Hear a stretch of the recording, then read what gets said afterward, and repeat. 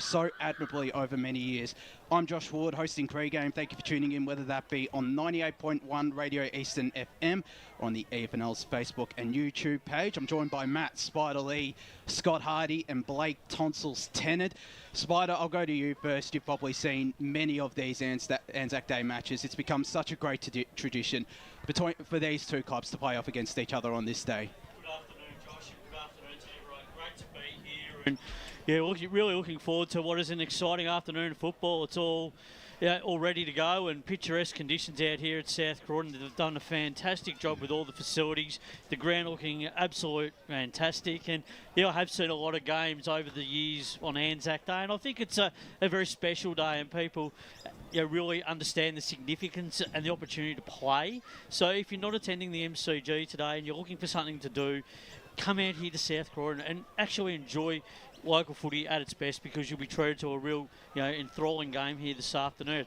And I think too, just before I pass it on, I think everyone just has to understand, but footy is about telling stories and thinking about what has come before us and what will come long and truly after us. So today, another chapter will be written, and everyone will go down and remember it in folklore. So I think to everyone that's served our country, we salute you and we thank you, because without you guys, we just simply would not be sitting here to enjoy what we're going to do today, and that's watch a fantastic game of football. Exactly, well said, Spider. And Blake, I believe this is your first ANZAC Day covering for the league. I think you were there last year watching, but you weren't on the commentary team. You must be excited. I hear your voice was pretty tired after the Melbourne-Richmond game last night. Yes, g'day listeners, one and all. Yes, I think it's exactly 1 year now that I've officially joined the team down here. It's been a great time, and I remember coming here down at Moreton Park last year to watch an absolute ripper of a game. And my fellow Tigers, unfortunately, lost. I was pretty disappointed. You sound a bit raspy there. You sound like you did a bit of yelling last night. Do you need some Strepsils? Because I've got some. The Strepsils are back.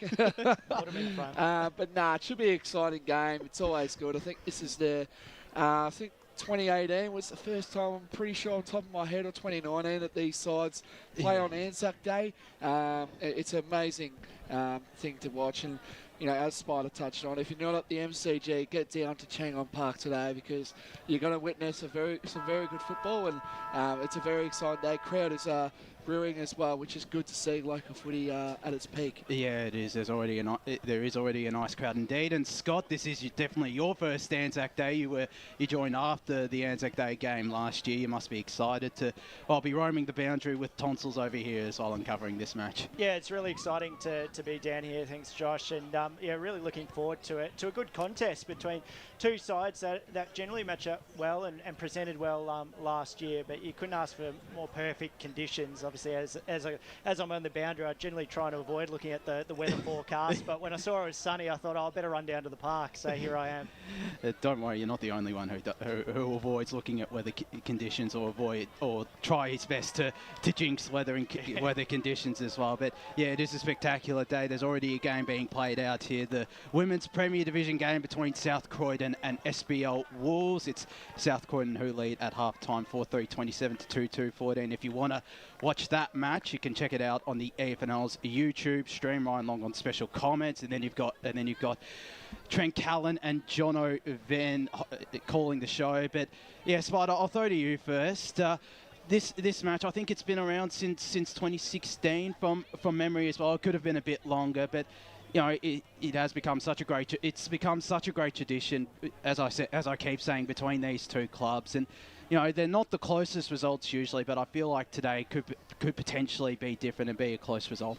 Both clubs have really become rivals over the last period of time, since they've both played each other in Premier Division, but their rivalry goes back a long time before that as well. Obviously, they've spent some time in the old Division 2 and at times even further down the grade. So they've always been really good, highly fought contests. So today I'm sure will be no different. We know that Elimination Final where Blackburn took it up to South Croydon for the first half, and then after half-time, South Croydon really turned up the motor and really went to work, and in the end ran out convincing winners. winners. But I think we'll learn a lot about both sides today. South Croydon got over the line last week, just did enough against a really impressive East Ringwood team that'll be good to watch throughout the course of the year, and we know that they're going to be very competitive.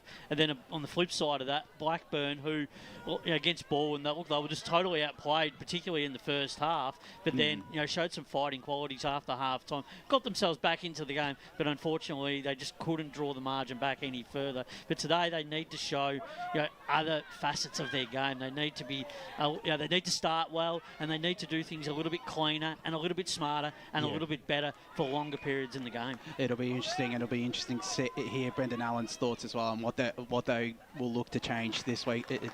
This game, of course, he'll join us at 1:40. We'll be first joined by Marcus Bizaglow at around 1:30, I think, after their team meeting. But let's touch on South Croydon first up. As Spider said, they're coming off a really good win, a really gritty win, where their attack really came to the force.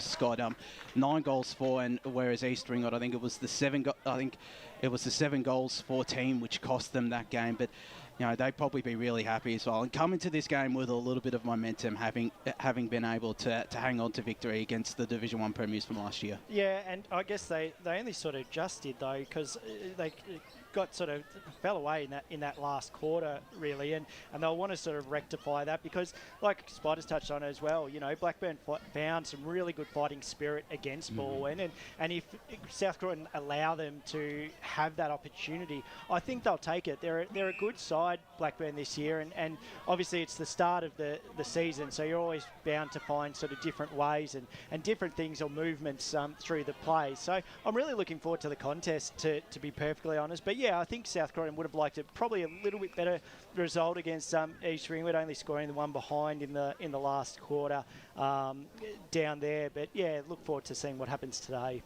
But they weren't at full strength in round 1, Blake. Of course, they bring in Max King, and I think they bring in Brandon Wood as well, and they've got a debutant as well, Matthew Aldous, who's on Eastern Rangers list, and we'll talk about that with Marcus when he does come on. But if you were watching the match, from what you told me, and you said there was a bit of problem with stoppages for the Bulldogs. Does King coming in fix those problems up? Yeah, definitely. I think I saw about 2, maybe 1, and I think Marcus will probably want to do his homework, because, letting, I know it's a different team, but letting Trent Farland, what he did when he got that stoppage work and kicked that goal, that was pretty. And, I think Marcus would want to look back at that and see what they can do. But Max King, geez, Chandler medalist from last season, that's a massive in, and I think he's going to come in. I think we don't know whereabouts he's going to play. Yeah. But with this, the new ruckman, I can't remember what his name is. Tom Hofer. Yeah. With him coming into the team, does that give that opportunity for King to potentially go forward a bit more? Well, it's a flexibility, Blake, I think. And I think that's the thing that plays into Marcus's hand as coach of South Croydon. He's got that card to play. He can really deal the cards and dictate the terms of the game on their home ground and go, well, where are we going to best use that asset?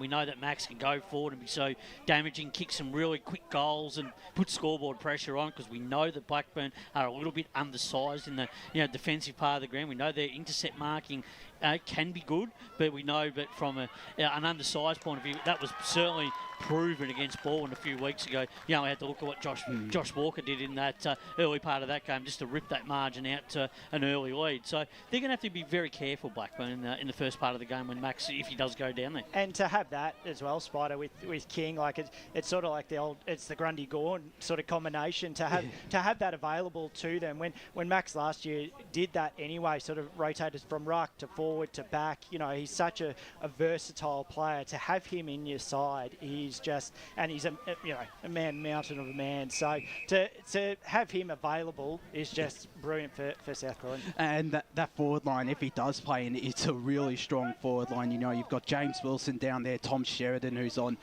Casey's VFL list this year. Casey's VFL list this year. Robert Mallison, the Wombat down there. I hope you're proud.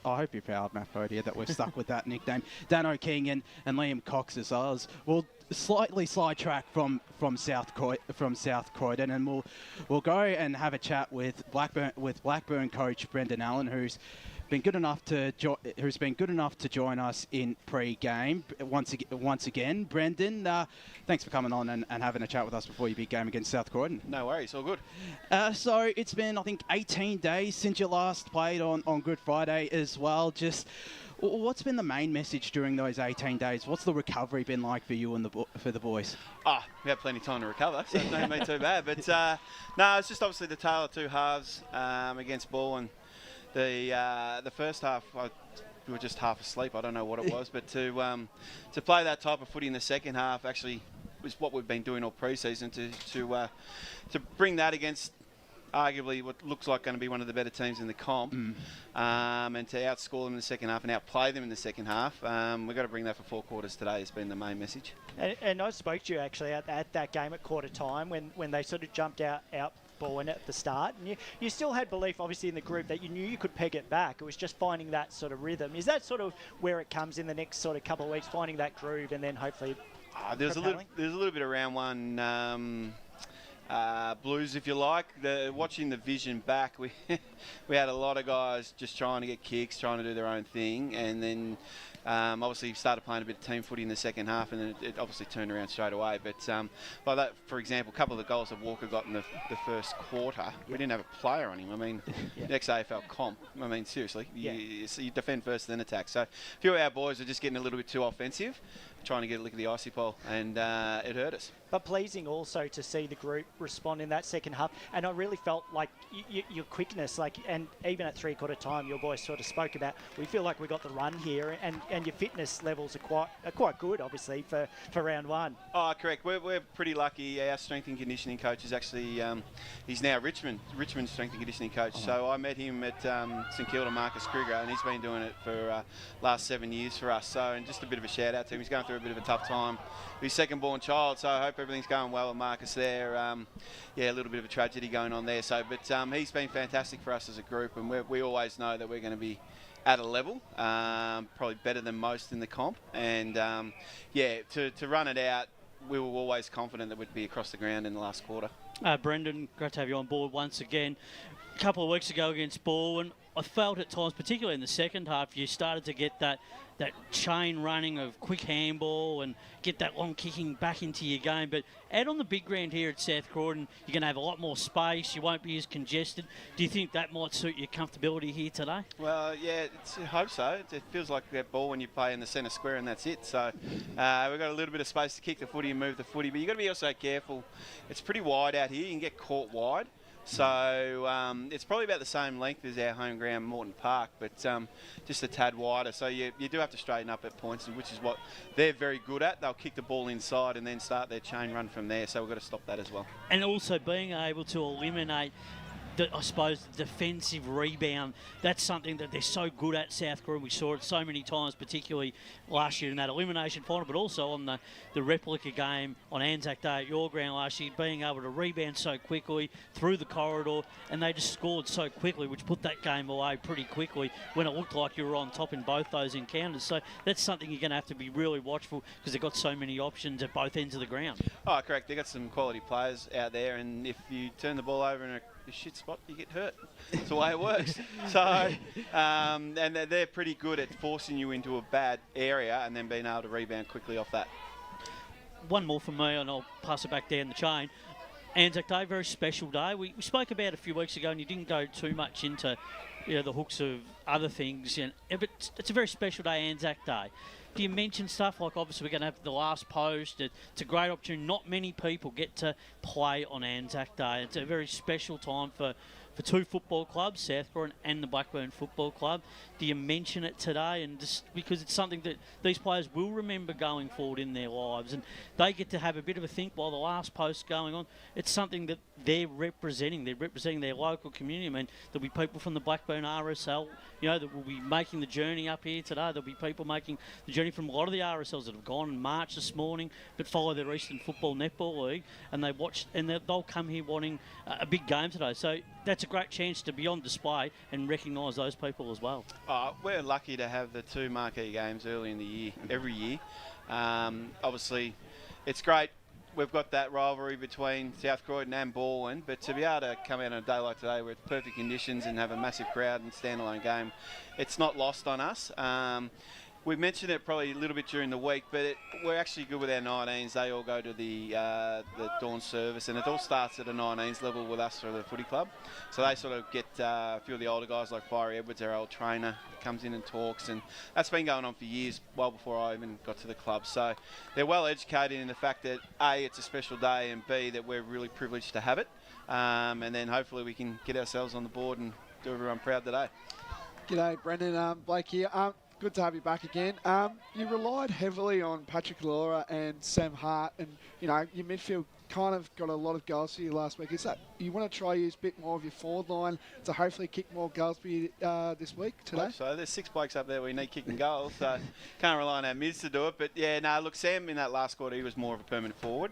That was a change we made, but yeah, look, we something we identified. Like if you look across any coaching manual, you want at least 10 goals from your forwards, 4 from your mids, 2 from your backs. 16 goals wins games of footy. So we didn't get that from our forwards at all last week. So they need to start to gel a little better, and it's a connection thing with the midfield as well. We've got to get a little bit better at that, and we sort of spoke about it. Is it a Jake Hammond hangover? Probably, but we've had 2 years to get over that now. So we just need to get a little bit of continuity between the mids and the forwards, and that connection is really important. And you brought in Mark Baker as well, who obviously made his debut as well on Good Friday. Do you feel like he has the potential to fill that void that Jake Hammond leaves? Look, he's a quality player. He's played a lot of VFL footy. It's interesting, even someone like Kate Ainsworth, who's won 2 best and fairest at VFL clubs, 100 games. He found it difficult last week. There's no space, there's no time. And even last year when we had a Reece Conker playing for us, it's exactly the same thing. You got AFL players come back to where you've got a second to think about it. It's congestion, isn't it? It's so much congestion and so hard to get used to. And Kate's been working with Nick Gray a lot this week to the point where, Nick, when he first started in 2018, didn't have an impact in the first 6 or 7 games. Once he figured out where to run and how to get the footy, he came home and won our best and fairest that year. So it takes a little bit of getting used to, but hopefully they get used to it quicker rather than later. And just looking towards the defensive end as well, down in that South Croydon forward line, it's a very potent forward line. Obviously, getting midfield win is key, but if you don't get the midfield wins, who do you feel like can step up and take on the likes of your James Wilsons, your Max Kings and those players? Look, our back line's been pretty solid. I think for the second half of last year, we're averaging 66 points against, which is pretty good. Mm-hmm. Connor Hinkley's a very good player down there. He's only 21, I think it is. So he's played North Melbourne BFL last year. Played a lot of good footy, and he was really good for us again last week. So we're looking for obviously the likes of Michael Dunn, and then you got Tyler Faulkner still down there, and then some of these younger guys stepping up to fill that void. But look, again, if you stop the supply, we're not talking about their forwards. It's probably the key.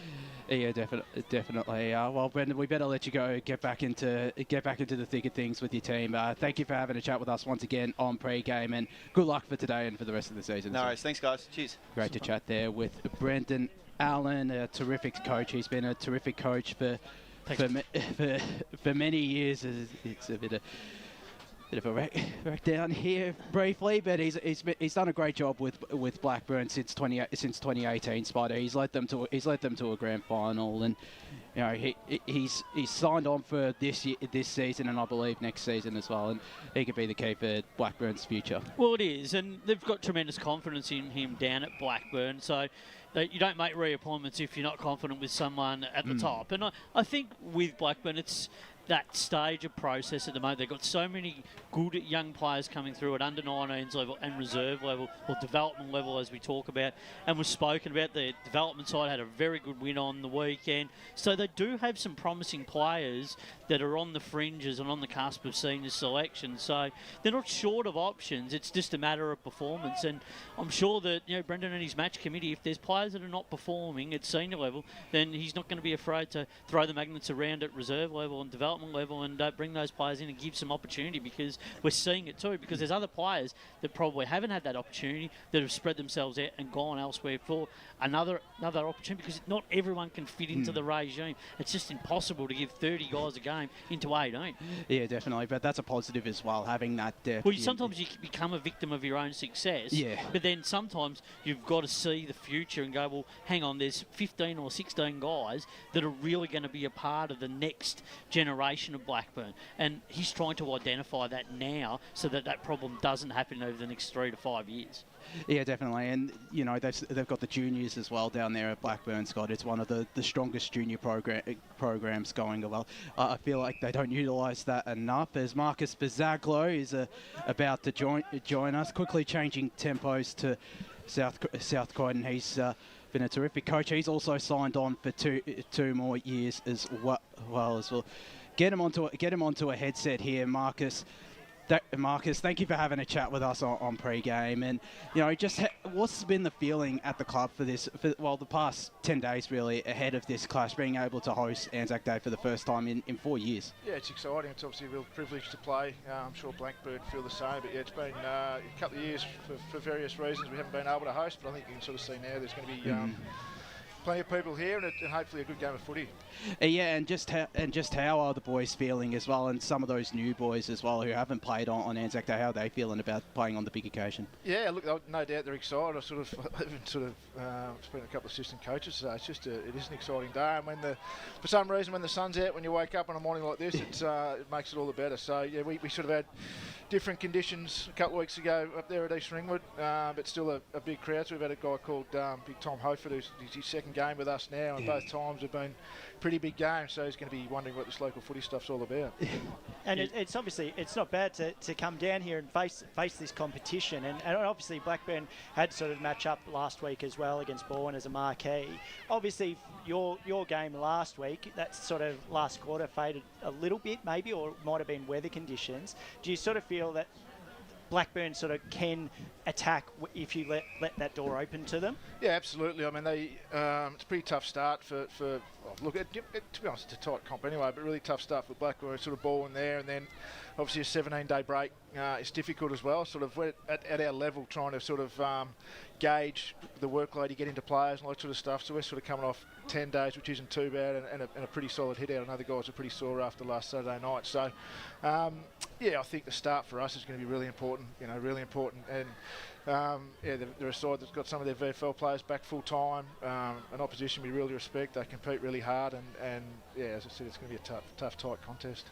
G'day, Marcus. Great to have you on board again, and good luck for today and the whole of 2023.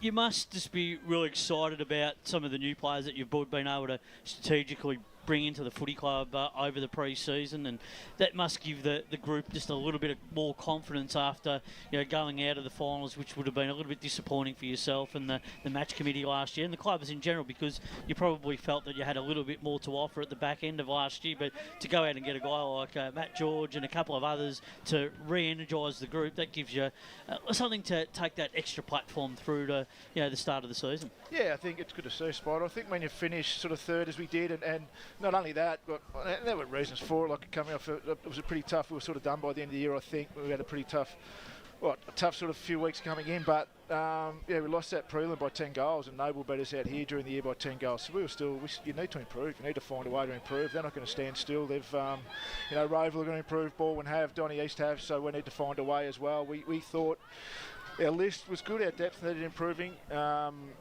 And a little bit more speed around the ball. So Matt George is one we identified to replace Nick Evans, who's gone overseas. Matt just needed a change in his footy. I think for those that were there last Saturday night, they saw what he's going to bring to the table for us, just a real competitor. And then it was about getting obviously a bit of help for Max as well. So we've got two Port Melbourne ruckmen who play with us when they don't play with Port. So Tom Hofert's one of those. Got a young kid called Matt Eldest who's playing today for the first time. Brandon Wood, we identified Noble Park, probably beat us up around the ball. Not beat us up, they were a bit harder around the contest. Both times we played them last year.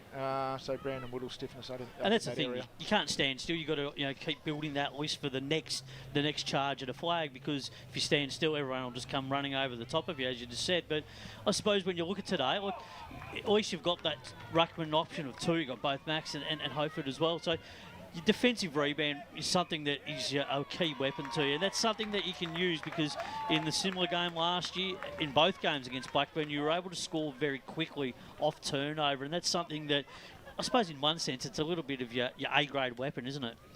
Yeah, so I guess there's two things. When you turn the footy over in good spots and the opposition's sort of attacking, then your ball movement generally looks pretty good.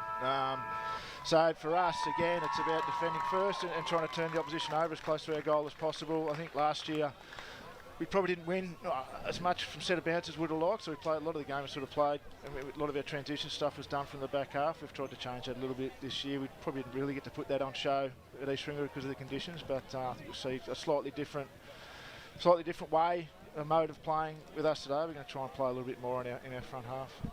G'day Marcus, welcome back to Eastern Football Netball League Game Day. Just a quick one, Tommy Sheridan, really well documented with how he's progressed through from, playing local footy and becoming a, VFL listed player. He must be really very proud of how much work he's done to get to where he is now.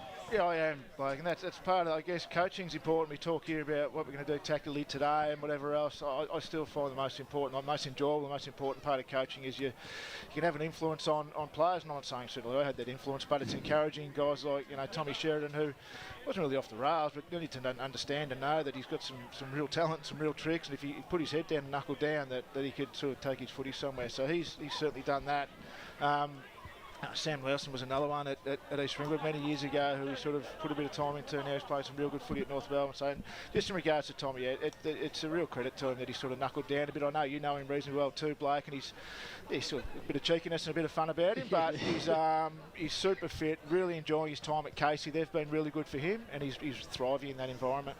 Yeah, and you've also done another development plan as well with Tyler Charlton. He kicked a lot of goals last year, and now you moved him up back. What was going on through there, just for coaching, moving the magnets around there? Yeah, a little bit. I guess we're just trying to find a way for a kid to play his best footy. I think centre half forward in our comp, you see the size of these grounds, it's a really hard spot to play. We told men those, Blake. They yeah, that. Yeah, there you go, that's right. Yeah, so it's a real tough spot to play, and TC was sort of playing a little bit there last year, a little bit in the ruck, and at the end of the day, you want your good kids playing senior footy. So we identified that Jim Crowd may not play a lot of footy, and if he did, was going to be sort of on the way out. Really important part of the way we play is having that really strong pillar down back.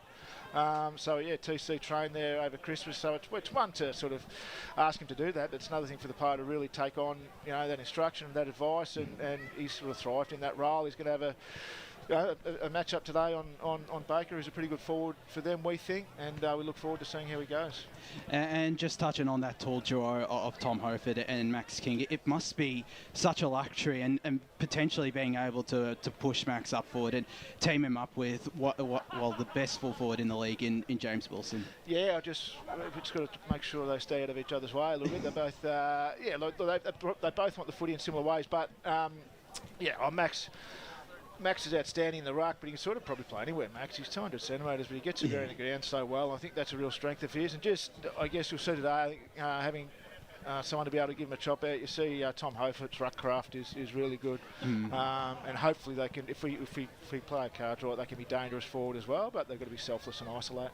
And one final one as well, Matthew Aldous on debut, Eastern Rangers listed. Just what does he bring to the table, and how's he feeling about making his senior debut, I believe, on this big occasion? Yeah, it is. Look, no doubt he's nervous. We make sure he understands that senior footy is just a different beast. You're playing, with all due respect to that program, against kids, and it's fairly open footy. So yeah, this will be a little bit different. We just need to play, make him feel really comfortable.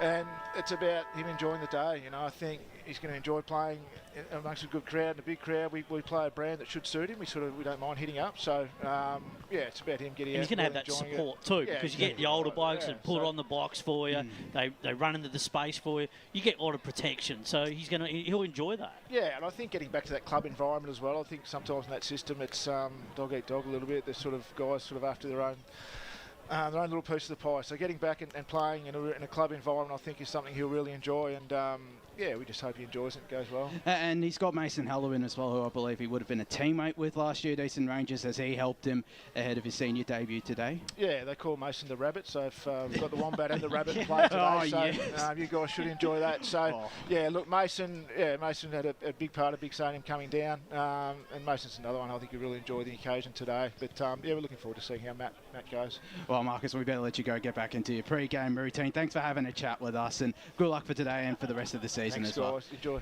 Great to chat there with Marcus Bizaglow, who's done a great job with South Croydon since joining in 2021. Of course, an East Ringwood legend as well, and he's done such terrific stuff. You know, they made obviously that prelim final last year. They finished 5th in his first season, signed on for 2 more seasons as well, and it's well deserved as well, given what he's been able to do with this group, Spider. Yeah, it feels like a bit of unfinished business for South Croydon, for Marcus Bizaglow, because obviously the circumstances of their exit last year, and I think they've clearly identified, you know, the areas of their deficiencies last year. They've gone out and addressed them, and we're going to see them here out on show today. And I think that's exciting for South Croydon supporters, that they're going to see, you know, a little bit of a glimpse of experience, but also some glimpse of the future as well. And I think that's really important. If you've got that blend of recipe, that makes all good for the future going forward. So I think they've got, you know, the spectrum covered at both ends, and I think they're going to be, you know, at home. They're always hard to beat, but I think it, you know, really lines up for both teams as a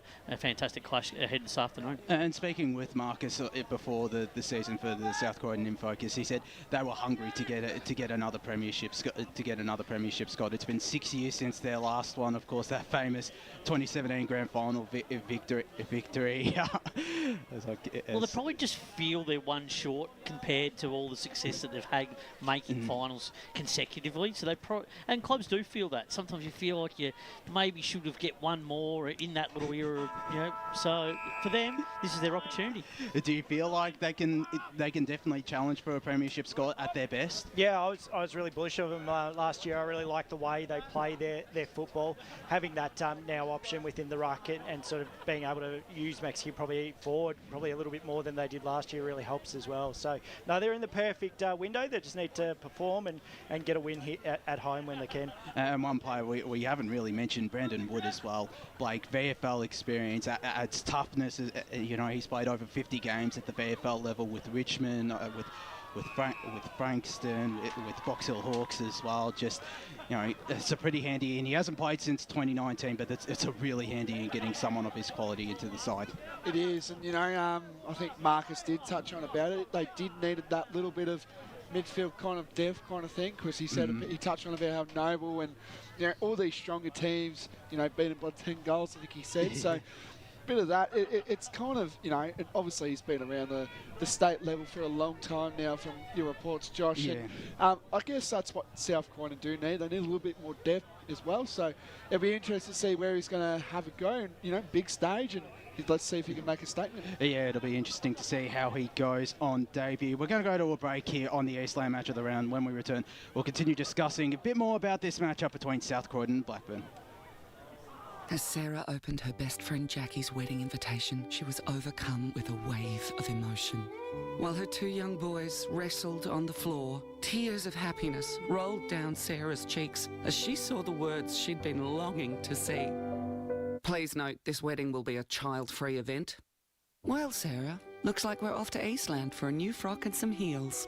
And let's book in that babysitter. For all of life's little moments, there's Eastland. Eastland. Live real. Sprained your ankle, bursting through the banner? Broke a finger high-fiving the ruckman? Or did you run into the goal post again? For bumps, breaks or bleeds, be seen sooner, close to home at Knox Private 24/7 Emergency Department. The preferred provider of emergency care to the Eastern Football Netball League, you'll generally experience shorter wait times. You don't need private health, but there is an out-of-pocket fee. Be seen sooner, close to home at Knox Private 24/7 Emergency Department, 262 Mountain Highway, Wanturna. Do you feel good about your bank? Because there is a bank you can feel good about. They share their profits to fund big community projects, small community clubs, and vital emergency services. They've given $250 million to help Australian communities thrive. They have all the products and tech you expect from a big bank, with service you don't. It's Bendigo Bank. Feel good about who you bank with. Try Bendigo. Search bendigobank.com.au or search Bendigo Bank near me. Tobin Brothers Funerals wear their heart on their sleeve. Their clear and easy to use website and Memory Maker app make it easy for families to make an informed decision. Here's James McLeod, Managing Director of Tobin Brothers Funerals. We pride ourselves on being the most transparent funeral company. All pricing on goods and services are available on our website. It's all there for you to see and make very informed decisions when planning a loved one's funeral. Visit tobinbrothers.com.au. Tobin Brothers Funerals, celebrating lives. At Yarra Valley Water, we know reducing your shower time, or show time, to 4 minutes can save you an average of $200 a year on water and energy bills. Shower shorter. Save water. Authorised by the Victorian Government, 1 Treasury Place, Melbourne. Sprained your ankle bursting through the banner? For bumps, breaks or bleeds, be seen sooner, close to home, at Knox Private 24/7 Emergency Department. You'll generally experience shorter wait times. Knox Private 24/7 Emergency, 262 Mountain Highway, Wanturna. You are listening to Radio Eastern FM 98.1. With live and exclusive coverage of the EFNL football season. Bringing you the match of the day with score updates from all divisions. And now we cross to our commentary team for the Radio Eastern 98.1 Match of the Day coverage.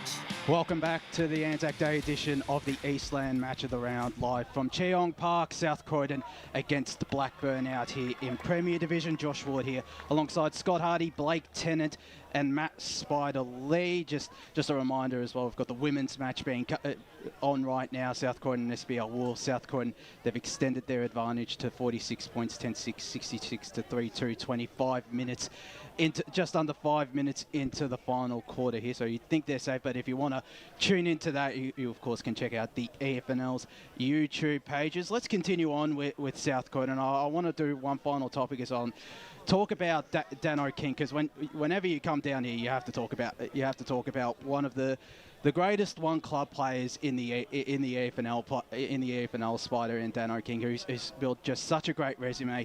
He's played a bit more forward in recent years, but just his experience as well, it could come to the fore today potentially. Yeah, he's just such a valuable player, Josh. Look, to be honest, I mean, having a player of his credentials just up forward and his ability to be able to get the ball, win that contest, and just be able to create the space and then win the ball himself and kick a goal.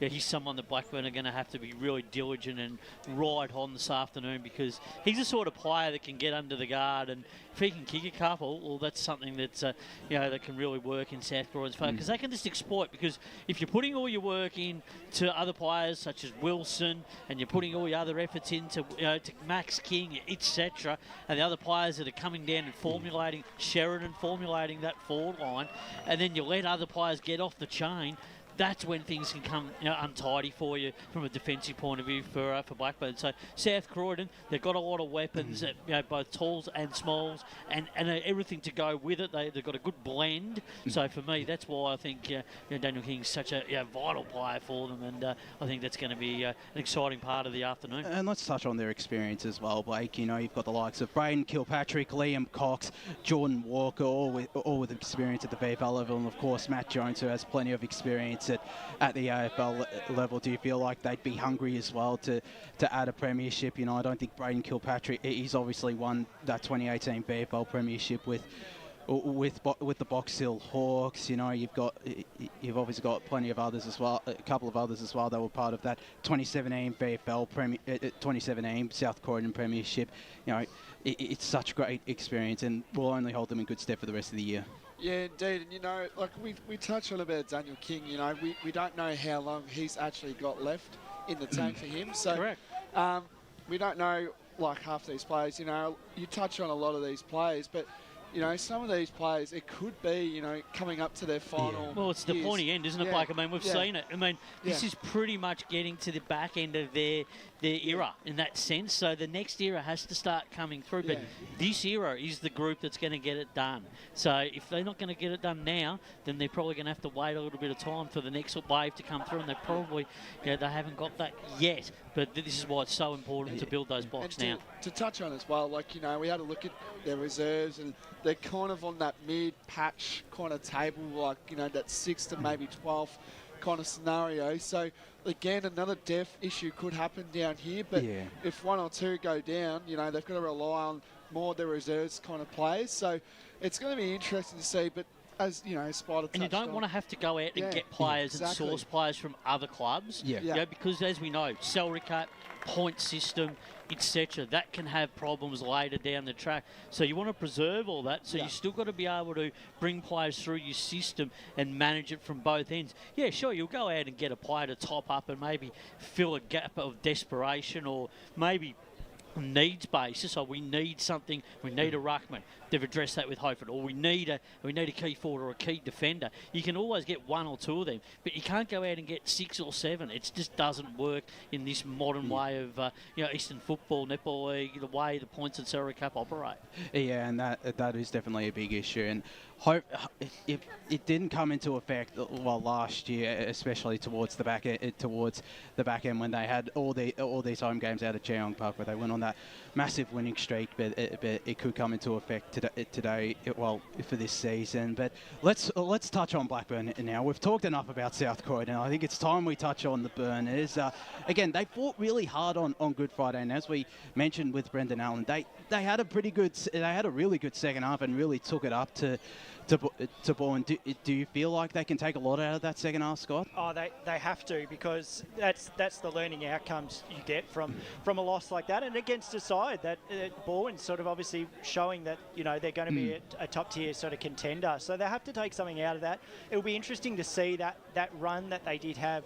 Obviously, sort of spoke about that smaller ground of Bourne's very sort of like on top, and as we were sort of saying there with Brendan, he was sort of saying it's in the centre square, and then you're either in the forward line or back line. Whereas out here at South Croydon, it's a very big ground, very wide space, and how they use that, hopefully they'll sort of find that running game still is present within them going up against South Croydon. And only the one change so far. There could potentially be late changes. Liam Patterson comes into the lineup. He played reserves and I think was an emergency last week, but he comes in place for Christian Zalak. So it's a bit of a loss. Christian Zalak, who I thought did a pretty decent job on Charlie Haley. Haley had his moments, but if you're Brendan Allen, bringing in Liam Patterson, who do you feel like he could take the job on? Do you feel like he can match up with Tom Sheridan, who's not the tallest forward? Yeah, look, it's a big question. Look, he's probably looking at someone. He probably is bringing in Patterson for that job. Like sometimes you just probably go, well, we need to make a change to get someone in that's reliable and someone that we've had in the team previous and that we know that'll do the job that we're asking. So that's why he's probably called on Patterson to come in and do that job here this afternoon. I think for Blackburn, the main thing is they need to start well. They can't afford to let the scoreboard get the better of them early in the game. But we know the biggest problem is down the forward line, where they just have been dysfunctional in the past and they haven't been able to kick winning scores. And I think the other thing too is having the confidence to be able to hit up a target, and lift your vision, make sure that you get it in there so that you can run into the space. This is a nice big ground, so if they can get into that space, give their forwards a chance to be competitive, and put some pressure on the South Croydon defence, gives them a chance to be able to be creative around that forward line and maybe just conjure up some opportunities. But it's a long-term problem, this forward line issue. So guys like Mark Baker, he's going to have to clank a few marks though. There's a big responsibility. I felt in the first half, particularly against Bourne, he didn't have the physical presence. Whether it was just he was nervous, whether it was a confidence issue, but today he needs to have to step up. Today is a big game for him. But I guess that's the thing, Spy. Like last week, no one really did stand up, and it was probably just a switching of the bankers, and obviously Samuel Hart coming in and kicking 4 goals. That's probably not going to happen every week for them, and they need to find those options, because if South Croydon shut him down, then where is their scoring sort of coming from? That is the big problem. We know that they do get goals and generate them through that midfield, but you can't all rely on that happening week after week, because if your midfield's getting shut down as well, it just puts even more pressure on, and you just haven't got ball in hand. So that's going to be something that they're going to have to be really cautious of when they're going into their forward line today, and just that delivery has to be spot on. Yeah, and they do have plenty of talent in that midfield, though. You've got Pat Lawler, of course, the captain now out here at Blackburn. You've got Samuel Hart as well, and Matt Bartlett, Mackenzie Dorian as well. There is plenty of talent that through midfield that even if South Croydon work hard, Scott, they can definitely take it up. They can definitely, still be able to have an impact. And I think also it's sort of down back. They really battled with that tall mark of Walker down there. They had Jordan sort of Lyle as well. Yes, yeah. And they really found it hard to find that perfect sort of matchup. And obviously, if King's going to go forward today,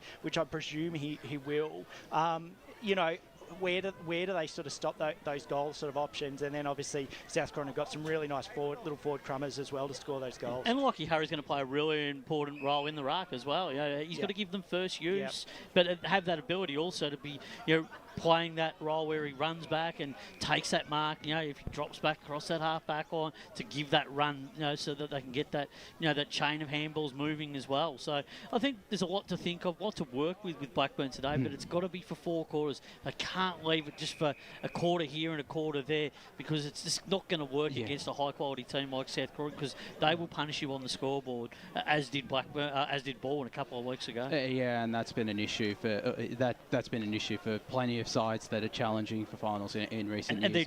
And they draw Doncaster East coming up, and then then an appointment with Berwick. So it doesn't get any easier, and you just cannot afford to go into a game potentially zip 2, zip 3. It just puts you right behind the 8 ball. They need to win this game. So this is an 8-point game for Blackburn today. They get the leveller. It really gets them up and running for the season.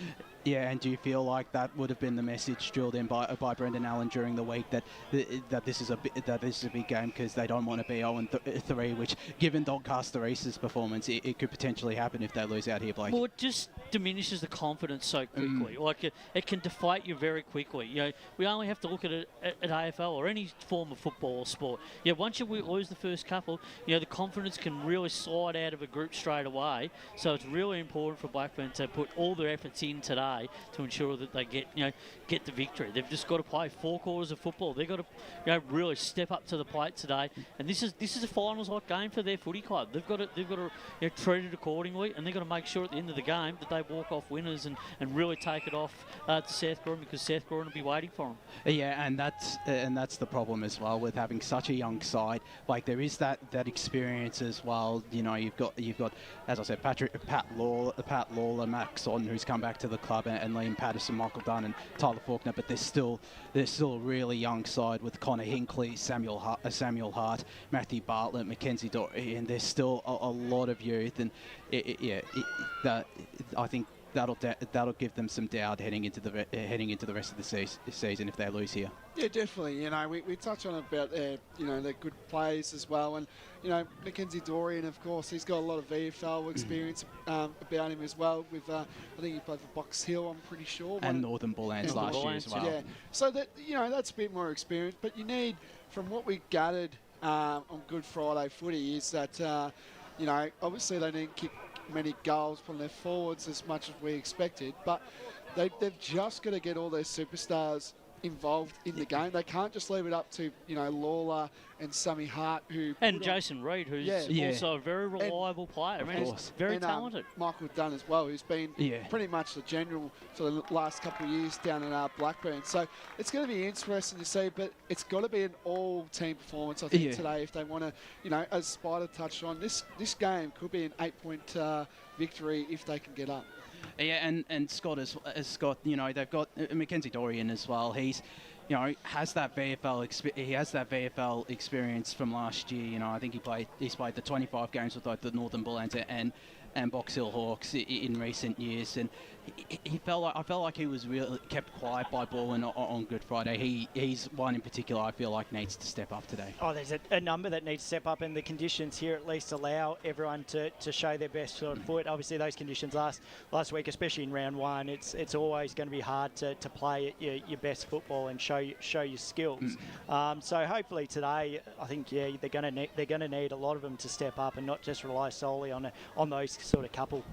Yeah, and even though they it was still beautiful conditions on Good Friday as well. So even though it was a much shorter ground, they should have taken advantage. And you know, there's several others. They just can't rely on that experience. But you know, I feel like they'll definitely want to get up and about today. And would you be surprised if they got up today out here at Cheong? Yeah, definitely. You know, up against a really good South Croydon team. So it'll be interesting to see. I think I'll back South Croydon, but we'll go for that. We'll go for that a little later on. Well, we're going to go to another break here on the Eastland Match of the Round. Spider, I think you're going to leave for a little bit. Thank you for jumping on. No worries, but I will tip South Croydon. I think 4 or 5 goals for South Croydon, but I would like to see Blackburn be very competitive today and put that scoreboard pressure on and be well and truly in the game right up until the end. Yeah, and Scott and Blake's already alluded to his tip, but we'll get your tip eventually, Scott. But we're going to go to another break here on the Eastland Match of the Round. When we return, we'll introduce the rest of the call team. At Eastland, Lucy's trying on jeans for a momentous occasion. Coffee with the ex. She needs jeans she can move in, because she's definitely moved on. Jeans that get a second look, but don't give any second chances. Jeans that say, why yes, I have spent the last 8 months in a post-breakup juice cleansing, kickboxing, personal training frenzy. And it looks as though she's just found the perfect pair. Yeah, that's great. Bravo, Lucy. For all of life's little moments, there's Eastland. Eastland. Live real. Sprained your ankle bursting through the banner? For bumps, breaks or bleeds, be seen sooner, close to home, at Knox Private 24/7 Emergency Department. You'll generally experience shorter wait times. Knox Private 24/7 Emergency, 262 Mountain Highway, Wanturna. Do you feel good about your bank? Because there is a bank you can feel good about. They share their profits to fund big community projects, small community clubs and vital emergency services. They've given $250 million to help Australian communities thrive. They have all the products and tech you expect from a big bank, with service you don't. It's Bendigo Bank. Feel good about who you bank with. Try Bendigo. Search bendigobank.com.au or search Bendigo Bank near me. Tobin Brothers Funerals wear their heart on their sleeve. Their clear and easy-to-use website and Memory Maker app make it easy for families to make an informed decision. Here's James McLeod, Managing Director of Tobin Brothers Funerals. There's no mystery about our pricing. It is clearly displayed on our website and our app. We have staff standing by 24 hours a day, every day of the year to assist you in your absolute time of need. Visit tobinbrothers.com.au. Tobin Brothers Funerals, celebrating lives. There are only 3 things that should be flushed down your toilet. Pee, poo and paper. Some wet wipes and antibacterial wipes say that you can flush them, but you can't. They clog up the toilet and pipes, causing expensive blockages. Save yourself a truckload of trouble. Put your wet wipes in the bin. To learn more, head to the Yarra Valley Water website, yvw.com.au/wet-wipes. Hi, Dylan Dow from the Baroni Football Netball Club here. When I need to grab a quick coffee or a bite to eat, I'm popping into Eastland. Eastland's more than a shopping centre. They support a range of community organisations and have been a major partner of the EFNL since 2018. Cheers, Eastland.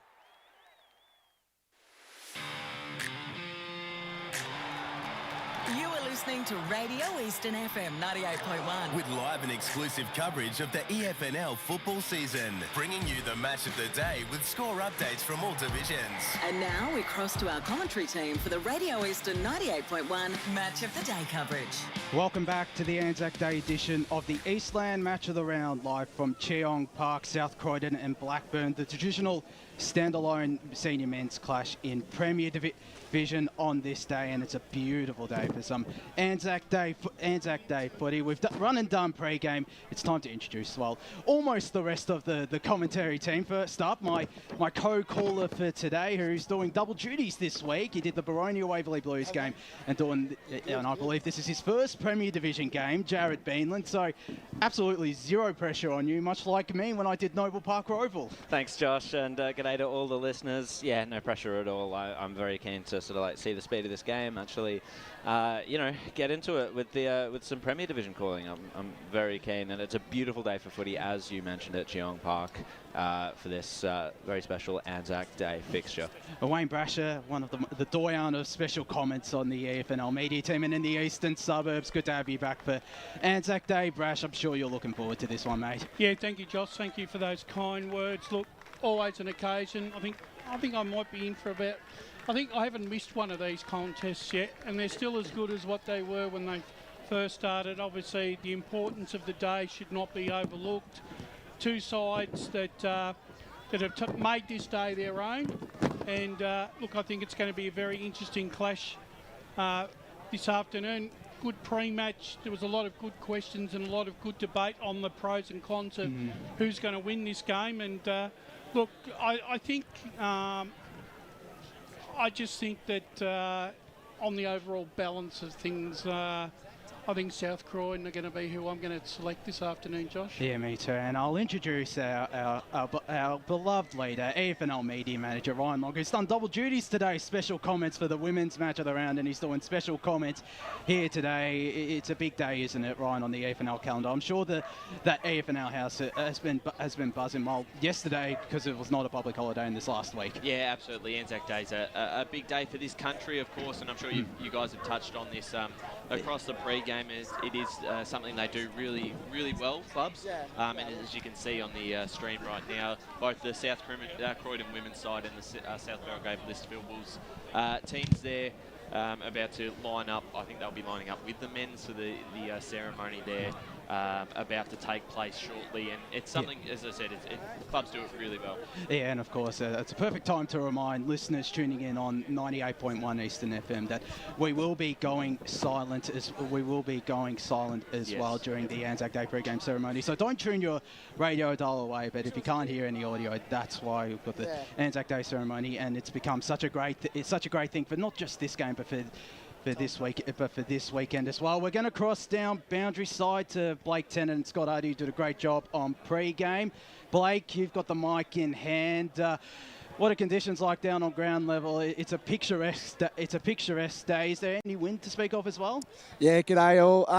No wind at all. Ground is just absolutely splendid. It's great condition for footy. You know, waking up this morning and seeing sunshine and no rain, it's just sensational. And to do it on a very big day as well for all Australians as well, it's great. So, I'll hand it over to Scott. He can also give us some... Thanks, boys. Just an update for your team sheets. Tom Hoffett's changed number. He's wearing number 93, but looking forward to a really good contest. And a couple of other number changes too for Joe's tuning in on the stream. Lucas O'Neill wearing the number 21. Mason Halloran, who we found out is the Rabbit in pre-game, Brash. So we've got the Rabbit and the Wombat out here at Geelong Park. He's wearing the number 77. Tom Sheridan, the number 53. And Matthew Aldis, who's on debut, wearing the number 57. There's both South Croydon and Blackburn sides are moving into position for the Anzac Day ceremony. So we're going to cross it down boundary side. And of course pay our respects in pre-game to those that have served this country so admirably and those that have made the ultimate sacrifice on the battlefield.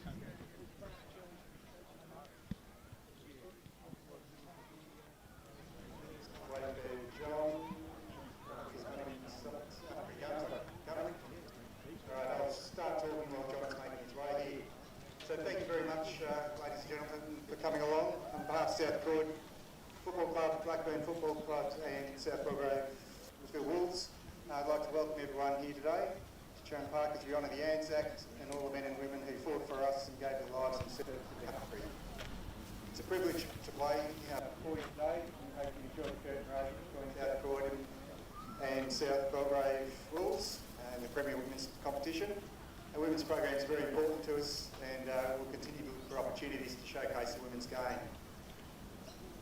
Shortly I'll hand the microphone to John Kelly from the Croydon RSL, who will read the Oath of Remembrance.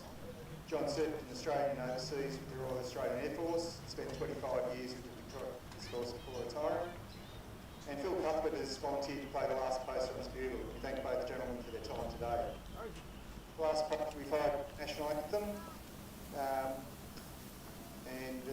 So just before commencing, I'd like to thank all the volunteers from all the teams who have been helping out today, not just today, but every week, regardless of glorious weather that went on today. We just held a lunch for our own attendees, and that doesn't happen without a lot of hard work, so thank you for everyone that's put in to help with that. So please enjoy the football, and I'll hand over to John. Thank you, Steve. I shall now read the Oath of Remembrance. They shall not grow old, as we that are left grow old. Age shall not weary them, nor the years condemn.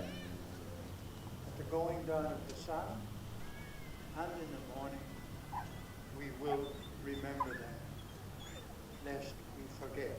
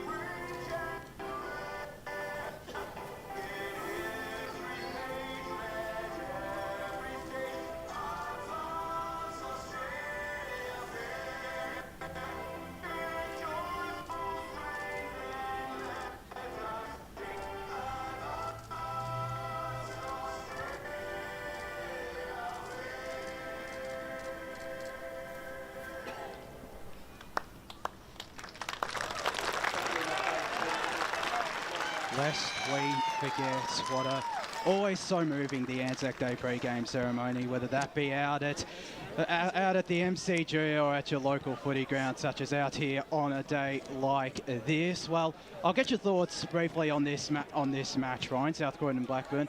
South Croydon have won the last 2 ANZAC Day games. They won 3 last year against the Burners, including an elimination final. Does that give them a bit of a mental edge here today? I don't think so. I think obviously past history's pretty irrelevant. We were there for the elimination final last year, which Blackburn probably were, the heavy underdogs. And for the majority of that game, they were in front. That first half, they really showed what they can do with a limited forward line. So it is a very decent side, and obviously Blackburn have got a few outs up forward compared to recent years. So it'll be an interesting matchup. But we'll cross down the boundary side to Blake Tennant. Yeah, g'day listeners. Yeah, so Blackburn have won the toss and they'll be going to the left of your dial, and also South Croydon will be kicking to the right. Do you want our tips, boys, in the event? Well, you've already given your tips, but I didn't get the margin. All right, fine. Your tip, margin, and why don't we throw in an ANZAC Day medal? I'm sure there's an ANZAC Day medal. So who do you reckon is going to win the ANZAC Day medal as well, Blakey? Well, you talk about, the youth ball of South Croydon, they've got a lot of midfielders and all that, but I saw his game last week up. Braden Kilpatrick, he had a really good standout performance last week. I think he had about 33 touches and a couple of clearances to go on with that. So I think Braden Kilpatrick, I've got South Croydon. I think they'll win by 20 points. I think so. It'll be a really tight tussle in that one. Scott? Yeah, thanks, boys. I'm going South Croydon also, 24 points at home. I think they'll be too strong. And Mac King for ANZAC. So 2 South Croydon so far. Brash, I'm going to go to you. 3 South Croydons if you include Matt Spider Lees. But Brash, I'm going to go to you here. Who do you reckon wins here, the margin and best on ground for today?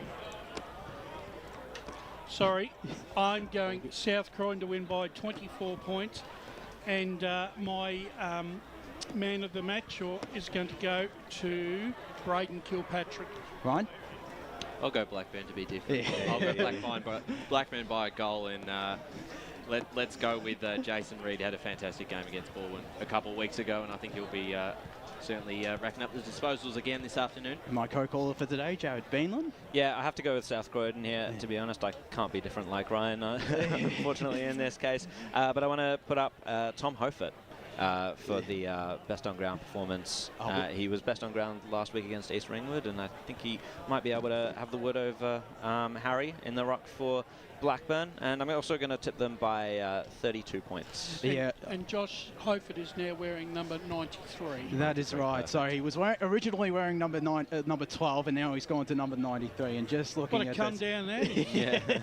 And just looking at the size of him and Max King, I was looking during the pre-game ceremony as well. They are they're 2 literal giants, Hofert and King. So a big challenge for Lockie Harry in ruck. I'm going to back South Croydon as well by, I'll say a bit closer, 18 points. And I'm going to give Braden Kilpatrick the best on ground medal as well. Teams are starting to move into position here. Max King is lining up in the forward line. He is the tallest. He is the tallest of those 6. You got James Wilson down there. You've got Tom Sheridan, Dano King, Robert Mellis, and a whole host of players. It's a scary forward line. You compare that, and that's probably an area of Blackburn that they're a bit shorter up there in their own. Baker's obviously their biggest forward at the moment, and he's got, I believe, the job on Tom Sheridan, and it looks, have I got that wrong? I think. Or is that Charlton that's down there? Yeah, I'm not. I think it was Charlton who Marcus Bizaglow alluded to in pre-game will get that job on Mark Baker. Well, teams are in position, patrons are in position, umpires are in position. We're just waiting for the main umpire here. In fact, we've still got the women's match of the round score up, South Croydon and SBL Wolves, which of course a 60-point win there for South Croydon. Or just a really good start for South Croydon in this game. Yes.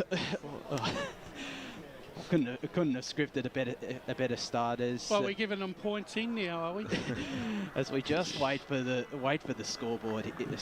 Actually, that's a nice matchup down there. Tyler Faulkner and Maxi King at centre forward. That's going to be an interesting duel. I think Faulkner probably would like to try and run off King a little bit this afternoon. And and there's a bit of a size difference there as well. I reckon Max King is bit of a luxury, Josh, having him at centre forward. Oh, it's a real luxury, and being able to swing him in the ruck where he did probably some of his best work. And I feel like he's probably better as ruck, but clearly Marcus Bizaglow wanted to take advantage of Tom Hofert coming across, and Paul Hunter as well, who's predominantly going to play at VFL level, but he's going to get the chance up forward for South Croydon as we're still waiting for the scoreboard. I think that's the main reason we're a little behind time. We've just got someone running over to the scoreboard. I'm not too sure what else to say here. It's just we got Max Otten down there in the goal square for Blackburn. I saw him play in the back line against Baldwin for at least some of the time, wasn't he? They moved him forward. Yeah, they moved him a little bit forward. As the scoreboard now. The scoreboard is now reset. finally fixed, and we can finally start the ANZAC Day Eastland match of the round between South Croydon and Blackburn.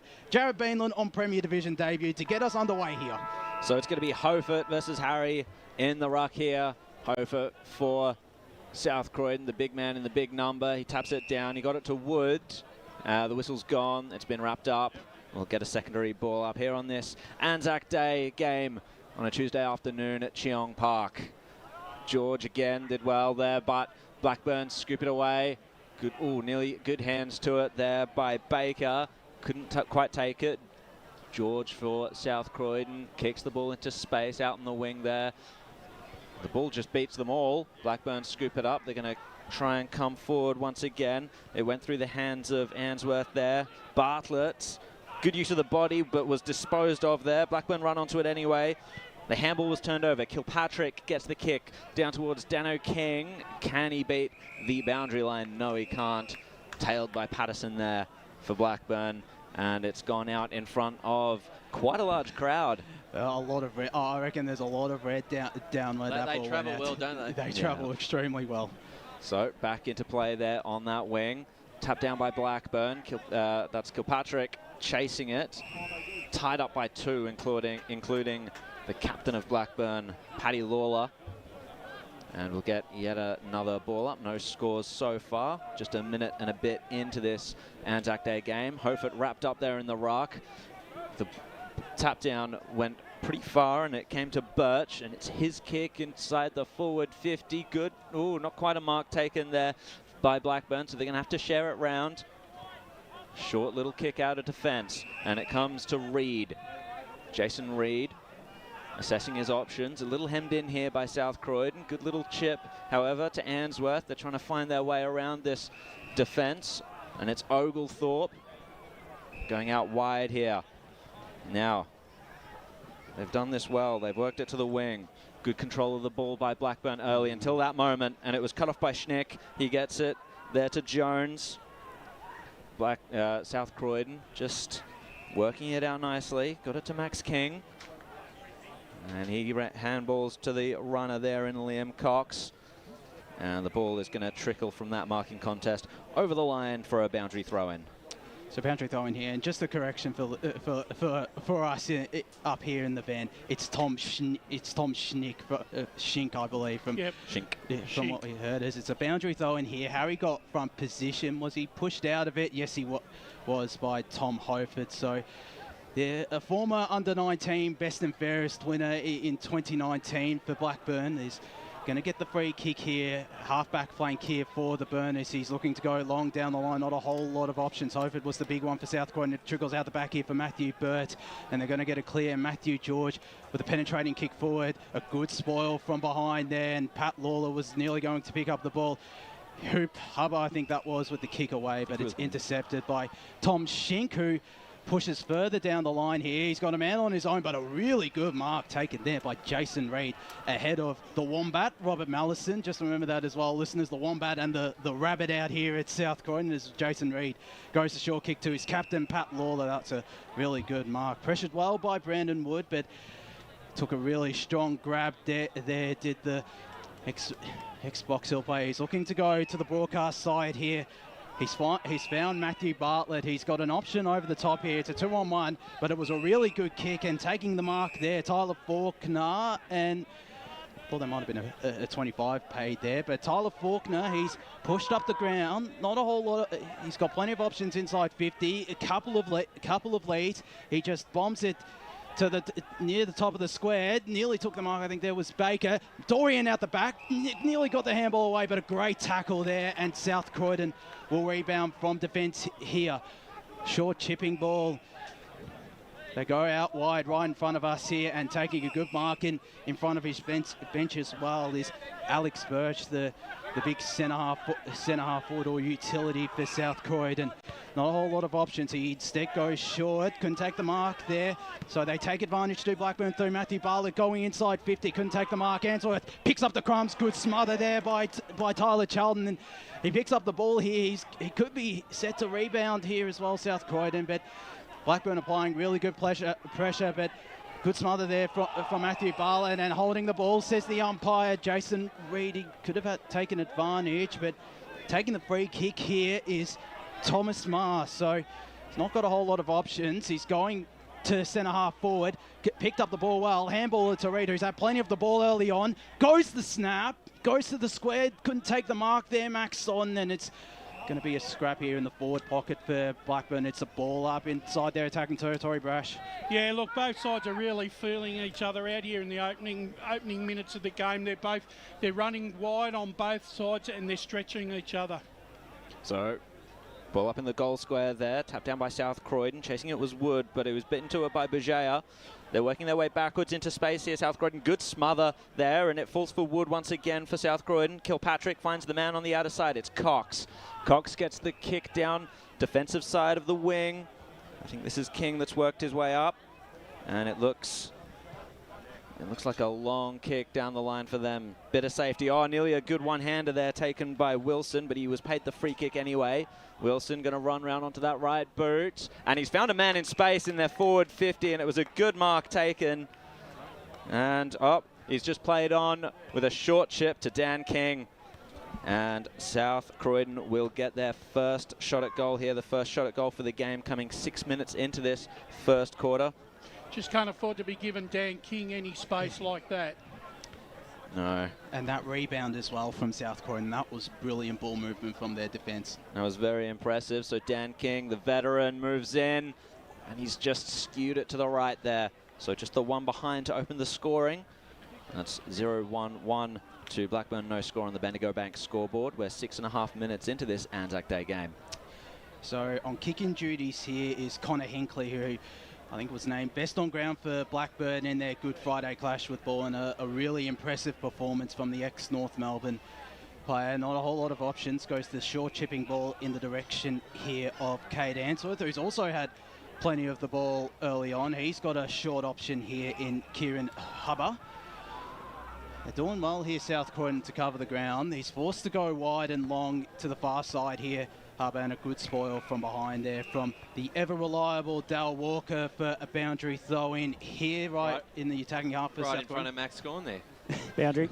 boundary side to Scott Hardy. Yeah, just quickly, Max Otten, he gets the Sun Smart Award. He is zinced up. It is hot down here, and I might ask him for some. Back to you, boys. So boundary throw, and Hopick got the tap, but Blackburn looks set to get the clearance. Harry doing really well. It's a Kilpatrick who instead got the clearance, but it's going to be turned over. Lawler got it to Answorth. A good dance step in the middle here. Gets a handball over the top to Lachlan Bijaga, who gets a handball back to Cade Answorth, who's going inside 50 here. It's 2 one-on-ones. Kui Jath is there, but doing well there is the ex-Park Orchards man, Matthew George. Jath trying to avoid George, got the handball away, but the umpire pinged him. He said it was a throw. That was brilliant pressure there from Matthew George, who's looked promising early on, and he goes the short chipping ball here in the direction of the Rabbits. Mason Halloran, who's goes on his left boot. Not the greatest kick, but could be intercepted here by Blackburn, and it is. Cade Answorth, short chipping ball to Pat Lawler. They've been doing that quite often so far this game. They go inside 50. A really good intercept mark, taken over the top there by Thomas Schink. He goes the short chipping ball here in the direction of his captain, Liam Cox, who's got an option further wide down here. He goes even shorter. Not the greatest ball, but nevertheless making good work of it there was Ben Willis, who goes down the line. A good intercept mark taken by Blackburn's Connor Hinkley, who's looked prominent in these last couple of minutes, and they have the chance to rebound. He was good last week against Baldwin as well, Hinkley. Oh, but he was smothered there by the man on the mark. He's going to have to go again, Hinkley. Taken off the ball and taken without it, so he's going to get another shot at it. Shoved, the ball shoved at him by King, who wasn't too happy with how that went down there. So Hinkley takes another consideration of that kick. Nearly marked there by the big ruckman Harry, but South Croydon were at the fall of it. Hofert there, handballs into space. Liam Cox occupied that space and got it there to O'Neill. And the spoil there over the line came from, I think it was McKernan. And let's go to Brash. Yeah, look, both back lines are well on top early here. Neither side are able to find any clear pathway into their forward 50. And on that throw in there, Hofert tapped it down. Bajaya was there. Couldn't get a clean handball away. Went again. Didn't do it that time either. Picked up there by Answorth. And South Croydon go forward, but a good intercept mark there by Connor Hinkley once again. So he's standing up well. They've just had a lot of composure so far, which has been impressive. They haven't wasted the ball. There's been a lot of pressure from South Croydon as well as Blackburn switched the ball, and that was an unpressured error there, just... As soon as I said that. just over the boundary line for a throw-in. Michael Dunn did well to tap it over the boundary line, though. It was going out of bounds on the full if he didn't touch that. Yeah, so a bit of a win there for Blackburn, at least, well, salvaging something. So on the throw-in, Jason Reed tackled by O'Neill, and we'll have another ball up. Once again on the Bendigo Bank scoreboard, just the one behind for South Croydon so far. 10.5 minutes in. Lawler contests the throw-in and gets the clearance away, and a good skillful mark there taken by Horsnail. So Ben Horsnail gets it to Jason Reed out there on the wing. They've gone wide here, Blackburn. They're going to have to work their way inboard, and they do so through that kick. He got it to Oglethorpe. Oglethorpe gets the kick down to Bajaya. He couldn't take the mark, but got the hand off, and a really good spearing kick there inside forward 50. Finds some safe hands there, and that's going to be Mark Baker, I would say. Mark Baker, he debuted for Blackburn last week against Baldwin. Big forward and a big hope for Blackburn to see if they can get this first goal on the board. He's got a bit of an angle to negotiate. Inside the left goal post. Let's see if he follows Brash's advice. Let's see if he heard him. No, he kicked it outside the left goal post. That's for why the one behind. That's why it is a behind. Boundary side, thanks to Toby Brother Funerals, Blake Tennant.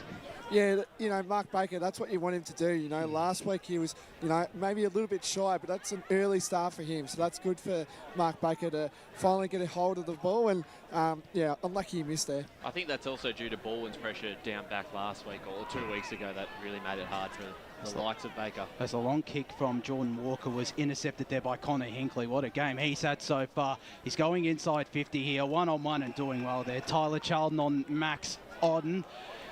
He's got an option out wide here to Devon McKernan, who's come across from Moorbark, Ryan Long. And that's the issue. You can't bomb it on top of their heads because South Croydon do have a bit of height down there that's going to cut it off each time. So McKernan goes right in front of us and his bench.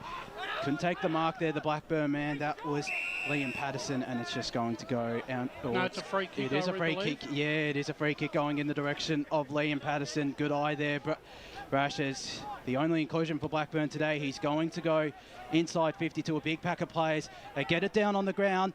It went the handball there to Tassel, and it's just going to be a ball up. He had plenty of space there, Alexander Tassel. He should have gone for goal as it's a ball up. As Max on gets the snap, it's just gone out of bounds on the ball, and South Croydon will have the chance to rebound here through the Wombat. Robert Mallison, every time he gets his hands on the ball, I will be calling him that name. I think it should be calling him Robbie Mallison. As he goes inboard here, Jordan Walker, that's a good kick.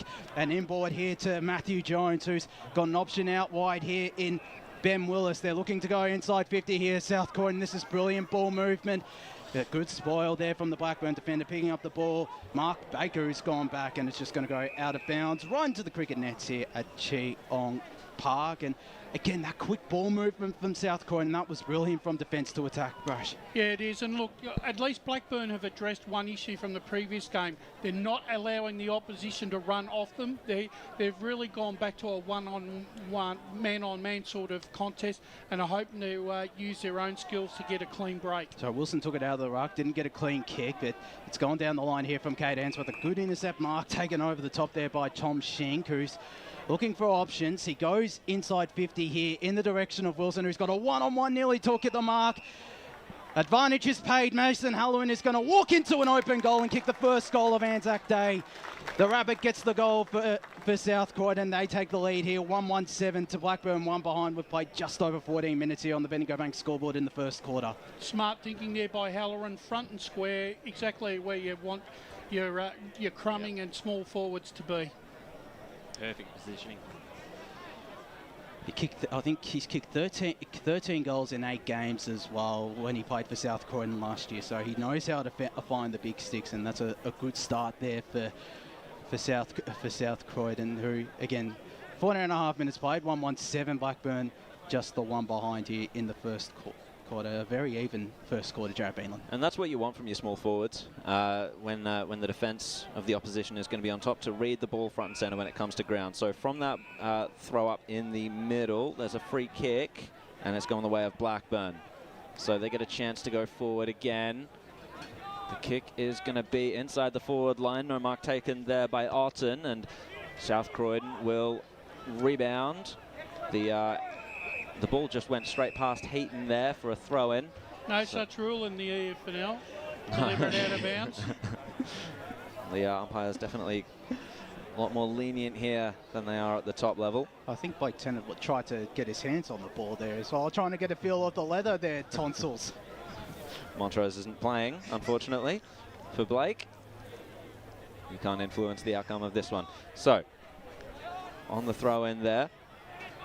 It's an absolute scrap in there, but winning the day there was Blackburn, and Bajaya just gets the run on from that, and the kick inside forward 50. No mark taken by Otten, and South Croydon's defence will pounce. That was well done by George, and he just got a risky kick there. It touched the ground before it was marked, and the Blackburn players pile on, and they win a ball up there in their forward line. Bit of a dangerous area. Still a worry, Blackburn's forward line. They don't have any height and where to direct the game to a player through. Max Otten typically is a backman, and they've actually already moved him forward. Not a good sign early. Not particularly, and the ball up ended up in over the line there. So we've got a throw in. Blackburn trying to rove this one. It was scooped up there by Answorth. He gets the kick away towards the goals, but it's just gone out on the full. And Brash, it is really the delivery that's going to be the test today. They, as we said before, can't just go long. They've got to hit up targets and certainly find other ways to score. So Charlton and Burt shared it round, and now it's ended up with Matthew George, ex-Park Orchards player. He's going to go back to that's Jones. Mark taken there by Dale Walker. South Croydon just figuring this out of defence, and they didn't. It's all come unstuck there as Blackburn take the intercept mark, and it's Jath with the ball now. Short kick inside forward 50, and he finds Answorth once again, so maybe he can have another shot at goal. Much better. So they lowered their eyes and picked someone out rather than bombing the ball long. And that's exactly what South Croydon want.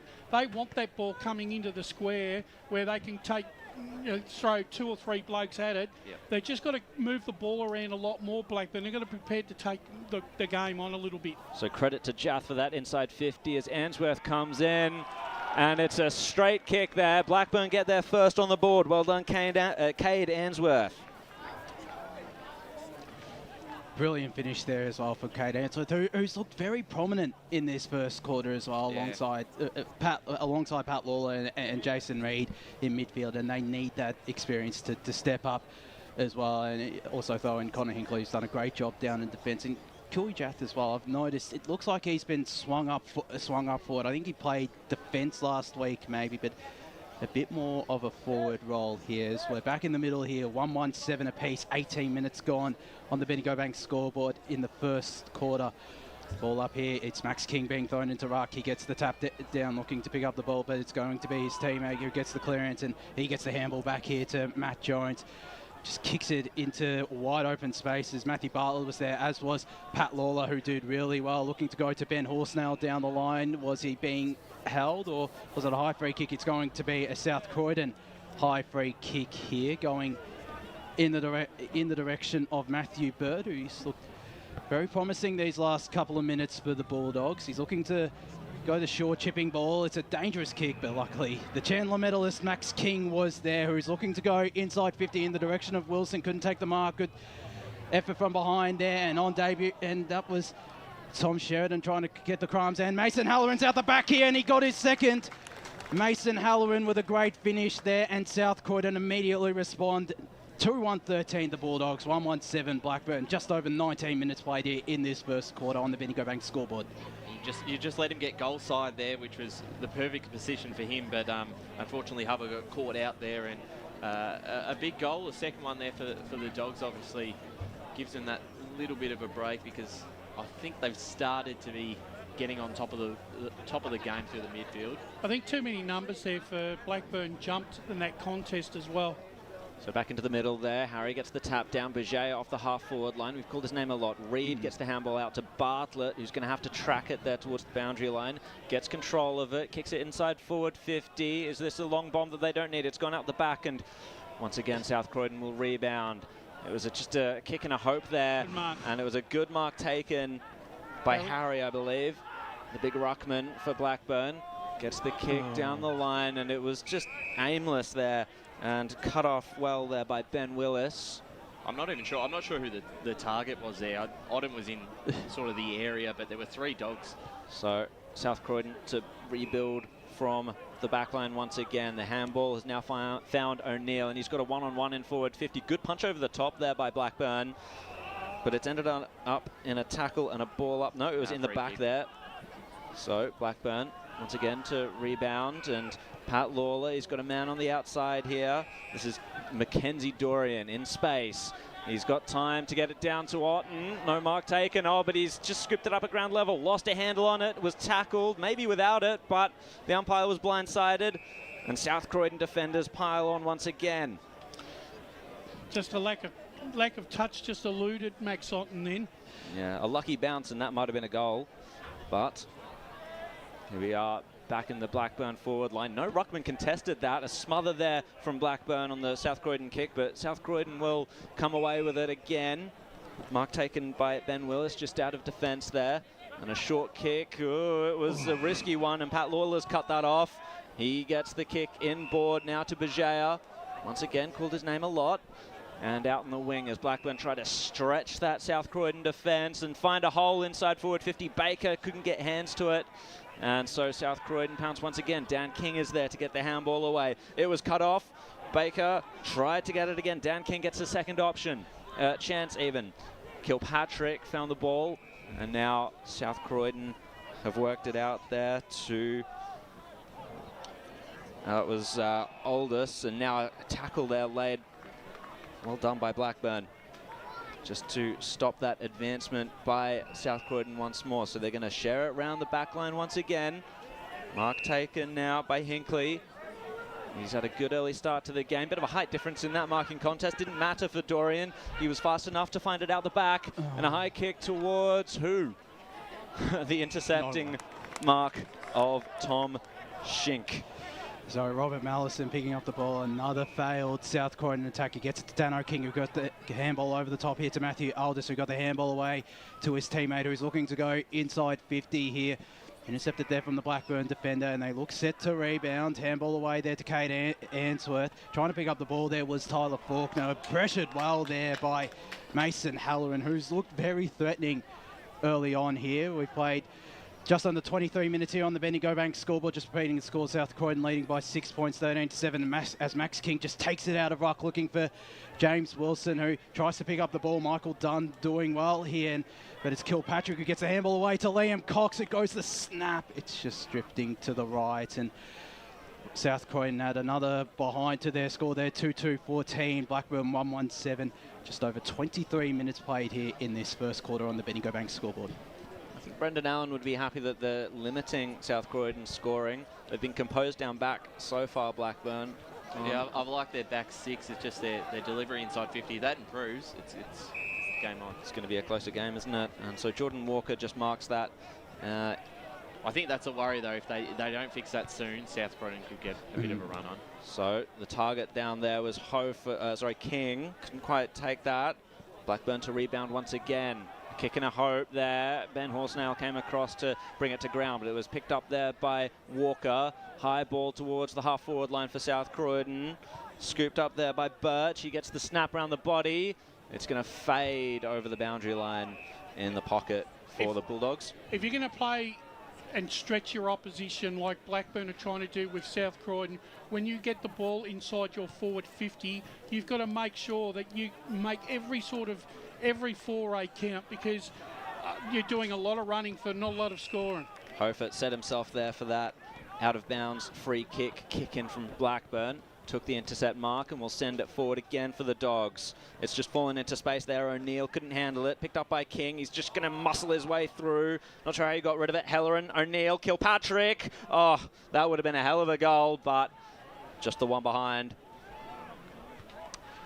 So 2-3-15 South Croydon, 1-1-7 Blackburn, just under 25 minutes played here on the Bendigo Bank scoreboard. That could have potentially been a Tobin Brothers Goal of the Day candidate if that had gone through. We don't actually. I don't think we have an award this week. We've got one for each weekend, obviously with the 2 games this week. Of course. But it certainly would be a Tobin Brothers contender. Goal of the week even, you could argue, is the kick in here from Kieran Hoover going to the far side. Not a whole lot of options, and taking the mark over the top there, Tom Hoford, who's had a prominent couple of minutes here. He's looking to go inside 50 to James Wilson and Max King out the back. In fact, it was Wilson who took the mark. And South Croydon, well, they have a chance to extend their advantage out to 14 points here. Really good mark taken there from James Wilson. He could have raffled it as well with Max King, Brash. When you got King and Wilson going for the ball and it's in front of the defensive, you got no hope. Absolutely no hope of spoiling that.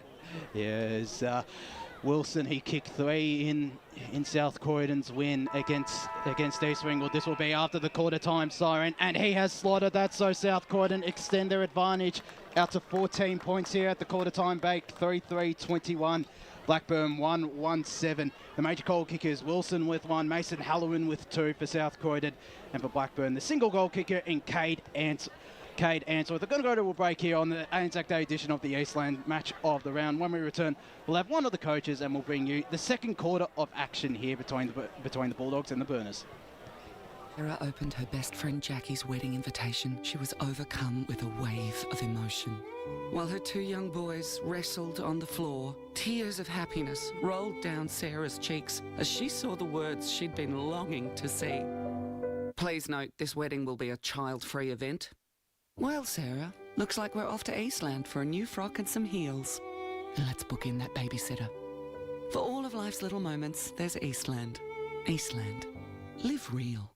At Yarra Valley Water, we know reducing your shower time, or show time, to 4 minutes can save you an average of $200 a year on water and energy bills. Shower shorter. Save water. Authorised by the Victorian Government, 1 Treasury Place, Melbourne. Sprained your ankle, bursting through the banner? Broke a finger, high-fiving the ruckman? Or did you run into the goal post again? For bumps, breaks or bleeds, be seen sooner, close to home at Knox Private 24/7 Emergency Department. The preferred provider of emergency care to the Eastern Football Netball League, you'll generally experience shorter wait times. You don't need private health, but there is an out-of-pocket fee. Be seen sooner, close to home at Knox Private 24/7 Emergency Department, 262 Mountain Highway, Wanturna. Do you feel good about your bank? Because there is a bank you can feel good about. They share their profits to fund big community projects, small community clubs, and vital emergency services. They've given $250 million to help Australian communities thrive. They have all the products and tech you expect from a big bank, with service you don't. It's Bendigo Bank. Feel good about who you bank with. Try Bendigo. Search bendigobank.com.au or search Bendigo Bank near me. The first time I met the team at Tobin Brothers Funerals, I felt like I'd known them for years. They're so caring, honest and passionate. James McLeod, Managing Director of Tobin Brothers Funerals, sums it up best when he says, Every day our people get out of bed to assist client families in their absolute time of need. Our people love what they do, and you will not find a more highly trained group of people than those at Tobin Brothers. Visit tobinbrothers.com.au. Tobin Brothers Funerals, celebrating lives. Hi, I'm Ben Desson from Montrose Football Netball Club, and when I need a new kit for a night out, I head over to Eastland. But Eastland is more than a shopping centre. They support a range of community organisations and have been major partners of the Eastern Football Netball League since 2018. Thanks, Eastland. You are listening to Radio Eastern FM 98.1. With live and exclusive coverage of the EFNL football season, bringing you the match of the day with score updates from all divisions. And now we cross to our commentary team for the Radio Eastern 98.1 Match of the Day coverage.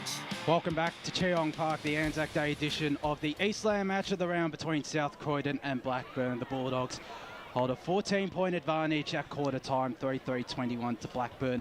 1-1-7, Josh Ward here alongside Jared Beanland, Ryan Long, Wayne Brasher, Scott Hardy and Blake Tennant on the boundary. We'll cross down to one of those boys shortly after one of the teams disperses from their huddles. But Ryan Long, Wayne Brasher in the special comments chair. It was, well, Blackburn, you'd feel like they had dominance in that quarter, but it was, again, their delivery inside forward 50. It really hurt them.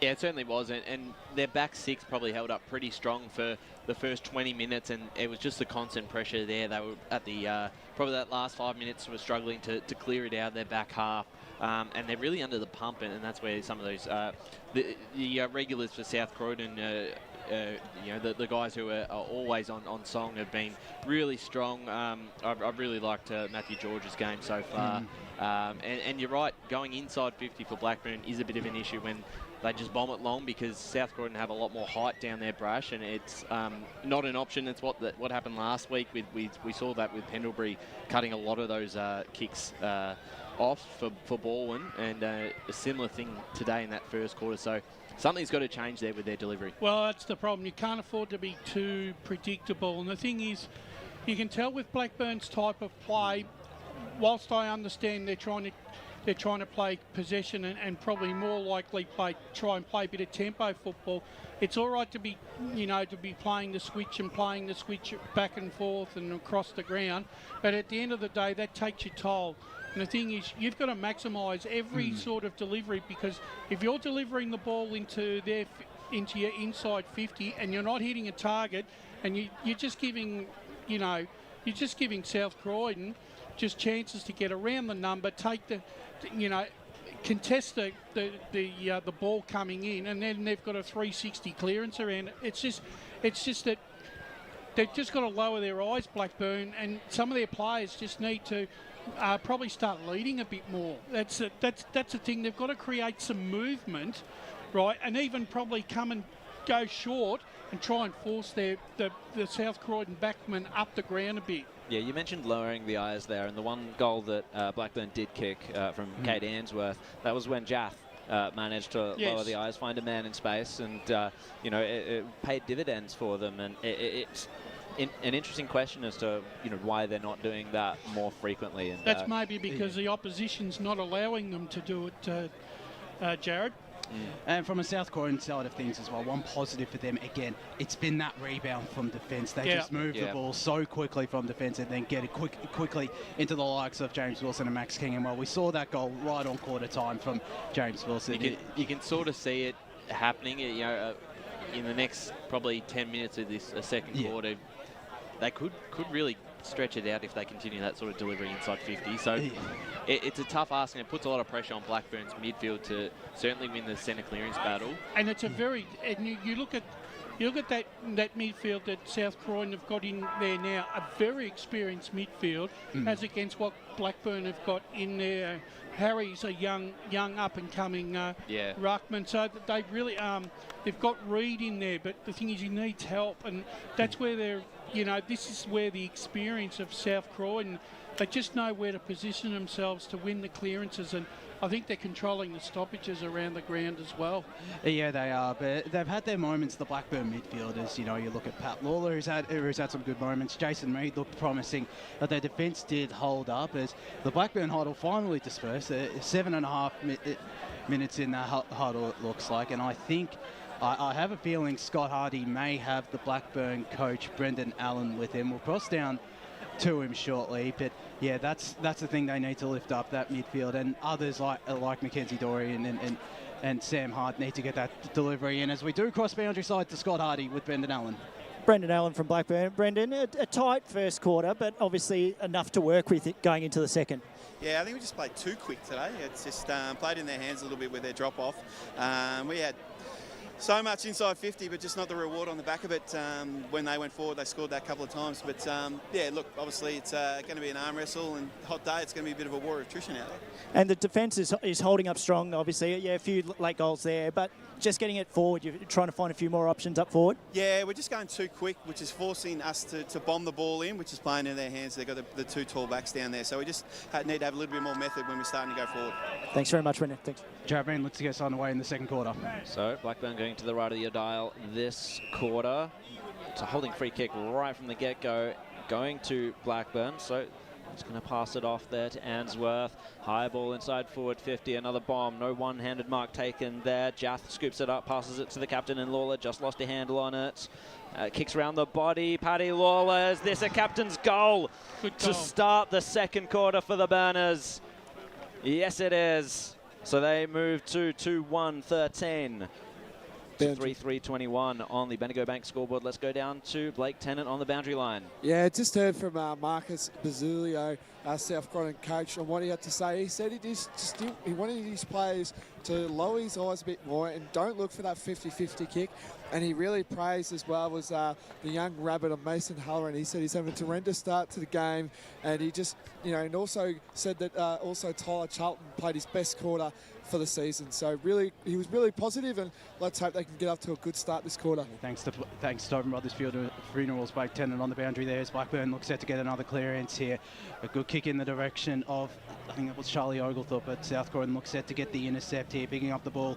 Liam Cox, he gets the handball away in the direction of Matthew Jones, who's immediately under Blackburn pressure, and it's just going to be a ball up here, half forward flank here for Blackburn, who looked very promising to start this quarter, Brian. Yeah, and I think as Brendan Allen said, they're pretty easy fixes. Just take a bit of time and care going inside 50 and certainly can turn things around. The South Croydon get the clearance here in the direction of King. Was that kick from Wood, but a good intercept mark taken over the top there from, not too sure that, I think that's Tyler Faulkner there, the evergreen Tyler Faulkner, who goes the short ball here in the direction of Samuel Heaton, one of the recruit coming across from Essendon Doubter Stars this year in the EDFL. He goes to Kui Jath, who goes further out wide in front of the South Croydon bench. A really good mark taken there, Connor Hinkley. He's had a really good game for Blackburn. Took that front in front of the South Croydon bench too. He goes further down the line here. I think that's Harry, the big target. Handball over the top here from Samuel Hart in the direction of Matthew Bartlett, who's going to go inside 50. It's going to be a downfield free kick, a push in the back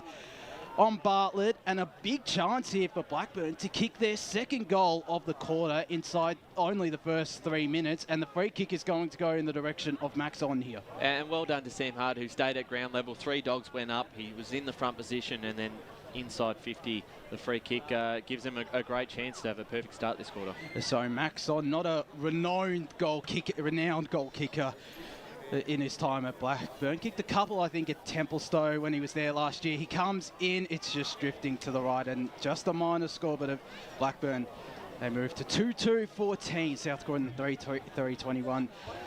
Just under 3 minutes played here on the Bendigo Bank scoreboard in the second quarter. Unfortunate miss there for the Burners. They couldn't quite take didn't give themselves as many opportunities as this in the first quarter. Honestly, that doesn't surprise me, though. He's a defender, and they're not the most reliable set shots of defenders. Yeah, but shouldn't be missing from 20 metres out straight in front, though.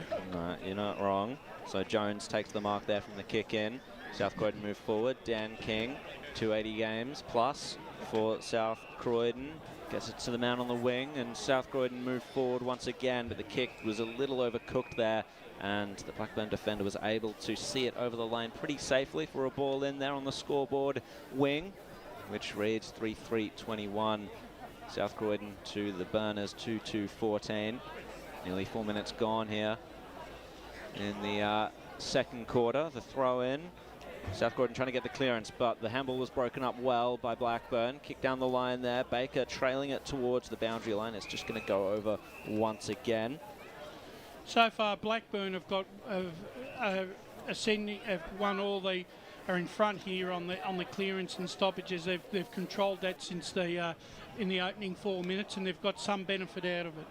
So it's impressive, and Baker taps it down once again. Let's see if they can win this clearance once more. Kilpatrick makes sure that it's a 0 draw and goes over the boundary line once more. It's a bit of a lull in the game as Blackburn have had a fast start to this second quarter, I should say, in the opening minutes. Harry versus Hofert once again. Hofert, good body position, got the handball away now to Mallison, but broken up once again by Blackburn. They're winning the contests here. Hubber scoops it out. This is Reed. High ball over to half forward there. Paddy Lawler takes the mark. And so he's a kicking a bit from goal, lowering the eyes. Good kick there to Answorth. Still a little far from home here, so searching for options. South Croydon, they're going to need to mount up well here. And the good kick over the top, that was very, very clever. Pat Lawler had worked forward there from that kick. And the ball just eluded Jordan Walker. And Lawler, who's kicked 1 goal in this quarter already. He's hard up against the boundary line. Poor marking there by South Croydon, because Paddy Lawler shouldn't have been allowed to get that kick or take that mark then. He's huffing and puffing as well. He's worked hard to start this second quarter as Paddy Lawler. He has. So right up against the boundary line there, right in front of his very interchange difficult benches. Kick this. It will be. So let's see where he goes with this. On the right foot. Oh, he's done that well. Beautiful. He's done that very well. What a kick. Paddy Lawler gets a second goal in this second quarter. Let's go down to the boundary line with Blake Tennant. Yeah, I think he kicked a goal a couple of weeks ago in the Good Friday game on the boundary, so he's used to those goals. But to touch on the base there, you see, I think this quarter, Blackburn are just starting to lower their eyes. Kind of what South Croydon are looking to do this quarter. And it's good to see how they're linking up their forwards and all that. Maybe South Croydon aren't defending as much as we like. I don't know what you're shooting up there, boys, but yeah, back to you. Are you seeing that? Yeah, no, I think you're right, Blake. And the time, like, it wasn't a rushed kick. He took his time to look for an open man, and look what happens. You get a mark inside 50 and a goal from it. Thanks to Tobin Brothers Funerals on the boundary there. Blake Tennant and Blackburn are looking to get another clearance, and it's another downfield free kick here. Jason Reed got the kick away, shrugged afterwards, I think, and Paddy Lawler, well, I think he's going back for the set shot here. Again, why would you not? Why would you not? He's kicked 2 goals. He's kicked one from the boundary just before. He'll kick from just outside the arc here, maybe right on the centre square. This would be a brilliant start for Blackburn and Paddy Lawler in this quarter. And Reed certainly getting on top now in the midfield, which is no surprise. So we've got the perfect view of this. Paddy Lawler on a slight angle will kick from just at the tip of the centre square, comes in. He's got a decent fist of it. He loves it, does Paddy Lawler. And Blackburn hit the front, 3-3, 4-2-26. South Croydon 3-3-21. 7 minutes played here on the Bendigo Bank scoreboard. Yeah, Paddy Lawler's done a Noah Cumberland here. He's kicked 3 goals in the opening 8 minutes of the game. He's on fire. He's just this, I mean, every time we've watched him and they've been in a little bit of a strife, he's always stepped up and he's come out firing in this second quarter. But Reed in the midfield, they've got to put a bit of work into him. They can't let him have those easy centre clearances. So back to the centre here. South Croydon going to need to find something in these clearances, as Ryan just said. So up they go. Hofert went early. So Baker got the tap down. O'Neill hunting it there. Now Kilpatrick ended up with it. Scrubby ball here. It's going to be a 4-on-1 situation there for Blackburn. So Jath shares it with Patterson. Has to take a bit of time to spin onto the left. And a ball inside forward 50. No mark taken there. But it's South Croydon to rebound. Scrubbing kick under pressure there for them. So it's returned to Patterson. He was overwhelmed, however, with the Bulldogs. Hofert did well. Just an awkward kick inside forward 50. Could work out for them to Sheridan. Is he going to kick the goal from there as he was tackled? No, just faded right.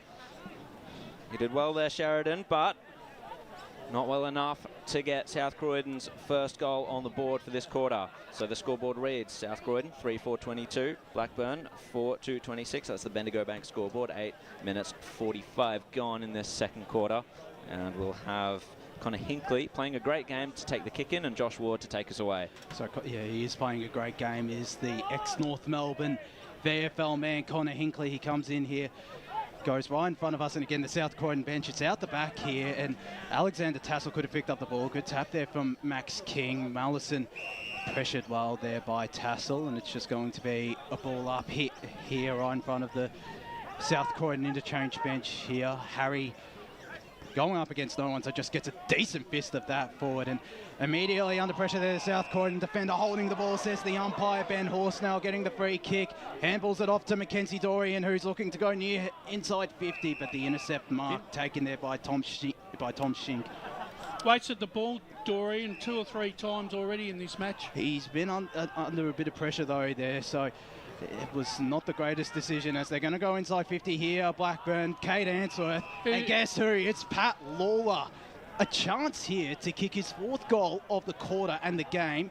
It's just over the 10-minute mark. When you have that dangerous kick into the middle of the ground, it has to work, because as soon as it doesn't and it's cut off, it's gonna bite you down the other way on the turnover, and that's exactly what's happened. Well, he's kicking from directly in front here is Lawler. Same distance as he kicked his last goal. I actually think it's a bit further, Josh. He might be kicking from inside the centre square as well. He comes in now. Got a decent fist of it again. He's not done it again, has he? He has! Paddy Lawler with 4 this quarter. And Blackburn extend their advantage to 10, 5-2, 32, 3-4, 22 South Croydon. 10.5 minutes played here in the second quarter on the Bendigo Bank scoreboard. Quite an incredible turnaround so far. If you want Ryan, someone to kick for your life, I'd be trusting Paddy Lawler. He does not miss much. That's a very impressive kick there as we go boundary side with Blake Tennant. Yeah, you talk about superstars, and you know this is a real captain's game. Definitely leading from the front here. He's now, I think he's gone forward a bit more now. So usually he plays in the midfield, boys, doesn't he? So good move here by Brendan. So back into the centre here, Bizaglow, who's gone to the mid now. Probably Lawler replacing him in the half-forward line. Tackle there laid by Mackenzie Dorian will incur a ball up.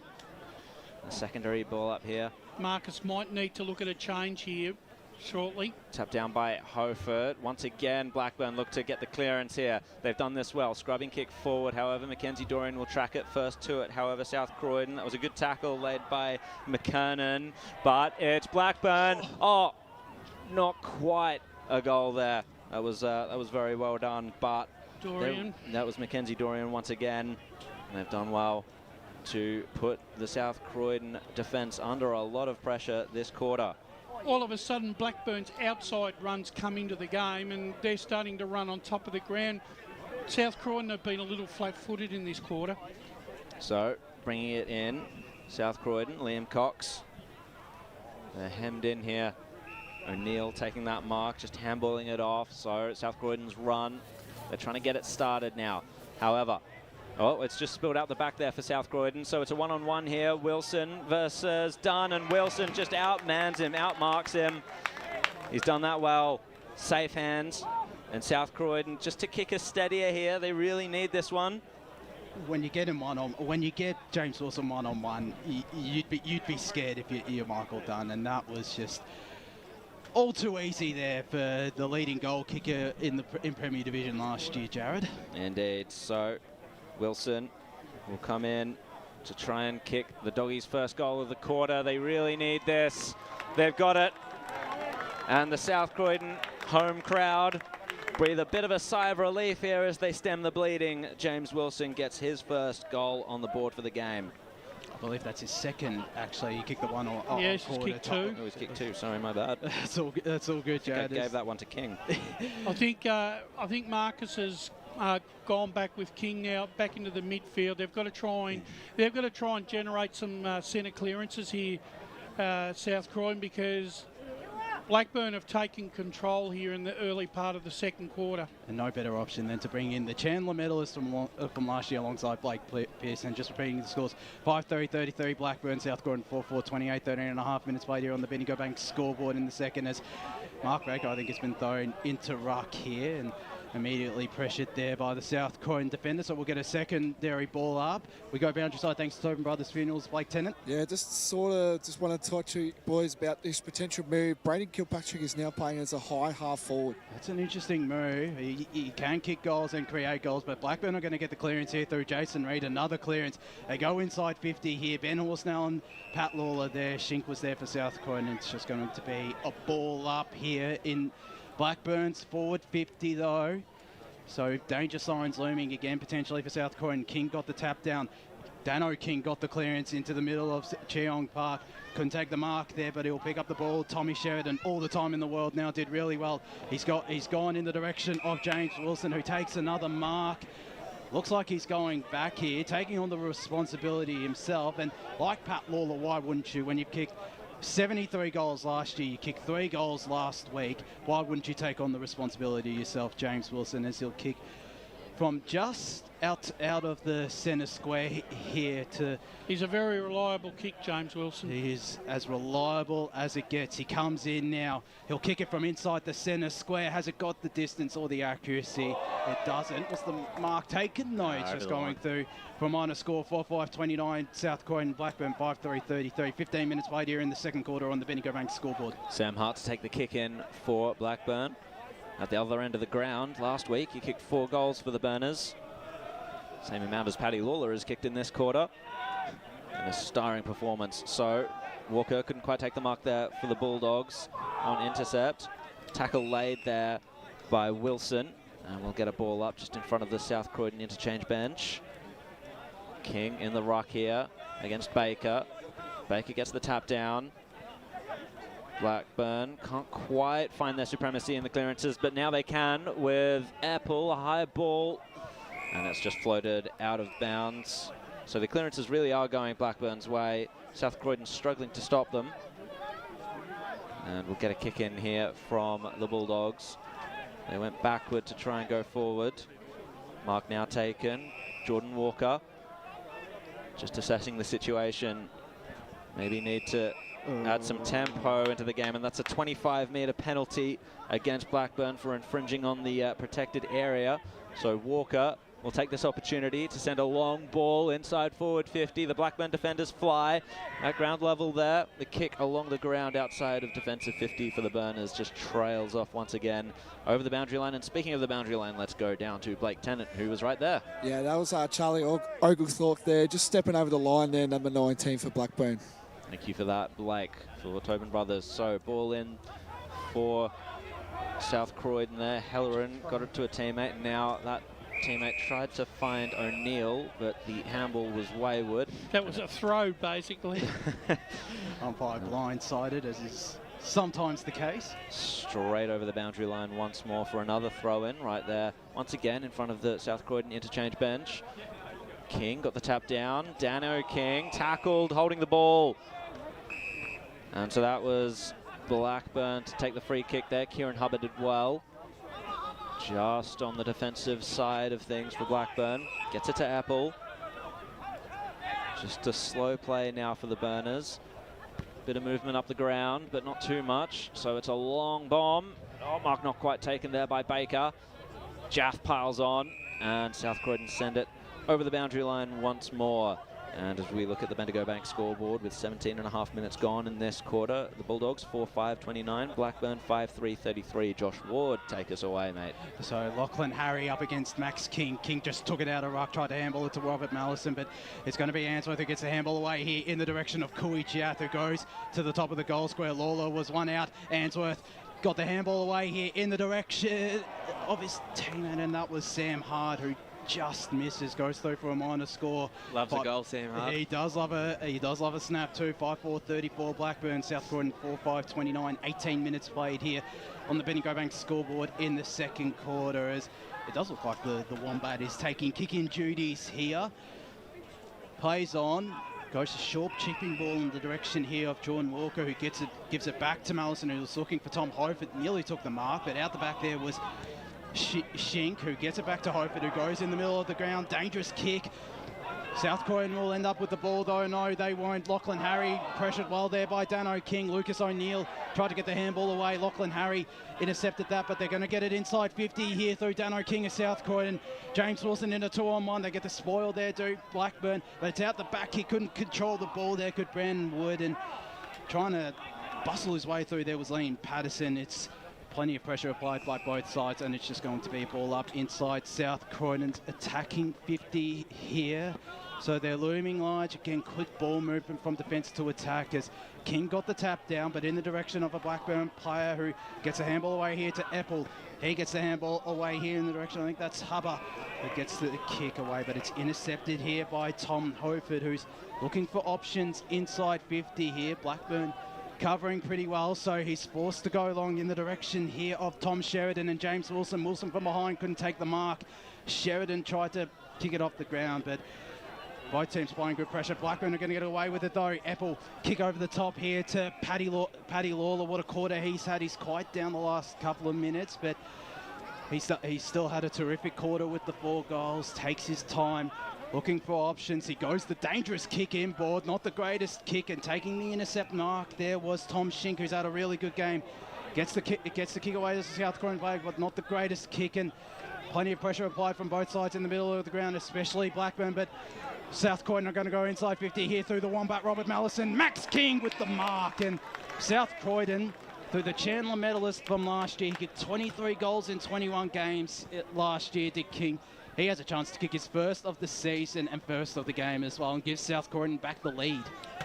I've liked their response so far. Obviously, they were challenged early in this second quarter, but they've just started to steady, and that ball movement has been something that the Dogs have been really strong with over the last few years. So Max King right in front of the South Croydon bench, and walking right in front of us here in the van out here at Cheong Park. He comes in a tight angle from about 30 metres out. Is it just drifting left? It is, and just a minor score. They've missed their chances, South Croydon, 4-6-30.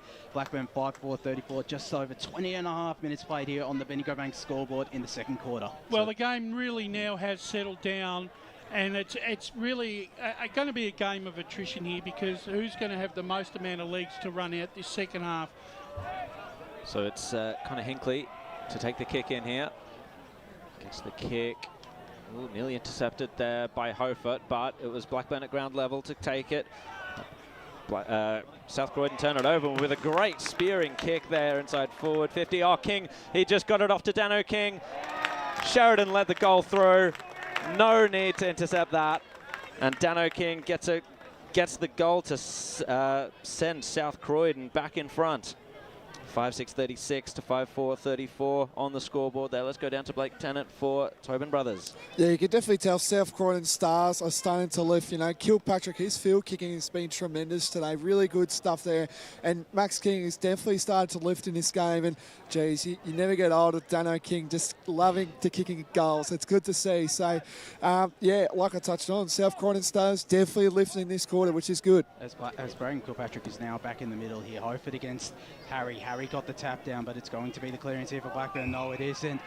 It's a free kick. Coming back. It is. It's going in the direction of Braden Kilpatrick here. Isn't it amazing? Whenever each side has taken control of the centre clearance, they've got back on top. As Braden Kilpatrick has Max King on the lead. Nowhere near him was Samuel Heaton. That is. You can't do that. You're just not allowed to do that, Blackburn. That is some of the worst, not the greatest marking there, in fact, by Sam Heaton, as Max King has a chance to make up for his miss before. He's, as I said, 23 goals in 21 games last year. His first game of season 2023, having missed out on the Bulldogs win against East Ringwood. He comes in, will kick from the arc. It's drifting left again, and just a minor score. So The second blemish for Max King. South Croydon 7th there, 5-7-37. Blackburn 5-4-34. 23 minutes played here on the Bendigo Bank scoreboard in the second quarter. A couple of let-offs there for Blackburn from King. Patterson kicks it in. Hubber takes the mark. He's looking for Mackenzie Dorian. Went over his head, which isn't hard. He's not a tall man. So South Croydon will take it over. Kick towards Halloran. Oh, it just hit the wrong part of the boot there, but he might be fortunate enough to get a Max King mark. Not quite. Great contest there. Hubber wraps up his opponent. Takes him down, and it's going to be a ball up there. It was Sheridan at the bottom of that. So a dangerous spot here for South Croydon if they can get the clearance, but Blackburn have been good in that area this quarter. King gets upended in the ruck contest. Dano King struggling there with a couple of opponents for Blackburn. So another ball up there in the pocket. Very tight game. 3 points the margin there in favour of South Croydon. The tap down comes out. Oh, Reed, good spin, good composure. Gets the kick down towards the wing. Nearly a good mark taken, in fact. Was it a mark or was it interference in the marking contest? Either way, South Croydon will end up with it. I think this is Shink. He's had a really good game as well, Tom Shink in defence. Has indeed. Just sending it to centre half forward there. Kilpatrick was the target, couldn't take the mark. Chasing it there, but tackled by Lawler. South Croydon, Lawler tried to get the kick off the ground. His teammate intercepted it, however, got it out to Mackenzie Dorian, who's fast along the wing. Can he find the goals or a target? Inside forward 50, up goes Baker, just unsure there. Sorry, it was Otten. And South Croydon to sweep it away through Hofert. Out on the half-back line now. In safe hands, South Croydon. Too slow. Time ticking away in this second quarter. Kilpatrick was the target there, but over the top and spoiling it was Hinkley, who's done well today. So the scoreboard, the Bendigo Bank scoreboard reads South Croydon 5-7-37, Blackburn 5-4-34. 25 minutes gone in this second quarter here on the ANZAC Day game at Cheong Park. Good day for footy. High ball across the wing there. O'Neill was the target for South Croydon. Dano King crashes into the contest. They're just trying to find some clean hands here. Dano King were those clean hands. Gets it to a teammate in the centre there. Switches it out towards half forward. And Ma is going to have to do well here. He might just be able to find the boundary line and safety. And Tommy Sheridan is getting into him there. And it's a free kick against Sheridan. Ma celebrates with a little shove to him. And so Blackburn will reload once more. That's not necessary there. Fell for the 4-card trick there. The retaliation was punished there once again as Ma gets the ball to the pack there towards the forward line. Not quite there yet. Baker tried to get a boot to it there. And it was Burt who did well. Got the handball out. Heavy contact there for George. And now South Croydon get the kick away. Dano King's the target for the handball there. Just manages to save it from getting out of his hands. Birch got it forward. And now Halloran was the target of the handball inside forward 50. He had space, he had time, and he has the goal. He has 3 goals on the board for the game. The Rabbit hops to it and puts South Croydon further in front now by 9 points. Quite an interesting... it's been a quarter of 2 halves, really. Blackburn dominated the opening 15 minutes. Now South Croydon have hit back hard. They've gone into a 9-point lead. Just showed a little bit more poise when they were challenged, and now just starting to get the game back again on their terms, Ryan. You're right, and you knew that was going to happen. You knew eventually the momentum would switch and go with the Dogs. So that's why it was important for Lawler to kick those 4 goals in the end to really... to set themselves up, but a great response here from South Croydon. Back in the middle here, Baker got the tap down on Hofert, but South Croydon looks set to get the clearance here. But in fact, it's going to be a secondary ball up here in the middle of Cheong Park. We've just ticked over 27 minutes here in the second quarter. South Croydon 6-7-43, Blackburn 5-4-34. South Croydon got the tap down. Samuel Hart is going to get the clearance, but it's in fact intercepted by Matthew George, who goes the high up and under ball in the direction of Aldous. But plenty of players there for Blackburn. Lucas O'Neill on the ground, gets the handball in the direction of Aldous, who does a nice dance step, finds Dano King, who's got the handball option on the inside here. I think that's Braden Kilpatrick. He goes to the snap and finishes. Braden Kilpatrick with his first goal. South Croydon have their 7th. 7-7-43, Blackburn 5-4-34. Just under 28 minutes played here in the second quarter on the Bendigo Bank scoreboard. That's where it really hurts. You've worked so hard to get back into the contest, and then all of a sudden the opposition once again take control of the midfield, and just through sheer want of numbers and good play have once again asserted themselves. So back into the centre here. They can't afford another one here. I don't think Blackburn. They're going to need to, definitely going to need to make sure the clearance is at least locked up here. Hofert goes up, tapped down by Baker. O'Neill tried to rove it, but it's come to Bijayar. Whistle is gone, advantage paid. It's come to Sam Hart now from the arc. Can he kick a steadier for the Burners? Oh, not quite. Just faded right. Hasn't got his kicking shoes on this week, Sam Hart. No. 2 behinds, but he hasn't had many touches either. He does look dangerous when he does get it. It's just going to be now finishing. So South Croydon to take this in. That behind brought Blackburn to 5-5-35. South Croydon 7-7-49. Time ticking down on this second quarter. Hofert was the target, took the good mark. Birch got the kick away. Good spoil, however, over the top there by Ma. He's done well. Good tackle laid there. Hart took the ball, and was that Shinku wrapped him up or Burt? So it's going to be a ball up just out there on the outer side of Cheong Park. Hofert taps it down, but Bijaya with the kick inside forward 50 for the Burners. Wrapped up there was Bartlett, turned tackler and wraps his opponent up, which was Shink there. Blackburn are going to try and find a way to get Oglethorpe into the contest. He's really having no influence on the game whatsoever. So out of the ruck there, Baker. There is Oglethorpe. Got the handball away. Oh, it's a chain forward here, and it's Bartlett to snap.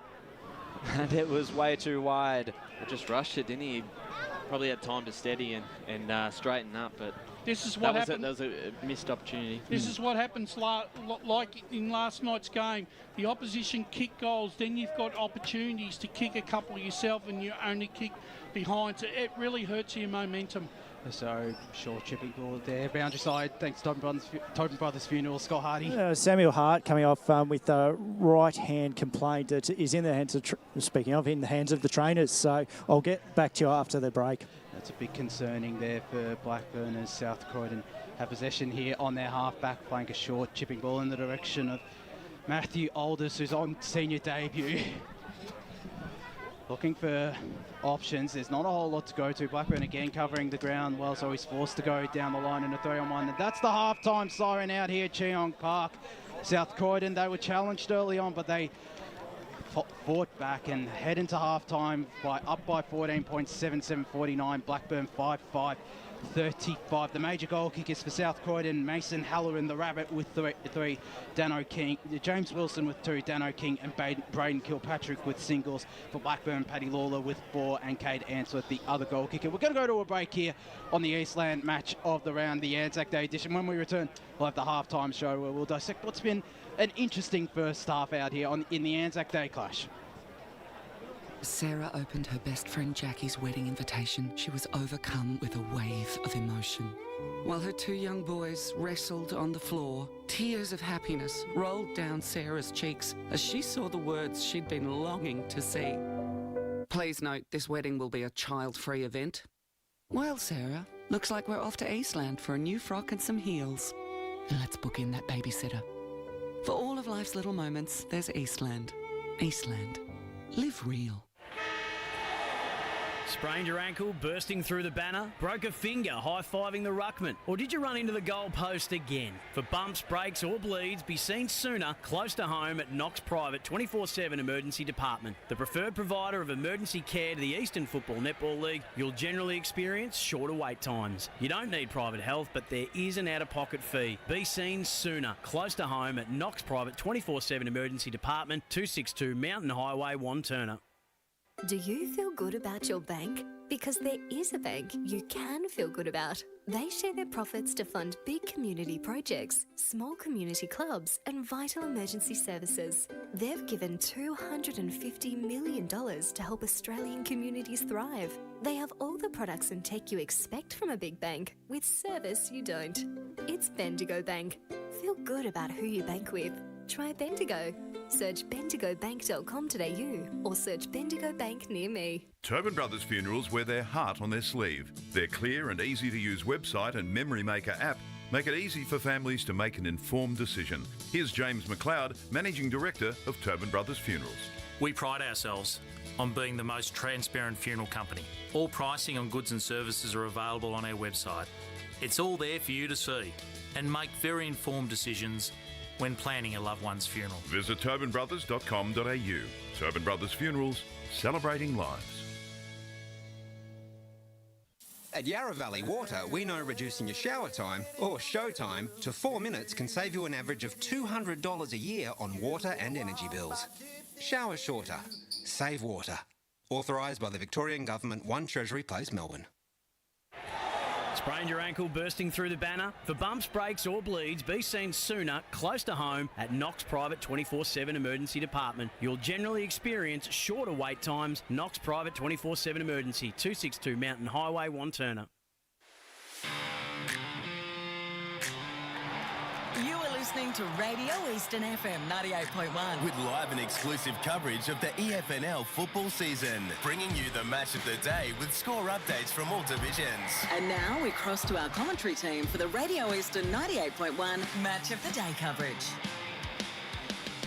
And it's half-time here at Cheong Park, the second of 2 games here today on ANZAC Day, the 25th of April 2023. It's South Croydon up against Blackburn on Eastern FM 98.1 and on Facebook and YouTube stream for the half-time show. My name's John O'Venn. I'm joined by the 2 blokes on the boundary thanks to Tobin Brothers, Blake Tennant and Scott Hardy. I'm also joined by Matt Spider Lee to offer some insights. The crowd's huge here, gents. Yeah, it's definitely got a really good buzz down on the boundary. You can feel it, sun's shining, and I'm glad they've built the stadium the way they have, because we're getting a bit of shade where we are, because it's actually really hot conditions out there, and it'll really test the players for this second half. So let's talk about the game for a moment. We can have a look at the goal kickers. Firstly, for South Croydon, we've got 3 goals to Helleran, and 2 goals to James Wilson and 1 goal to Braden Kilpatrick for the South Croydon. And, well, we're going to touch on a very important goal kicker in a moment. Well, we'll touch on him right now. Patrick Lawler with 4 second quarter goals. That was absolutely huge, Blake Tennant. Indeed, you know, you talk about captains leading from the front, and he's definitely led from the front. And it's truly a big captain's game. You know, as you can tell, Blackburn this year won't really be the forwards won't really kick goals from what I'm seeing, but the midfielders are definitely going to live for Blackburn. And Patrick Lawler, no questions asked, he's just delivered really well. Just the 1 goal to Cade Answorth, which wraps up the 5 goal scorers for the Burners. Spider, your thoughts on the game, my friend?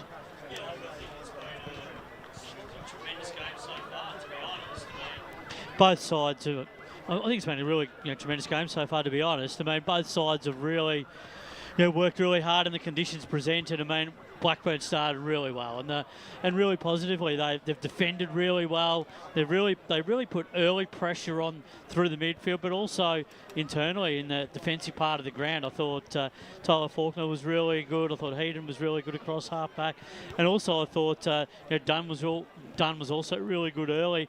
And they just limited the supply to the South Croydon forward line, and then they were able to score and counter punch in that, particularly in the back end of that first quarter. And then in the second term, as we heard Brendan Allen say at quarter time, they just needed to use their ball and have a bit more method in their play, and they really did that in the first 10 minutes. And that's when Layla really stepped up and kicked those 4 really important goals, and basically took the team on his shoulders and said, I'm going to lead this team from the front. And they did. They played some really outstanding footy. 1 clearances and 1 stoppages around the ground, and it wasn't really until the back end of the second term when Marcus Bizaglow really changed a couple of things up, moved a couple of players around, through the midfield. They gave King, they gave King around in the ruck. Hoford went forward for a little while, then he went back, and they shuffled things around. just to see if they could get a bit of a response, see if they could get some bit of run through their midfield as well. Kilpatrick started to get his hands on the football, and then they started to get a little bit of those little small wins and get the ball into their form. Halloran's been so dangerous in the forward half. He's kicked 3 goals, and then also he's just been well supported by Daniel King, who's just his pressure's just been fantastic. But at the fall of the ball, he's kicked the goal himself, but just being able to keep that and lock that ball inside 50. Probably the scoreboard really should reflect another 2 or 3 goals for South Croydon in the back end of that quarter because of the amount of play and the dominance that they had. Blackburn just went off the track a little bit with their work rate, dropped off it just in the last 5 to 10 minutes. I think they just made a couple of crucial errors, a couple of turnovers of the ball as we discussed pre-match, which ended up being costly, and it certainly put them on the back foot at halftime on the scoreboard. They're still well and truly in the game. They just need to reset, get back to that method that they were playing in that first half, particularly in that first bit of the second term, and it is game on. But they need to do it and sustain it for the rest of the match. Otherwise, South Croydon could blow this game wide open in the third term. Blake Tennant, you were in the huddle of Marcus Bizaglow's, and you can see the quarter-time address on our socials, Eastern FNL, and on the story, and indeed on the reels. Chuck the coach's hat on for a moment, Blake. Would you be happy with that second quarter from South Croydon, given what was said in the quarter-time huddle?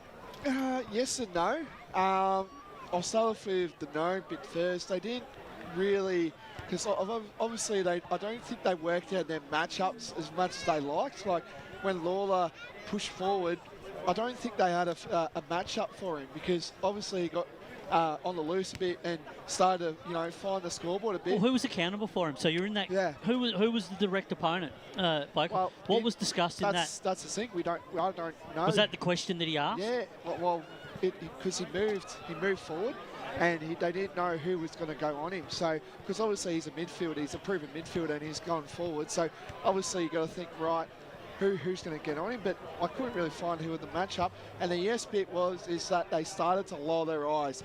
Marcus really capitalised on saying that we need to lower our eyes and stop looking for that 50-50 kick, because that's what they started to do. When Max King was up forward, he was clunking all these big marks. That's right, and Max did do that, didn't he? Yeah. Yep. And Wilson as well, he was doing that as well. And to find that feed as well from Halloran, who just gets that crunch really easily. So, yeah, I think it's a 50-50 quarter for South Croydon. They definitely got all their stars involved late into that second quarter. Scott Hardy, you spoke to Brendan Allen in the quarter-time break, and you got to listen to him as well in his quarter-time address. I asked the same question to you. I mean, put it in the context of the fact that Patrick Law has just come out and kicked 4 goals. Do you reckon he expected that, or was that the surprise packet just out of nowhere, a bit like Noah Cumberland, as Wayne Brasher alluded to earlier in the second quarter? A little bit, obviously, of a surprise, but they've obviously made that move just to give it a roll of the dice. So I think the thing he'll be disappointed with is he spoke about old habits, and he didn't want to go back to sort of just dropping their heads and sort of just meandering around towards the end of that first quarter, and to sort of do it in the same vein in the second, I think he'll be extremely disappointed. Yeah, they went back into their shells, didn't they? And they just really repeated what they'd tried not to in that first bit. And I think that's the big challenge for them now, not to get intimidated by this South Croydon team. We know the big tools are there, Wilson and King, Big Max. He's starting to have a presence in this game, and they want to rip it apart and Hofer as well. So if they can lessen the content for the midfielders for South Croydon, they're well and truly in the game, but they need to get their hands on it. Guys like Ainsworth, Hart, he's gone off the ground, but others are going to, Dorian needs to get busy. They need to get really busy in this second half. Just to interrupt, sorry, with Hart, I will find out that, but it looked pretty bad. Like with you sort of holding, the trainer was holding his right hand and sort of either broken finger or I don't know, but it didn't look good for him, and whether he'll be able to play, Blake. But he's one of those players though, like if he's injured, he can still put on a performance. So I think he would just kind of like an ANZAC spirit. Like he would just become a soldier and be brave, because Blackburn have got a big second half to come, and I think he has to stick it out. I know it'll be hurting him deep, but he's going to stick it out and find a way to win a game for Blackburn. Important too for the Blackburn tools like Harry and Baker, just to continue being competitive at both at centre bounce and around the ground. They are getting enough hands on the ball, just need to make it count in this second half. Thanks, gents. That was the Eastland halftime show. John O'Ven, Scott Hardy, Blake Tennant, and also Matt Spider-Lee with you for halftime. Big second half to come. I'll get your final thoughts, gents. Matt, we'll start with you. Well, yeah, I think South Croydon could go on and win the game, 4 or 5 goals. Just not sure Blackburn's going to be able to kick a winning score. Blake, far away. Yeah, South Croydon just comfortably. Yeah, Scott. And I just want to see that Blackburn respond like they did last week and take something from those learnings of last week. They're a fast side. They're still running really well on the ground. Just got to find those options. And with that, we'll go to a break. On the other side of this, Josh Ward, Jared Beanland and the crew to take you to the second half of the Eastland match of the round between South Croydon and Blackburn. At Eastland, Lucy's trying on jeans for a momentous occasion. Coffee with the ex. She needs jeans she can move in, because she's definitely moved on. Jeans that get a second look, but don't give any second chances. Jeans that say, why yes, I have spent the last 8 months in a post-breakup juice cleansing, kickboxing, personal training frenzy. And it looks as though she's just found the perfect pair. Yeah, that's great. Bravo, Lucy. For all of life's little moments, there's Eastland. Eastland. Live real. Sprained your ankle bursting through the banner? For bumps, breaks or bleeds, be seen sooner, close to home, at Knox Private 24/7 Emergency Department. You'll generally experience shorter wait times. Knox Private 24/7 Emergency, 262 Mountain Highway, Wanturna. Do you feel good about your bank? Because there is a bank you can feel good about. They share their profits to fund big community projects, small community clubs, and vital emergency services. They've given $250 million to help Australian communities thrive. They have all the products and tech you expect from a big bank, with service you don't. It's Bendigo Bank. Feel good about who you bank with. Try Bendigo. Search bendigobank.com.au or search Bendigo Bank near me. Tobin Brothers Funerals wear their heart on their sleeve. Their clear and easy-to-use website and Memory Maker app make it easy for families to make an informed decision. Here's James McLeod, Managing Director of Tobin Brothers Funerals. There's no mystery about our pricing. It is clearly displayed on our website and our app. We have staff standing by 24 hours a day, every day of the year to assist you in your absolute time of need. Visit tobinbrothers.com.au. Tobin Brothers Funerals, celebrating lives. There are only 3 things that should be flushed down your toilet. Pee, poo and paper. Some wet wipes and antibacterial wipes say that you can flush them, but you can't. They clog up the toilet and pipes, causing expensive blockages. Save yourself a truckload of trouble. Put your wet wipes in the bin. To learn more, head to the Yarra Valley Water website, yvw.com.au/wet-wipes. Hi, Dylan Dow from the Baroni Football Netball Club here. When I need to grab a quick coffee or a bite to eat, I'm popping into Eastland. Eastland's more than a shopping centre. They support a range of community organisations and have been a major partner of the EFNL since 2018. Cheers, Eastland.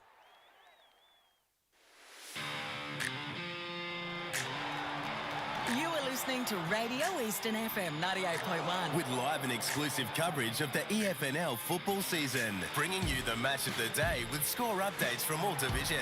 And now we cross to our commentary team for the Radio Eastern 98.1 Match of the Day coverage.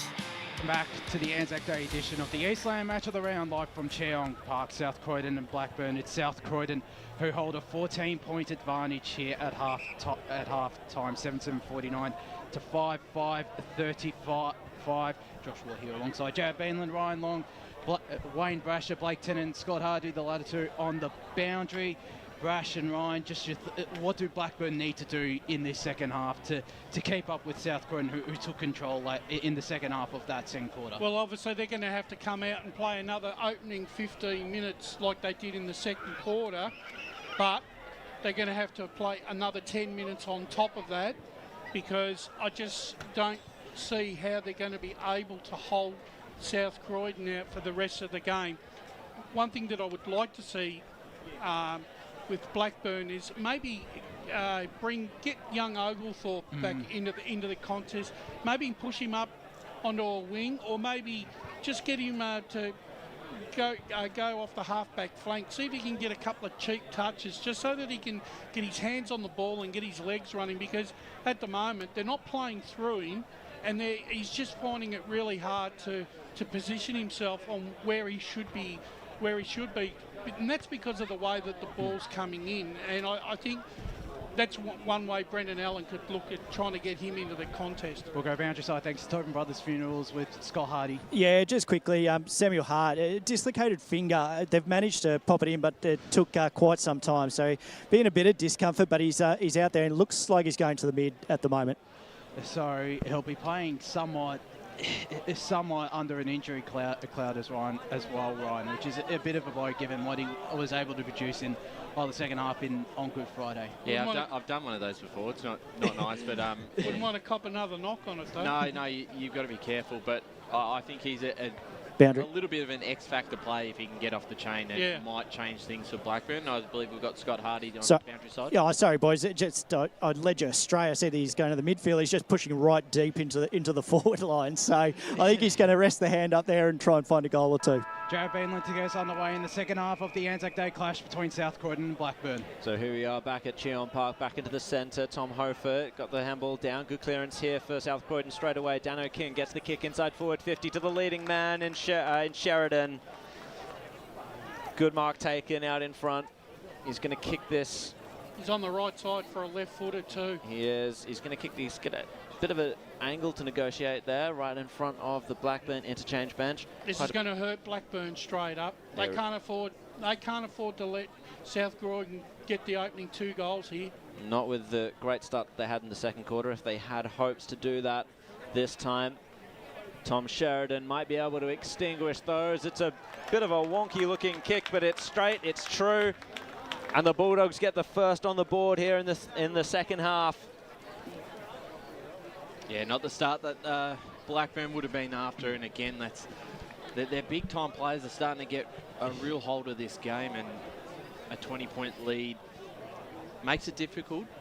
Obviously you would expect Blackburn to throw their own punch again this quarter, but they can't fall behind too far. They have to throw another punch here, Blackburn. They've got at least another one in them, but they can't afford to let it go too long. So we've just ticked over a minute here. South Croydon 8-7-55, Blackburn 5-5-35 on the back Bendigo Bank scoreboard as we're back in the middle here. Hofer against Harry. Hofer got the tap down in the direction of Pat Lawler, who's been swung into the midfield again. He gets the kick away to Kate Answorth, who's looking to go inside 50 in the direction of Matthew Bartlett. Good body work there from the small man, Matthew Bartlett, on Tom Shink as well, who looked really good in that second quarter, and a chance for an immediate response there from Matthew Bartlett. Just look at that body work there from the ex-Richmond VFL man, and a big chance here for Blackburn to immediately respond. Just under 2 minutes played now. This is a must-kick goal here. It is indeed. He comes in. He'll kick from a little bit of an angle and about 40 metres out here. Pretty not a great kick off the boot, and it's just gone through for a minus score. So Blackburn moved to 5-6-36. South Croydon 8-7-55. Just over 2 minutes played here in the third quarter on the Bendigo Bank scoreboard. Unfortunate that they couldn't take their opportunity there, the Burners. So kicking it in here, Matthew George, former Park Orchards player. The mark wasn't taken, comes off hands. Now Ma sends it inside forward 50, and Bartlett again. This time he found himself in some space, didn't have to use the body. He's maybe a little bit further away, but the angle. Just a little bit of inexperience there from Matty George. I think he read that situation then. So less of an angle to negotiate here for Bartlett than he had on his previous kick for goal here. Can he make amends? Oh, it's just faded off to the left. Didn't really have the mustard on the kick as it needed. So South Croydon to kick it back in. Matty George once more, and Josh Ward to take it away. 5-7-37 Blackburn, South Croydon 8-7-55. 3 minutes played here in the third quarter, as it's not the greatest kick, and Blackburn are going to get the intercept here through Liam Patterson. Gets the kick away, does the Blackburn man, but it's all to South Croydon. Charlton picks up the intercept, but not the greatest handball though.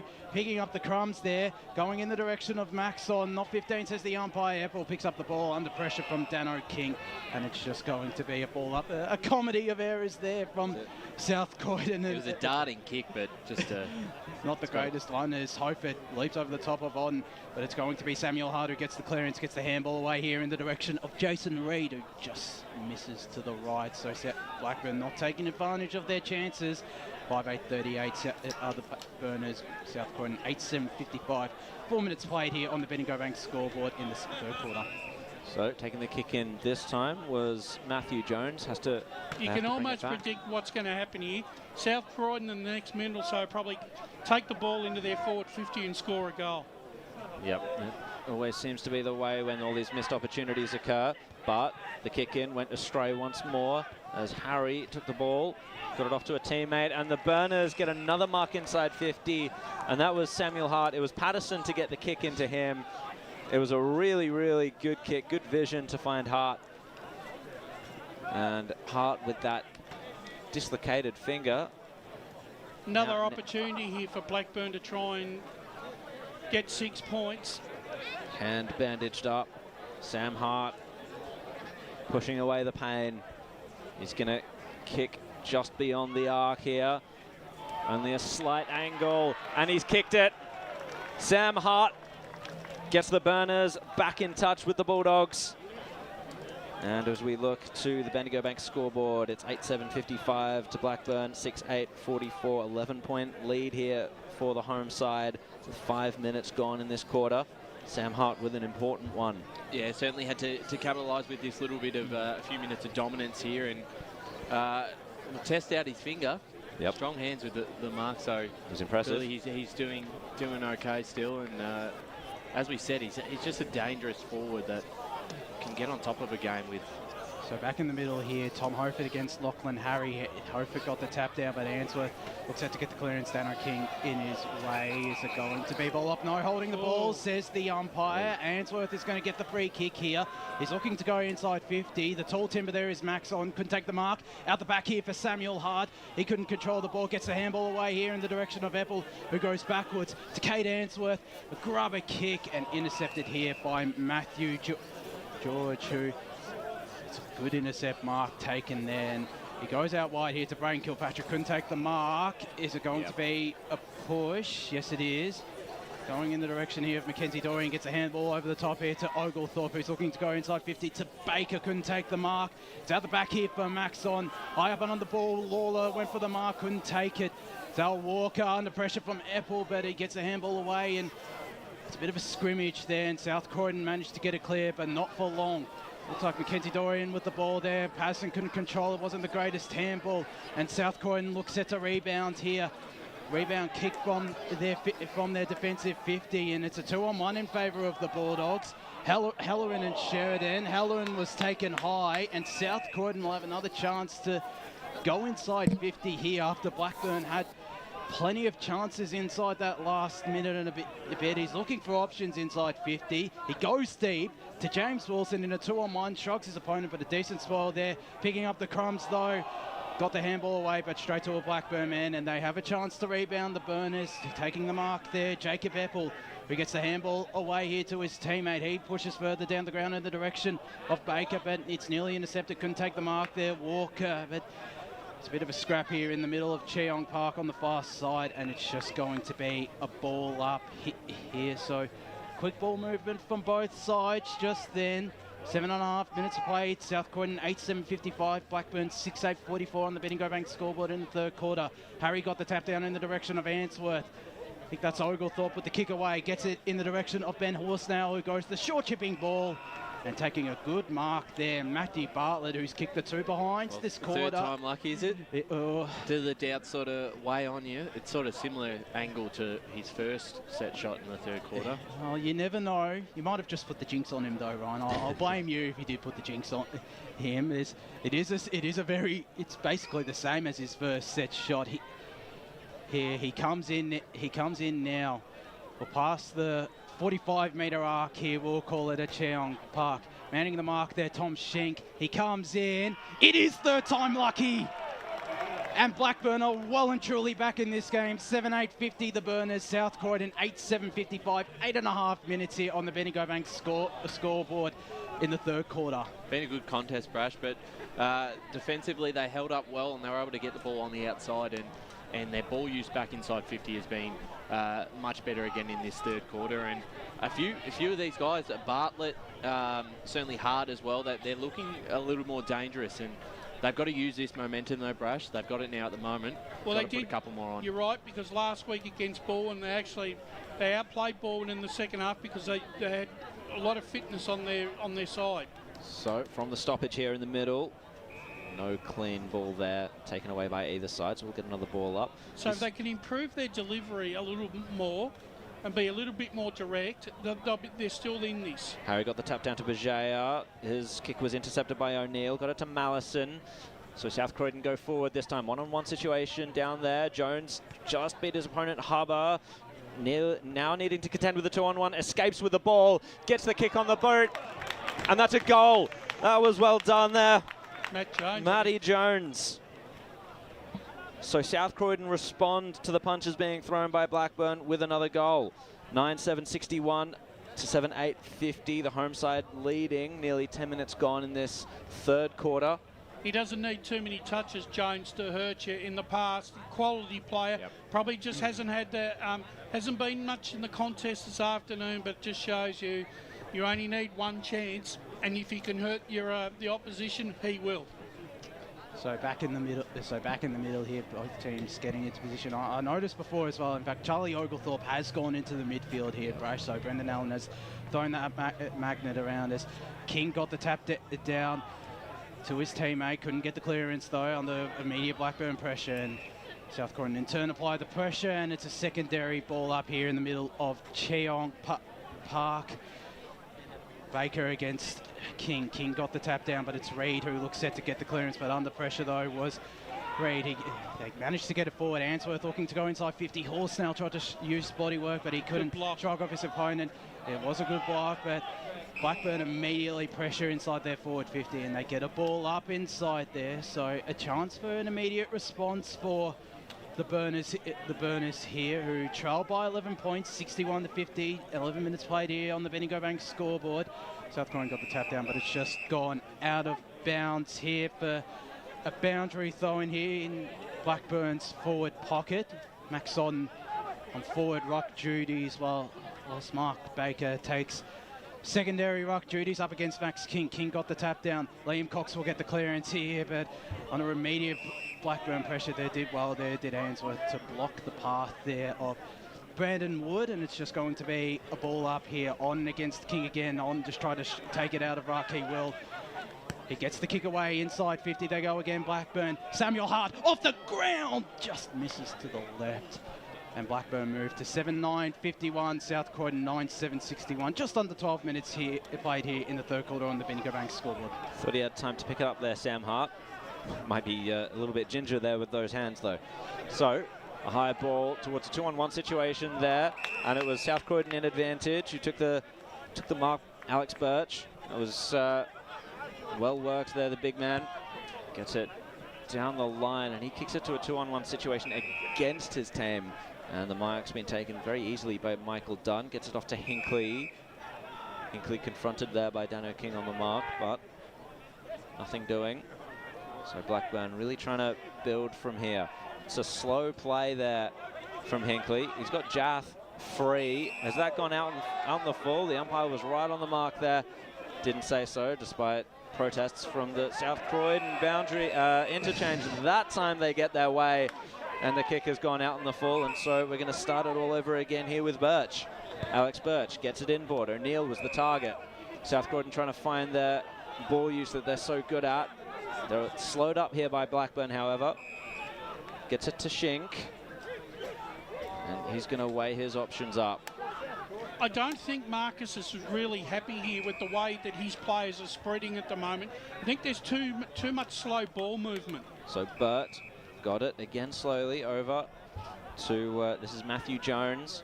Kicked the last goal there for South Croydon.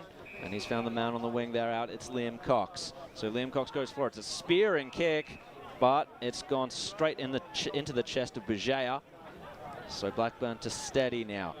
10 points in arrears, the Burners. 13.5 minutes gone there as we look at the Medico Bank scoreboard. No mark taken there from Bijaya's kick. The whistle's gone, and it's a free kick to Blackburn. So once again, bit of a slow play. This is Oglethorpe. They've tried to work him into the game by putting him in the midfield. Gets a chance here with a kick. Just working his way backwards. So they're going to try and switch and spread the ground once again. Liam Patterson, experienced player, good kick. Usually, how does he use it here? No, they're going to go back the other way, Blackburn.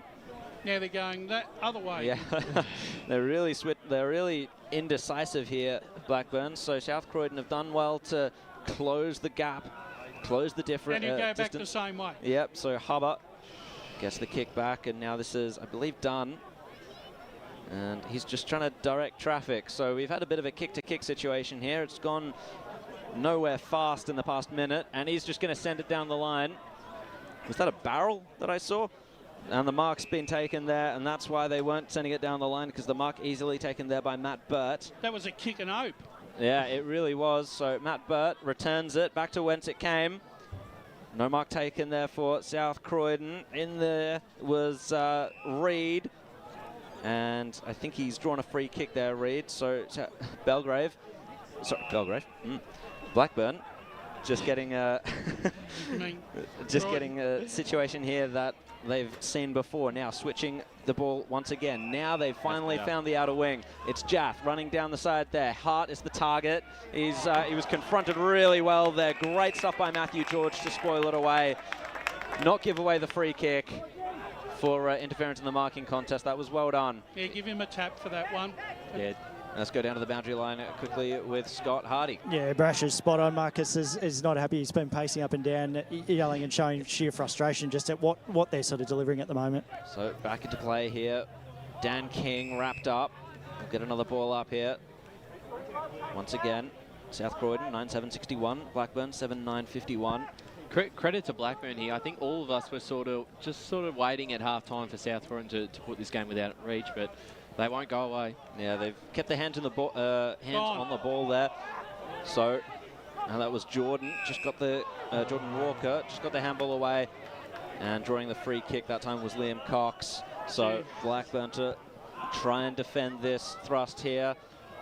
Good mark taken out there by Birch, Alex Birch. Trying to shift the play across the ground once again for South Croydon. Oh, that's a poor kick.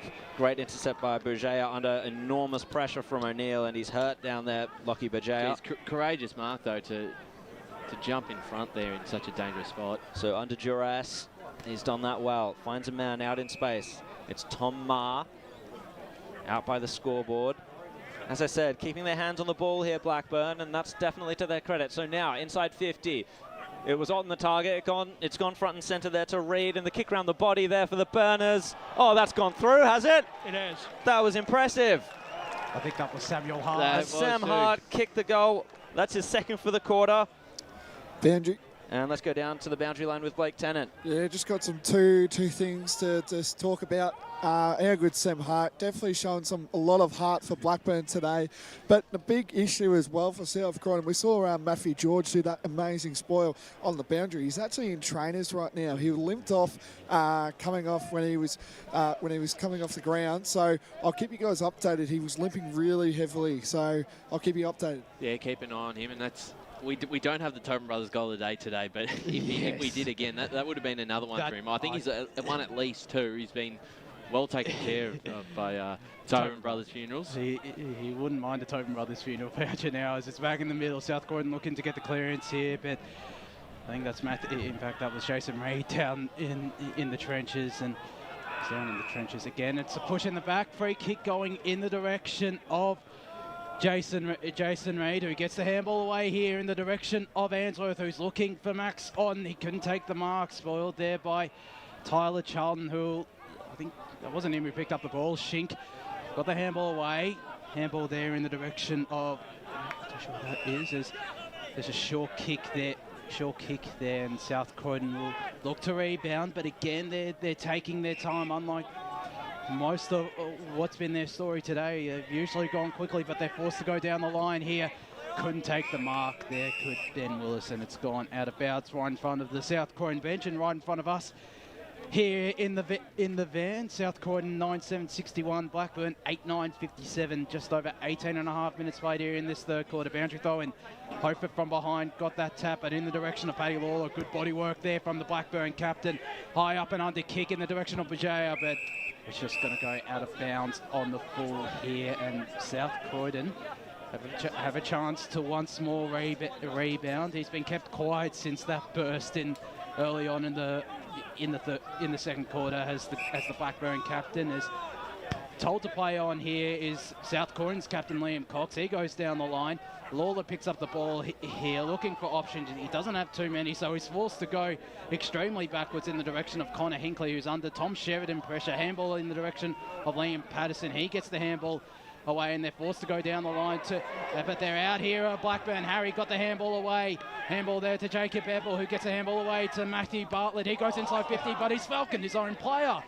And Maxon will pick up the ball, try to avoid the South Croydon defender, but he couldn't. And Lucas O'Neill is under Maxon pressure. It's inside Blackburn's forward 50, and it's a ball up, Ryan Long. They're on top of this game at the moment. You saw the numbers that they ran with there, and it's starting to look pretty strong. A lot of leak there from Tom Hofer to get it to Lucas O'Neill, but good pressure applied there from Jason Reid, and it's an out of bounds on the full free kick going in the direction of Matthew Bartlett for Blackburn. We've just ticked into time on here at Cheong Park in the third quarter.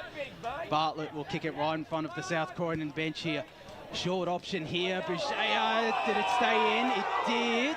We had a decent view of that. It was a bit of a 50-50 one there, but Boucher is going to go for the goal here. Right in front of us, right in front of the... Oh, that's out in the full. That is definitely out on the full. So the umpire might have missed one there as Boucher comes in. It's just drifting to the right. Can a Blackburn player take the mark? No, it's spoiled over the line. And the Burners, they move to 8-10-58. South Croydon 9-7-61. Just on 21 minutes played here in the third quarter on the Bendigo Banks scoreboard. Rash, they've been the better side this quarter, Blackburn. They have. South Croydon just can't get any momentum and cannot get any of the game on their terms at the moment. So Mallison's kick was nearly cut off there, but it's fallen for Dano King. Gets the kick towards Sheridan. Good hands there in a 2-on-1 situation. So here's the speed that South Croydon needs, and the spread as well, because they've got a man out there on his own. He's just going to lower his eyes and kick it towards the forward there in Wilson. No mark taken. Good defending there by Blackburn. Now cool heads prevail in defence. The kick from Faulkner has found, I think that's Apple. Gets it off to, I think that might be Answorth. Over the top to Mackenzie Dorian. So coming down the wing once again, Blackburn. Oh, they centred it. It's a dangerous looking kick, and Sheridan's just cut that one off. So that's what they need there, South Croydon.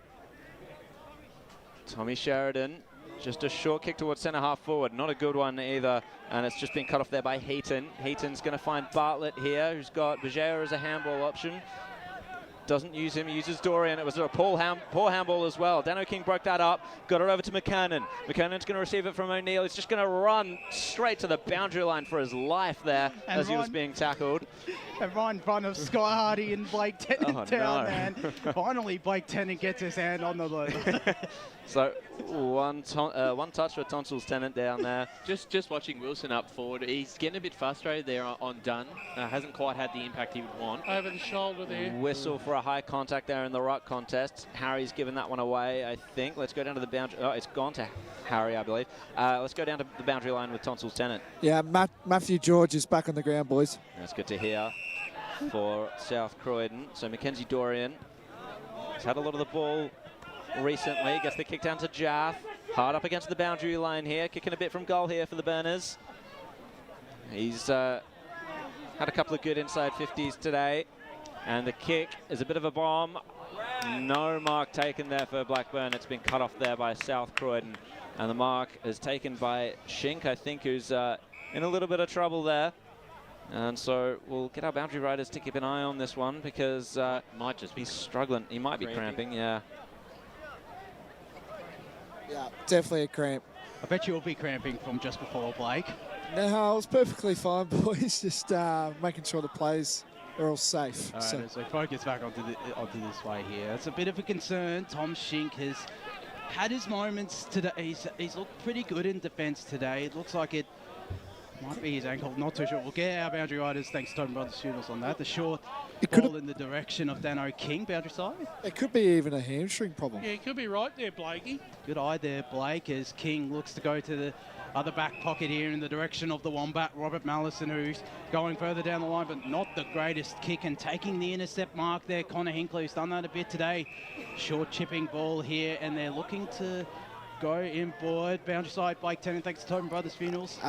Just a quick one. Thomas Schinck has just had the pickle juice, so we love a bit of that. So Lachlan Bouger couldn't take the mark there. Sorry to cut you off, Blake, as it's out the back here, Kilpatrick. That is Lux of Fortune, that one.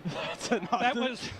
as Mallison gets the handball away after taking that mark to Dano King, who's looking to push further down the line and in the direction there of Matt Jones as they try for deliberate out of bounds there, but it's not going to be deliberate. No. Unfortunately, not going to be called. The one thing South Croydon have not been able to do in this quarter, they've not been able to hit a target whatsoever. Yeah. The pressure on their ball carrier has been exceptional by Blackburn this quarter. It has. There's a boundary throw, and Hofer got the tap down, but Blackburn has had to get the clearance here through Bouger. Kate Answorth has a heap of space, goes in the direction of Horse now. It's a good kick there. He's got the short option of Kui Jath. He took too long, and it's out the back here. I think that's Sam Hard who's taken the mark. They can stroll into goal and give Blackburn the lead. 9-10-64, South Croydon 9-7-61. We've just ticked 25 minutes here on the Bendigo Bank scoreboard in the third quarter. 3 goals now in the quarter for Samuel Hart. And they've just been smarter with their ball use so far. And then someone like Hart, we said that's the X-factor kind of player that he can get over the top like that, kick a goal. Kicked in one from an impossible angle earlier. He's looking very dangerous, and they deserve to be in front because they've owned this quarter. Exactly. I reckon time in possession. I reckon Blackburn have controlled the game for about 22 minutes in this quarter. South Croydon, 3 minutes at tops. And the difference between the way they use the ball in the first quarter, they take their time way more since then, and it's paid off. It is a world of difference, isn't it? But Dano King gets this clearance down towards centre half forward, but really good intercept mark there taken by Ma. Read the ball well, getting the kick out to the half-back flank for Blackburn as they slow the play down once again, keeping their hands on the ball. And the kick there goes backwards for the Burners, back to Ma. Now they're going to split the defence wide open for South Croydon there once again, and Dorian takes the mark just out in front of the interchange bench for Blackburn. He had Liam Patterson on the lead there, he couldn't find him. It's not the greatest decision there from him. Not great vision. Hart has got 2 to contend with, and one of those was Matthew Burt, who took the mark, and South Croydon will reload once more.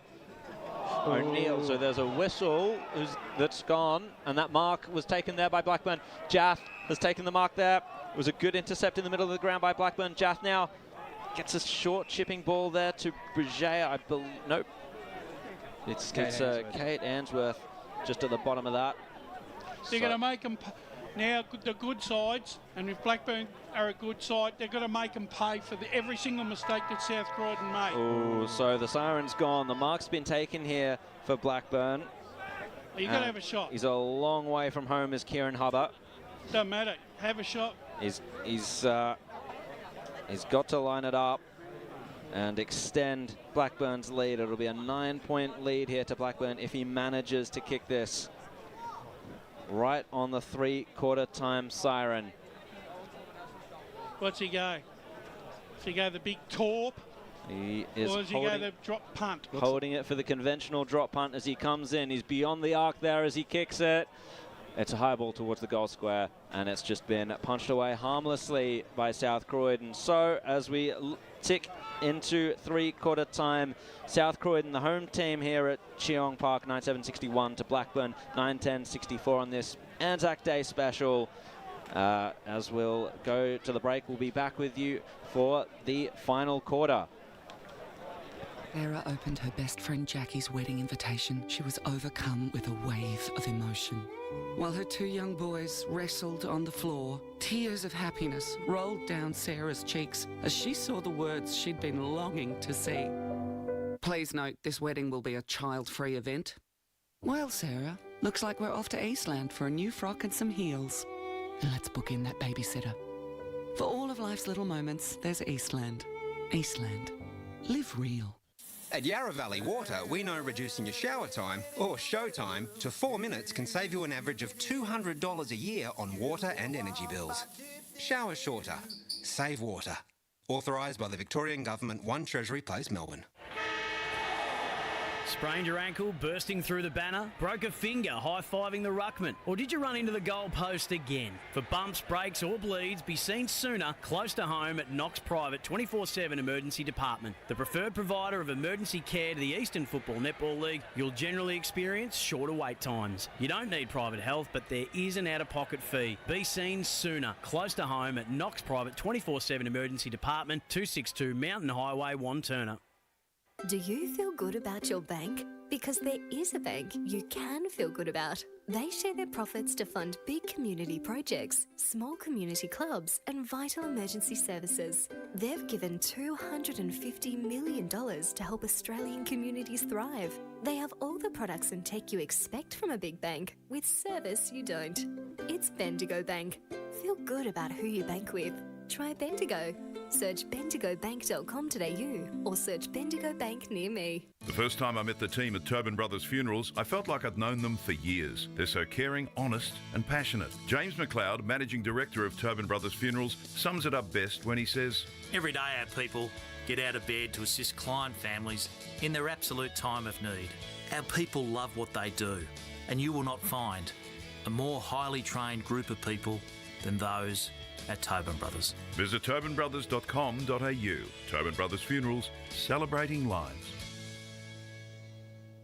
Hi, I'm Ben Desson from Montrose Football Netball Club, and when I need a new kit for a night out, I head over to Eastland. But Eastland is more than a shopping centre. They support a range of community organisations and have been major partners of the Eastern Football Netball League since 2018. Thanks, Eastland.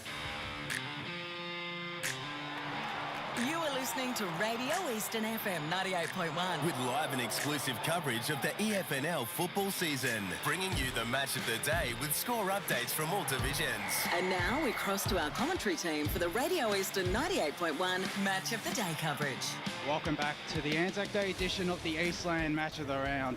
South Croydon and Blackburn live here from Cheong Park, and it's Blackburn who hold a slender advantage at three-quarter time, 9-10-64 to South Croydon, 9-7-61. Josh Wood here alongside Jared Bainland, Ryan Long, Wayne Brasher, and our two boundary riders for today, Blake Tennant and Scott Hardy. Brash, I'll go to you. That was a really impressive quarter there from Blackburn, 4 goals to 2. They still kicked in accurately, but they do deserve to be heading into three-quarter time with the lead. Well, they did because they controlled about 25 of the 29 minutes in that third quarter. They put their bodies on the line. They took the game on, and were prepared to run and see what they could do, whether they could stretch South Croydon. South Croydon, for mine, I reckon they went back into their shell a little bit, and I'm wondering if they thought that they were going to come back out after half time, after weathering that first storm, and think, oh yeah, well, maybe we're going to roll over them here. Hasn't been the case. Blackburn, as they showed in the last game against Baldwin, are resilient. They're a resilient side. They don't give up. You've got it. They're going to make you play 4 quarters to earn your 4 points. Definitely. And in the second quarter, it was Pat Lawler. The third quarter, though, it was the Sam Hart show. 3 goals. He really showed his class and kicked a couple of great goals, including one from the boundary that cut the margin down. If Bartlett had been able to kick maybe 2 out of his 3, we could be looking at a 14, 15-point lead here to Blackburn, and then the onus would have been on South Croydon. What have you got left? Yep. Right? Because you need to find 3 goals before.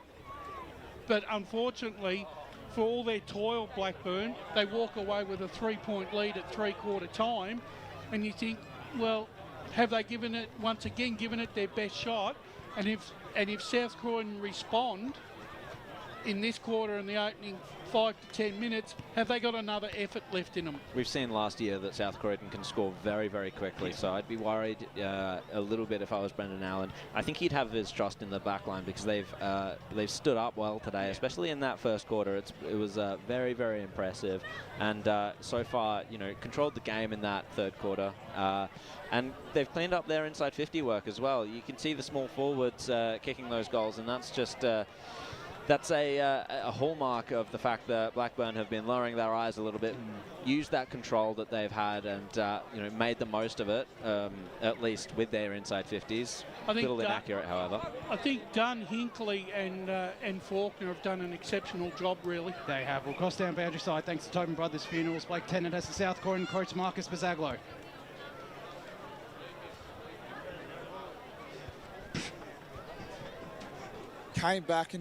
Blackburn came back in that third quarter.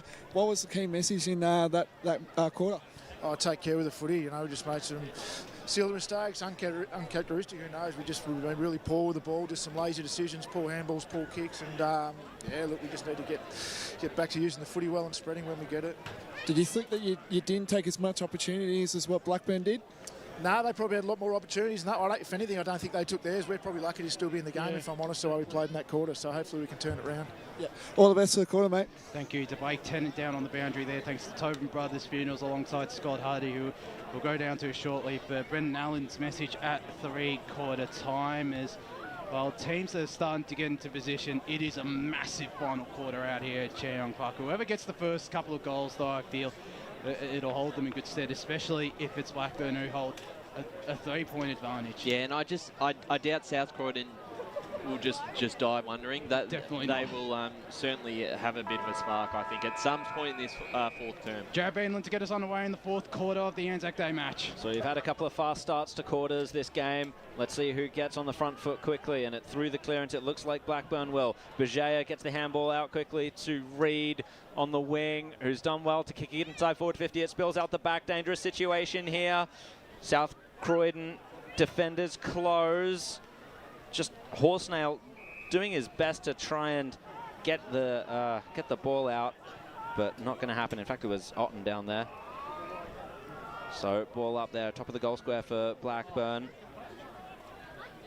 Otten in the ruck, taps it down, takes it out of the ruck, and his kick was just shot out of defence there by a South Croydon defender.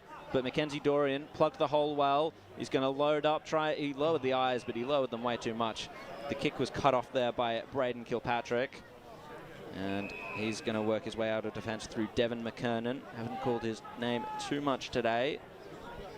And South Croydon, they're a little choked up here.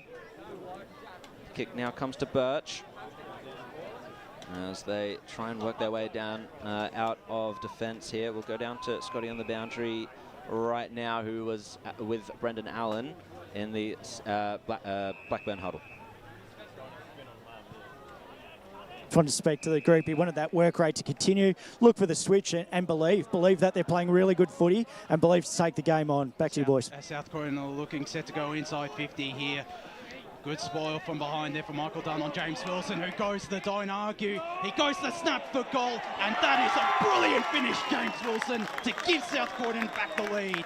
10-7-67 Blackburn, 9-10-64. Just under 2 minutes played here in the final quarter on the Bendigo Bank scoreboard. Rash, that's just class. He's the kind of guy that can step up when the game is in the balance, and that's a brilliant finish. And he was a bit frustrated, I think, in that third term without much of the delivery inside 50, so he'll be very happy with that. That was well done by Sheridan too, because he could have easily gone into that contest, but he saw Wilson with momentum come through and just decided to stay with him just in case he needed a friend. So back into the centre here. South Croydon retake the lead there. Harry goes against King in the ruck. King just tried to fit it out to Helleran. Didn't manage to do so. Had to turn tackler as Blackburn tried to bring it away. And he got the holding the ball decision there, King. So South Croydon to move forward once again. He just goes straight through the corridor. Hofert was the target. Couldn't do much with it. Going to ground there was Ma. Bizaglow ends up with it and gets a kick there onto the outer side. We're looking at Ben Horsnail. Short chipping ball as Blackburn try to maintain control. Here's Paddy Lawler. 4 goals so far for the game, all coming in the second quarter for the captain. Had a huge impact early on. And his kick down the line comes to a teammate there. I think it might be Otten. And he's just working his way through that kick. Poor marking there. Yeah, the kick, he lowered his eyes once again, and it's been taken there by, it looks like Ainsworth. He's got 1 goal for the game. Let's go down to Blake Tennant on the boundary line. Yeah, just a quick one, boys. Thomas Shrink is back on the ground after a cramp. A lot of pickle juice apparently being used. So Ainsworth comes in to put South Croydon in a bit of a pickle. He's not done that. He's spread it across the right side of the goal face there, and it's just the one behind as we look at the Bendigo Bank scoreboard. South Croydon 10-7-67 hold a slender 2-point lead over Blackburn 9-11-65. 4 minutes gone. South Croydon now trying to work it out of defence there through handballs. Kilpatrick couldn't quite take the mark. Spoiled well there by Blackburn. Picked up by Patterson. Got the handball out to Reid. Reid finds a dribbling ball towards Lawler. Gets it to Jaff. He's lowered the eyes well and gets a man there in Hart, who was just all on his own. 3 goals in the third quarter to Hart and a dislocated finger as well. So we'll see if he can fight through the pain and kick yet another one here for Blackburn to put them in front. 4.5 minutes gone in this final quarter so far. So starting his run up from the arc, Sam Hart. He kicked 4 goals last week. Can he equal that tally for himself and for Blackburn? Yes, he can. Blackburn put themselves back in front, and it's a to and fro game here at Cheong Park on Anzac Day. What a contest, Brash. Both sides responding well in this last term, and they're not going to go. They're not going to go away. Blackburn back in front now. Sorry, Ryan. It's almost now whoever controls the centre clearances here, right, and kicks a couple of quick goals here, are going to hold the advantage. I reckon. I think it's going to come down to about 5 minutes of play from either side here. Yeah, it's been a great arm wrestle between the two sides. And I also feel like it'll come down to who takes advantage of their chances inside forward 50. Blackburn were a bit inaccurate in that third quarter, and it could come back to bite them as South Croydon are going to get the clearance here through Braden Kilpatrick. Just burst out of the pack and finds Tom Sheridan. Could take the mark. Good stuff there from Connor Hinckley, who gets the handball away here in the direction of Ma, who finds Kui Jath, who's threatening early on. He goes up the ground onto true centre wing to Lachlan Bijaya, who's had a really good game, has Bijaya. He goes further down the line in the direction of Samuel Hart, who I must add has one of the best moustaches in the EFN. It's very John Newcombe-like, isn't it? Yeah, as he goes down. I don't know who that is. Yeah. As he goes down the line to Patrick Lawler, who goes inside 50 here. Couldn't take the mark. Is he there to pick up the crumbs? It's just gone out the back here and trickles through for a minor score. Blackburn moved to 10-12-72. South Croydon 10-7-67. Just under 6.5 minutes played here in this final quarter on the Bendigo Bank scoreboard, as it looks like it's Matthew George with kicking duties once more. He's going right in front of the Blackburn bench. Good spoil from in front by Mackenzie Dorian, and he's going to get a holding the man free kick. Wasn't great there. Was Alex Birch, the big man, and Mackenzie Dorian is going to look to go inside 50 here. He's had his moments as well in the game. He goes to the forward pocket. Plenty of options. A big pack of players. Couldn't take the mark. It's out the back here for Jacob Epple, who got the kick away. It's just gone out of bounds and forward boundary thrown. But Blackburn, it's in their attacking half, and they have a big chance to extend their advantage out to 11 points here. They lead 10-12-72, 10-7-67. Just over 7 minutes played here in this final quarter on the Bendigo Bank scoreboard as On goes up against Max King. He just shrugs him out of ruck, but it's going to be the clearance here for South Croydon. All Blackburn, though, and taking the intercept mark there, the big man Lachlan Harry, who gets the handball away here to Tyler Faulkner. He sets Elsevier home, and it's just drifting to the right and through for a minor score.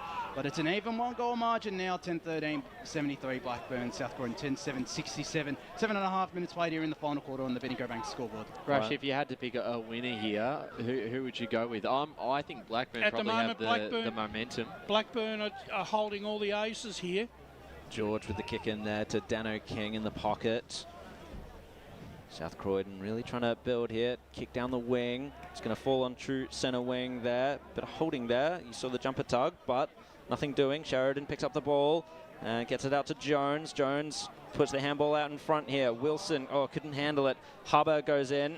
Couldn't handle it either, so it's a scrap now, absolute scrimmage. Who's going to come through with it? Oh, goodness me, with the don't argue there. That was well done by Blackburn, but the ball just sails straight towards the chest of Dano King.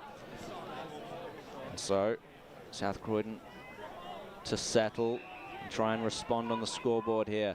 King runs around the mark, gets the ball towards half forward, but the mark easily taken there by Lachlan Harry, just dropping back, the big ruckman. And so Blackburn to control the ball once more. Are they going to switch? Are they going to go down the line? Harry goes down the line, short kick.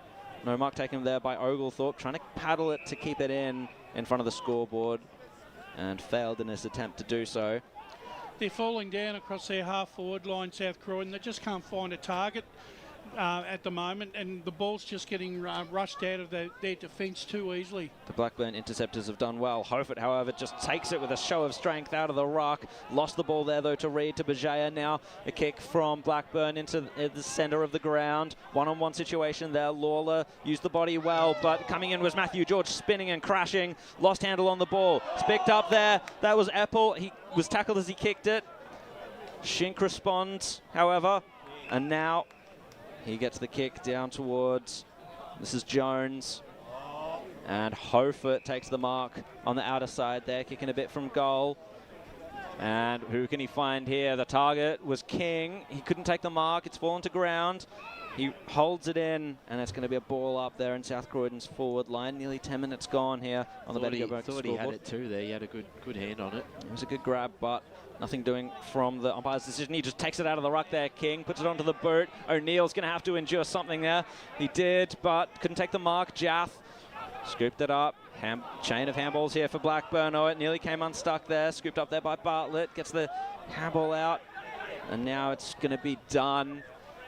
His kick just came unstuck there. That was a very good contest by Dale Walker. Just before we go boundary side, Blackburn, they had three options in the middle of the ground there if they wanted to take the game on, so may have missed an opportunity. Is Blake Tennant boundary side? Yeah, just again, Matthew George again on the pickle juice. The pickle juice is definitely getting a workout for South Croydon today. Lipping off yet again, so I'll keep an eye out yet again. Blake Halloran gets the clearance here. Taking a big mark there. James Wilson, in fact, that's not James Wilson, it's Matt Jones. I thought it was Wilson. It wouldn't have surprised me if it was Wilson, because he's got a safe pair of hands, but safe as houses there, Matt Jones. That's a really good mark taken there from the ex-Melbourne man, and a chance here for South Croydon to tie things up through the ex-Melbourne man. Of course, there's a couple of his former teammates in Clayton Oliver and Max Gorn out here. He comes in and he's kicked it, and South Croydon level things up here. 11-7, 67 Blackburn. 10-13, 73. Just over 11 minutes played here on the Bendigo Bank scoreboard in the final quarter. Ryan, you said a couple of minutes ago there was a 3-on-1 in the midfield for Blackburn. Opportunity to go forward. They don't take that opportunity. Turnover, all of a sudden, back into the South Croydon forward 50. Big mark by Jones. Let's go to the boundary with Blake Tennant real quick. They've even got the, on the scoreboard, I don't know if you saw it, they've even got the Jonesy. They've got that on the scoreboard. So, interesting call there by South Croydon. And I bet you at Montrose they've got tonsils.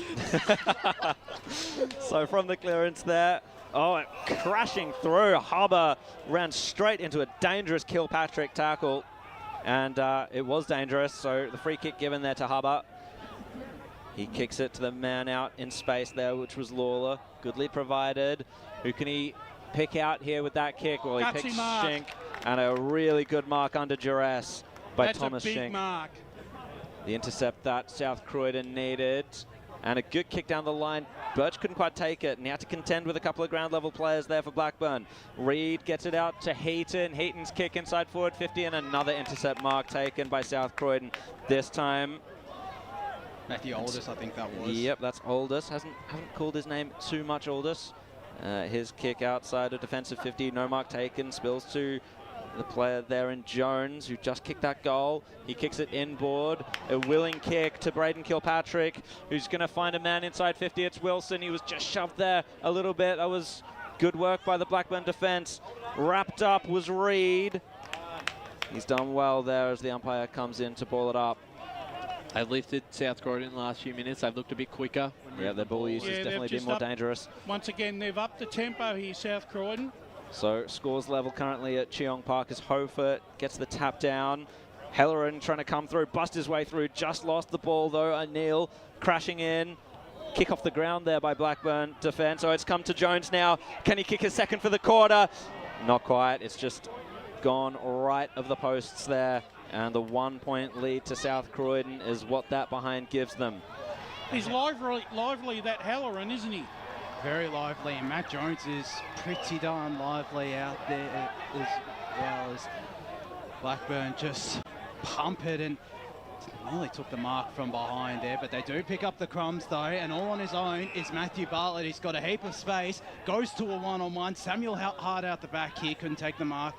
Charlton picks up the crumbs, not the greatest kick, and under duress there was Dale Walker and Alexander Tassel from each other. It's just gone out of bounds for boundary throw near the cricket nets here at Cheong Park. Just ticked over 14 minutes here in this final quarter. South Croydon 74 to Blackburn 73 on the Bendigo Bank scoreboard as it's a boundary throw in Hofert against the forward ruckman in for Blackburn. And on Hofert just got in front position, got the tap down, but under pressure there was, I think that was Matthew Bird. It's just trickled out of bounds now for boundary throwing. So inside, Blackburn's attacking 50 here.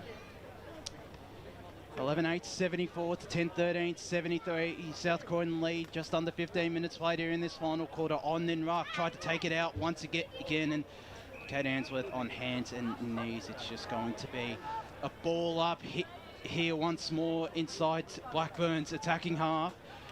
Now just ticked into 15 minutes here on the Bendigo Bank scoreboard in the final quarter. Dano King ducking his head there.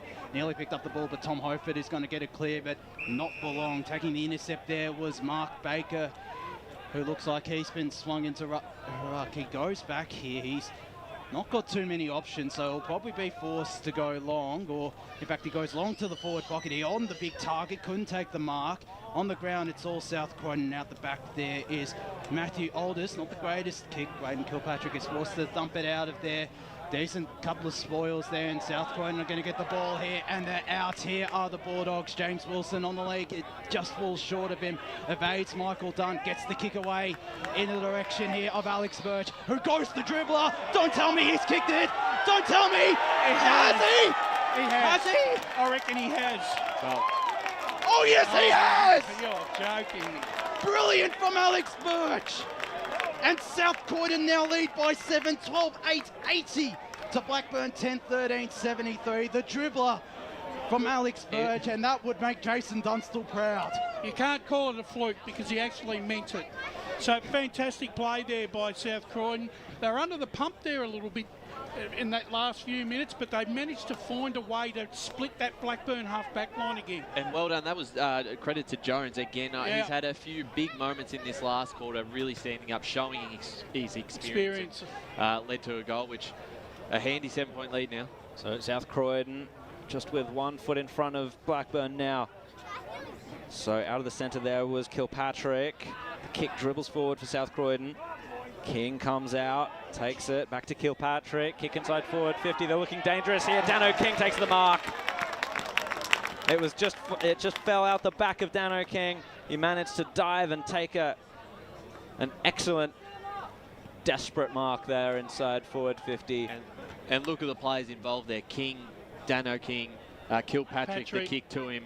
It's all their experienced stars. We did say it was going to come down to it. Could this be that 5-minute period where this game is settled?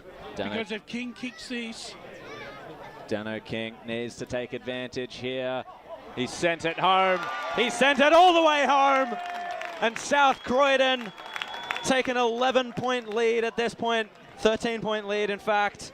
13-8, 86 to 10-13, 73 on the Bendigo Bank scoreboard. 17.5 minutes gone in this final quarter. The Bulldogs are up and about. Yeah, they've responded. They have responded, the Bulldogs, Blackburn have thrown everything at them, yet they're still finding a way here. Yeah, you're right. They've been brave, but do they have one more? Is there one more twist to this? It's got to happen in the midfield. Obviously, Kilpatrick is starting to get his influence again. They've got to be able to win something here. Back in the middle here, Lachlan Harry against Tom Hofer. A great call there as well, Jad. As Hofer got the tap down, Answorth on hands and knees. He's on hands and knees once more, working hard, but it's Walker who gets the clearance to Braden Kilpatrick, and South Croydon are once more out here, and they're looking to go to the top of the square. Oh, he's kicked it! South Croydon are pressing home their advantage. 14-8-92. I'm not too sure who kicked that one. That looks like Lee. Oh, it's Birch again. It is Alex Birch again. He's kicked some stunners, and Blackburn there 13-73. 18.5 minutes played here in the final quarter on the Vinegar Bank scoreboard. It's a hard mountain to climb now for the Burners. 2 quick bowls, and they're the goals that deflate your tyres. Yeah. 2 unbelievable goals by Alex Birch. If there was Tobin Brothers' goal of the day as well, they would be contenders, Ryan. I think Birch would have it. He would have stolen it from Hart. He's definitely summed it up there. Dano King with the clearance there, just gets it out to Cox. Kick around the body towards centre half forward. Coming out bravely was Hinkley to take the intercept and send it forward for the Burners. Apple tackled, however. Brilliant pressure and wrap up there by Matthew George, just to stop any potential response for Blackburn. They're now in arrears by 19 points. Hoford gets the tap down. Oh, stealing it, however, was Lawler. Can he get the goal that they need? No, just drifted left. Just the one behind here on the scoreboard for Blackburn. As we look at it, it's 14-8-92. Blackburn 10-14-74. Nearly ticking into time on here. That being said, South Croydon just can't afford to still take the foot off the pedal. They still need to run and fight this game right out. So Burt takes the mark here. Yeah, South Croydon, nothing that they do can look like what they did in the third quarter here. Otherwise, Blackburn will be tenacious enough to bring it back. So Willis gets the kick down the line. It's going to be intercepted here by Patterson. He's going to try and find the switch option. It's Hubber at centre half back. It's a little chip over the top there to Jath. Blackburn need to stay in control here. Everything needs to be perfect from this point forward. Jath. Stop running. It's not a great kick at all. Bergea was too short there for Wilson. And Wilson took the mark here on the near side. A high ball inside forward 50. It was pretty aimless, and the mark's been taken by Hinkley, who's done that quite well today. Connor Hinkley, a North Melbourne VFL player, of course. Sent it right down the middle there. Oh, that mark should have been taken. And it was dropped there by Horsnail. Had to turn tackler, and we'll get a ball up in the centre of the ground as we have ticked into time on here at Cheong Park. Little tap down there by Hofert. Finds Liam Cox. Gets the handball out wide. It's the Wombat, Robert Mallison, and he's found Wilson on the lead there. It's going to take an absolute perler to kick this one, but he looks confident. Well, Wilson can put the exclamation point on the game here if he kicks this. And he's well and truly capable of kicking it too. I think even a score makes it too hard for Blackburn. One thing I noticed in that last 2-minute period, the Blackburn half-back line have stopped running ahead of the ball. James Wilson comes in for his 4th goal of the day. He sent it right even, and the punch over the line there by Patterson saves the Burners from what could have been the sealer. I think it almost, you can it does stretch it to a 19-point lead, so they're going to probably need 4 goals. So they go long into the middle of the ground here. Pat Lawler just picks up the ball and goes in the direction of Max Son, who's running towards the half-forward flank here, along with Matthew George, who picks up the ball. Well done, George. No such rule. Oh, come on, you can't play that. That is not the rule here. It is a deliberate out of it really isn't. Ray Baird will be shivering in his boots. As they go into the middle of the ground here, Blackburn, good pressure applied there on Liam Cox, holding the ball, says the umpire. Liam Patterson, who's looked solid down in defence today, he'll go back for the kick here. Experienced wasting of time there from Kilpatrick. Yes. As he goes long to the top of the square, or to the goal square, in fact. it's just going to be spoiled through for a minor score. Blackburn 10-15-75, South Croydon 14-9-93. Just under 23 minutes played here on the Bendigo Bank scoreboard in the final quarter as Robert Mallison on kick-in duties here today. He's done a little bit of kicking in today, has the Wombat as he goes to the broadcast side here.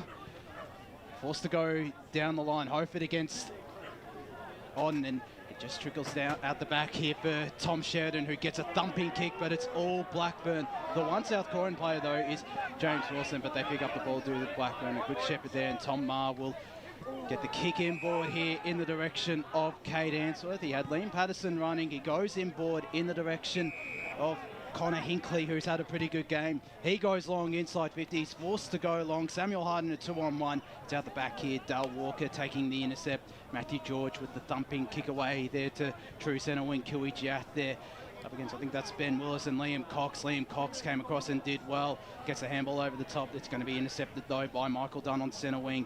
He gets a handball further down the ground to Mackenzie Dorian, who's got a bit of time. Gets a handball away there in the direction of Ben Horsnell. And it's intercepted. That is a poor kick there from Ben Horsnell. And South Croydon will just look to take some time off the clock here. Inboard here, Robert Mallison, the Wombat. That's a good kick in the direction of Tom Sheridan there, who's got James Wilson on the lead. He goes to him. Brilliant play, South Croydon. James Wilson now has a chance to kick his fourth on the day and put the... As you said before, Brash, put the exclamation mark on a terrific final quarter for South Croydon and a terrific performance. It's just been a great response. They were really tested, and even in the start of the fourth quarter, Blackburn were pushing hard. Take nothing away from Blackburn. They've been brave this afternoon. They've just run out of petrol tickets here. As Wilson comes in right in front of us here. Plenty of South Croydon players, fans there, and he kicks the goal. He does kick the goal, and South Croydon extend their advantage to 4 goals and seal the victory here. 15-9-99 to Blackburn, 10-15-75. Just under 25 minutes played here on the Bendigo Bank scoreboard in the final quarter. You're right, Brash. They have been brave, Blackburn, but it's just those experienced names in the South Croydon lineup who have stood up when they needed them most, and a couple of key. They just lack a couple of key class players in the finishing part, Blackburn. Yep. That's what they're lacking. Otherwise they've been fantastic. They've been just as good. It's been an arm wrestle for the majority of the game, and a 4-goal reflection may not be the... No. Back into the centre there. Blackburn to get the clearance. Now they're fighting a losing battle here, unfortunately. Intercept taken by South Croydon. Mallison now with the kick down the line. Kilpatrick was the target, went over his head. Helleran did well to scoop it up. Great control of the ball and speed to find some space as well. Kicks it inside forward 50. Punch down there for South Croydon. Crashing in there was Birch. Oh, he got it to Helleran. Helleran just speeding into forward 50. Can he put the final touches on a great win for South Croydon? The Rabbit has done it again and kicked his 4th goal. And I think Blackburn stopped there thinking it was a throw, throw out to... the old crow throw. But didn't see it. No, I didn't see the replay then. I wasn't watching, so... You start reading on the scoreboard there. It's party time out here for the South Croydon Bulldogs. 16-9-105 Blackburn.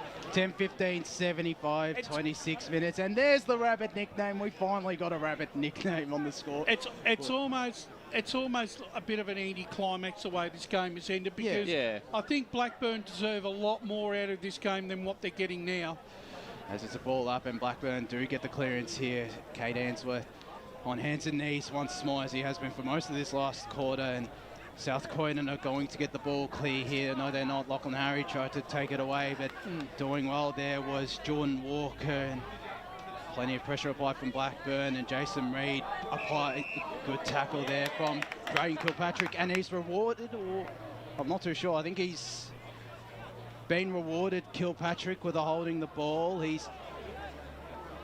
What a superstar for South Croydon he's been today. He goes to short chipping ball in the direction of Jordan Walker, who's also a star of the South Croydon side. Goes short in the direction of Tom Hofert, who's fought well in ruck and formed a lethal duo with Max King in there.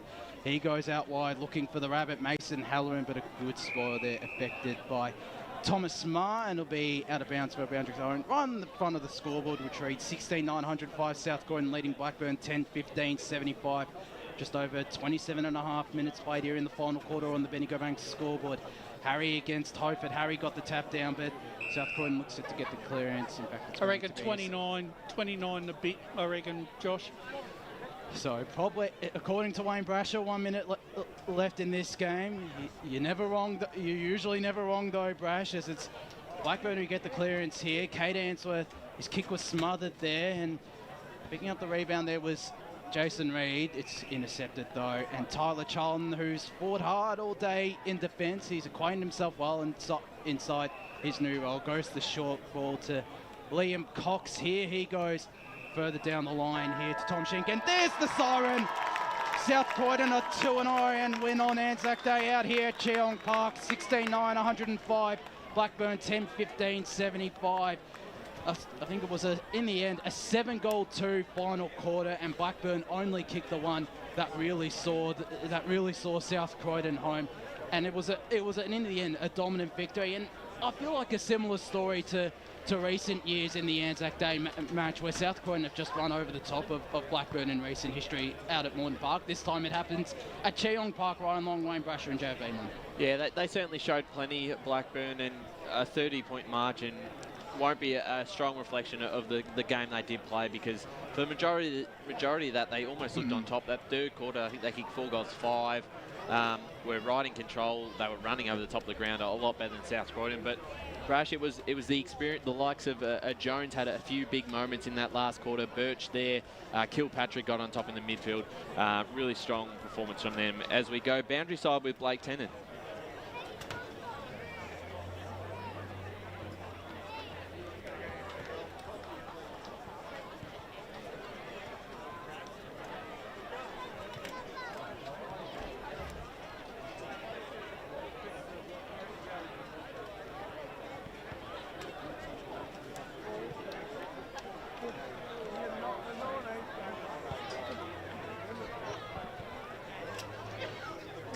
Were looking for us, and they just knew how to get behind us, and we had to really work on that in the second half. Sorry, voice behind it. And just an obvious nickname that we want to get across here. What's the go with the Rabbit, mate? You know. Rabbit, yeah. No, I was on. Everyone thinks that I've self-proclaimed myself Rabbit. I was at training session. I was moving around, and my mate said, "You move around like a rabbit," and they're all starting to call me Rabbit now. So it's stuck. And well, you got Rabbit and Wombat, mate. And Rat with Matt Jones as well. So there's a few animals here, but yeah, it's good. It's good. Well done, Mason, on a great win, mate. Enjoy the rest of the season, mate. Appreciate it. Thank you to Blake Tennant down there on the boundary. Thanks to Tobin Brothers Funeral, Jared Beeman. Why didn't we know that Matt Jones was the Rat? Actually, when you have a look at this game, right, South Croydon got out. Blackburn had to work extremely hard for 20 minutes of the second quarter just to get the game back on their terms.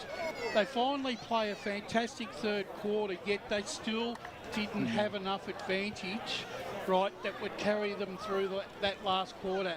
And then when South Croydon just decided to flex their muscles, the class and the cream of that playing group came to the top and basically put the result beyond doubt. And it came down to converting chances as well. Yeah. Blackburn, they kicked 4 goals 5 in that third quarter. And I think Matthew Bartlett had 2 reasonable set shots that he missed. He kicked this third one, but you know, it all came down to chances. You know, they had the exact amount of scoring shot, and yet it's a 30-point victory here for South Croydon. It came back to hurt them, but full credit to South Croydon. Deadly accurate in front of goal. I think they kicked 9 goals 4 last week to get the victory over East England, who kicked 7 goals 14. They kicked 16-9 here, could see 10 goals 15. It just shows how potent this attack is, Wayne Brasher. Well, it is, and the fact is, at times actually, when they didn't have the game on their terms, they looked actually a bit slow, South Croydon. They just couldn't run. Well, that third quarter, wasn't it? They looked real flat, and I know Marcus wouldn't have been too happy with them. And he would have given them a bit of a rev up at three-quarter time. As you can hear now, the South Croydon boys are about to enter the rooms for the song in just a moment. But a fantastic effort from both clubs. It was a really entertaining clash, an arm wrestle between two great Premier Division clubs. And the hardest thing is, like us sitting here, right, if we weren't at this game today, we would have, and just on paper, we will probably all would have picked South Croydon, but I don't think the 10-15 actually really gives you an accurate reflection of how well Blackburn played. As we're trying to cross down to the song here, there might not be the... The acoustics are not good for inside those rooms. Yeah, it's unfortunate, but they'd be belting that song out as well. 2 from 2, the South Croydon Bulldogs against rivals in... Well, they've got another tough game on the weekend here, South Croydon. They host Noble Park. Don't think they can afford to play like they did today. No. Right, because Noble might get hold of them early.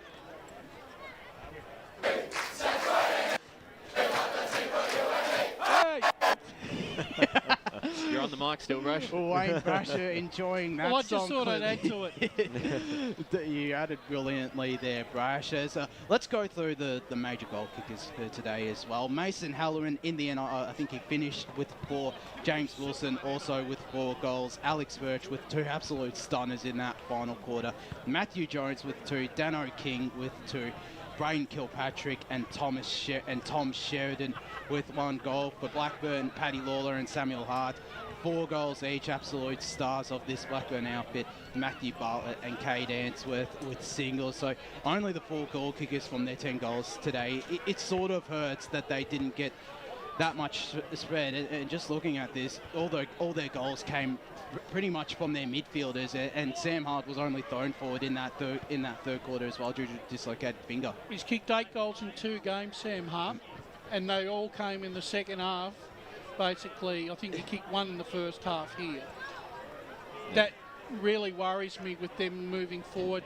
They just don't have a classy forward where they can direct the ball through in these games when they need to be won. Yeah, and that's been a problem that's plagued them since 2021, since Jake Hammond left the club. And they've thrown Mark Baker, Maxon down forward. Maxon was in a couple of contests, but just couldn't take those marks. He seems a bit out of it down in that forward line. Scotty's got an interview. Someone's got an interview. Yeah, I think Blake's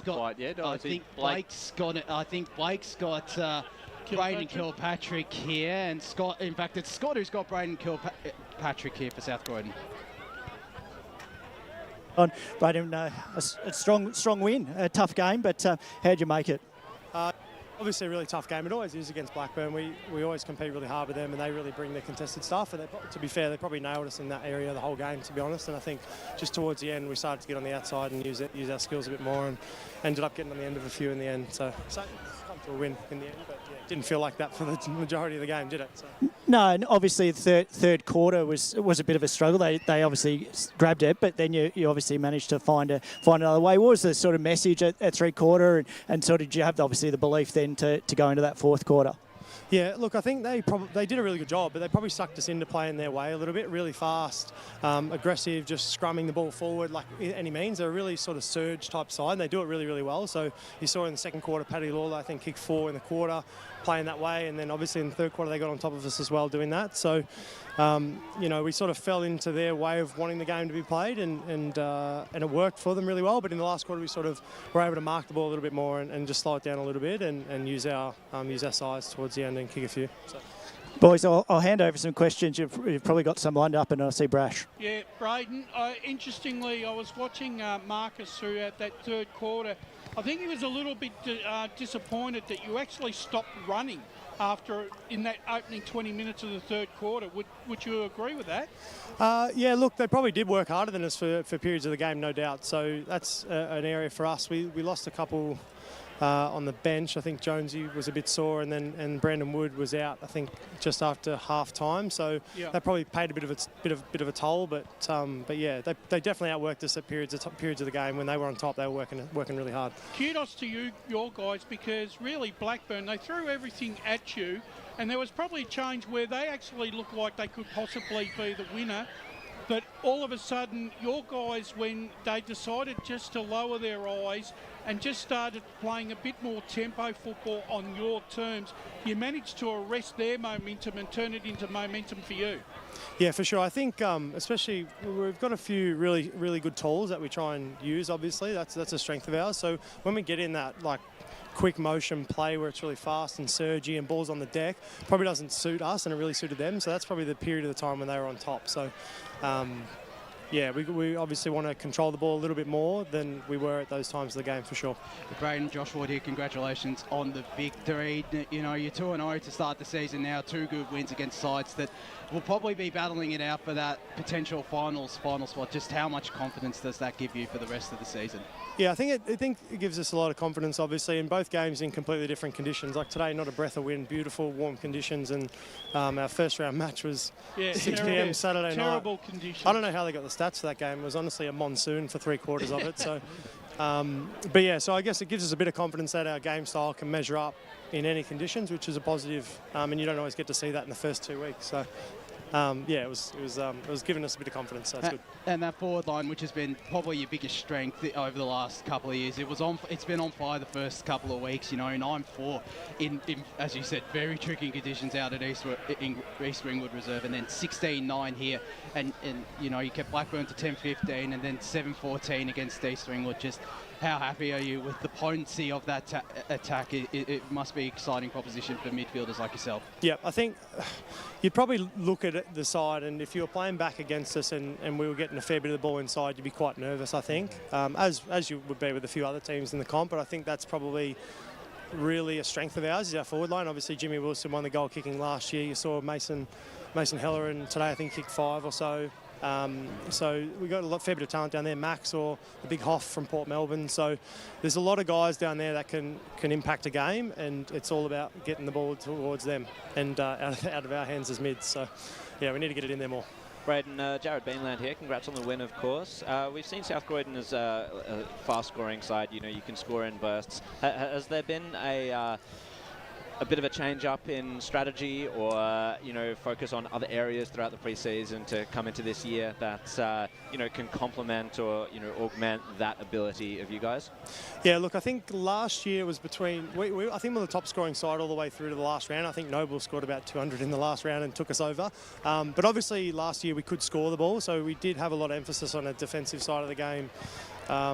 This pre-season, that's sort of where we're working on. And then East Ringwood game probably a bit hard to measure just with the conditions, but then today, I mean, 25 scoring shots, probably too many given up, but yeah, so it's definitely something we're working on.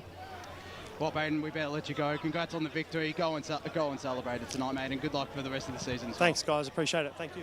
Thank you to Braden Kilpatrick and Blake Tennant plus Scott Hardy on the boundary. We're going to go to a quick break here on the Eastland Match of the Round. When we return, we'll wind down proceedings here in the ANZAC Day Eastland Match of the Round. Sarah opened her best friend Jackie's wedding invitation. She was overcome with a wave of emotion. While her 2 young boys wrestled on the floor, tears of happiness rolled down Sarah's cheeks as she saw the words she'd been longing to see. Please note, this wedding will be a child-free event. Well, Sarah, looks like we're off to Eastland for a new frock and some heels. And let's book in that babysitter. For all of life's little moments, there's Eastland. Eastland. Live real. Sprained your ankle, bursting through the banner? Broke a finger, high-fiving the ruckman? Or did you run into the goal post again? For bumps, breaks or bleeds, be seen sooner, close to home at Knox Private 24/7 Emergency Department. The preferred provider of emergency care to the Eastern Football Netball League. You'll generally experience shorter wait times. You don't need private health, but there is an out-of-pocket fee. Be seen sooner, close to home at Knox Private 24/7 Emergency Department, 262 Mountain Highway, Wanturna. Do you feel good about your bank? Because there is a bank you can feel good about. They share their profits to fund big community projects, small community clubs, and vital emergency services. They've given $250 million to help Australian communities thrive. They have all the products and tech you expect from a big bank, with service you don't. It's Bendigo Bank. Feel good about who you bank with. Try Bendigo. Search bendigobank.com.au or search Bendigo Bank near me. Tobin Brothers Funerals wear their heart on their sleeve. Their clear and easy to use website and memory maker app Make it easy for families to make an informed decision. Here's James McLeod, Managing Director of Tobin Brothers Funerals. We pride ourselves on being the most transparent funeral company. All pricing on goods and services are available on our website. It's all there for you to see and make very informed decisions when planning a loved one's funeral. Visit tobinbrothers.com.au. Tobin Brothers Funerals, celebrating lives. At Yarra Valley Water, we know reducing your shower time, or show time, to 4 minutes can save you an average of $200 a year on water and energy bills. Shower shorter. Save water. Authorised by the Victorian Government, 1 Treasury Place, Melbourne. Sprained your ankle bursting through the banner? For bumps, breaks or bleeds, be seen sooner, close to home, at Knox Private 24/7 Emergency Department. You'll generally experience shorter wait times. Knox Private 24/7 Emergency, 262 Mountain Highway, Wanturna. You are listening to Radio Eastern FM 98.1. With live and exclusive coverage of the EFNL football season. Bringing you the match of the day with score updates from all divisions. And now we cross to our commentary team for the Radio Eastern 98.1 Match of the Day coverage. Welcome back to the ANZAC Day edition of the Eastland Match of the Round, live here from Cheong Park, which saw South Croydon 16-9, 105 to beat Blackburn 10-15, 75. Their third consecutive ANZAC Day victory over the Burners. I believe their 5th consecutive victory as well since 2021 for South Croydon. They've definitely got the wood over the Burners, and they just continue to roll. They're 2-0 to start the season. Josh Wood here alongside Jared Bainland, Ryan Long, Wayne Brasher, and our 2 boundary riders, Scott Hardy and Blake Tennant. Thanks to Tobin Brothers Funerals. Let's just look ahead to this coming week in Premier Division.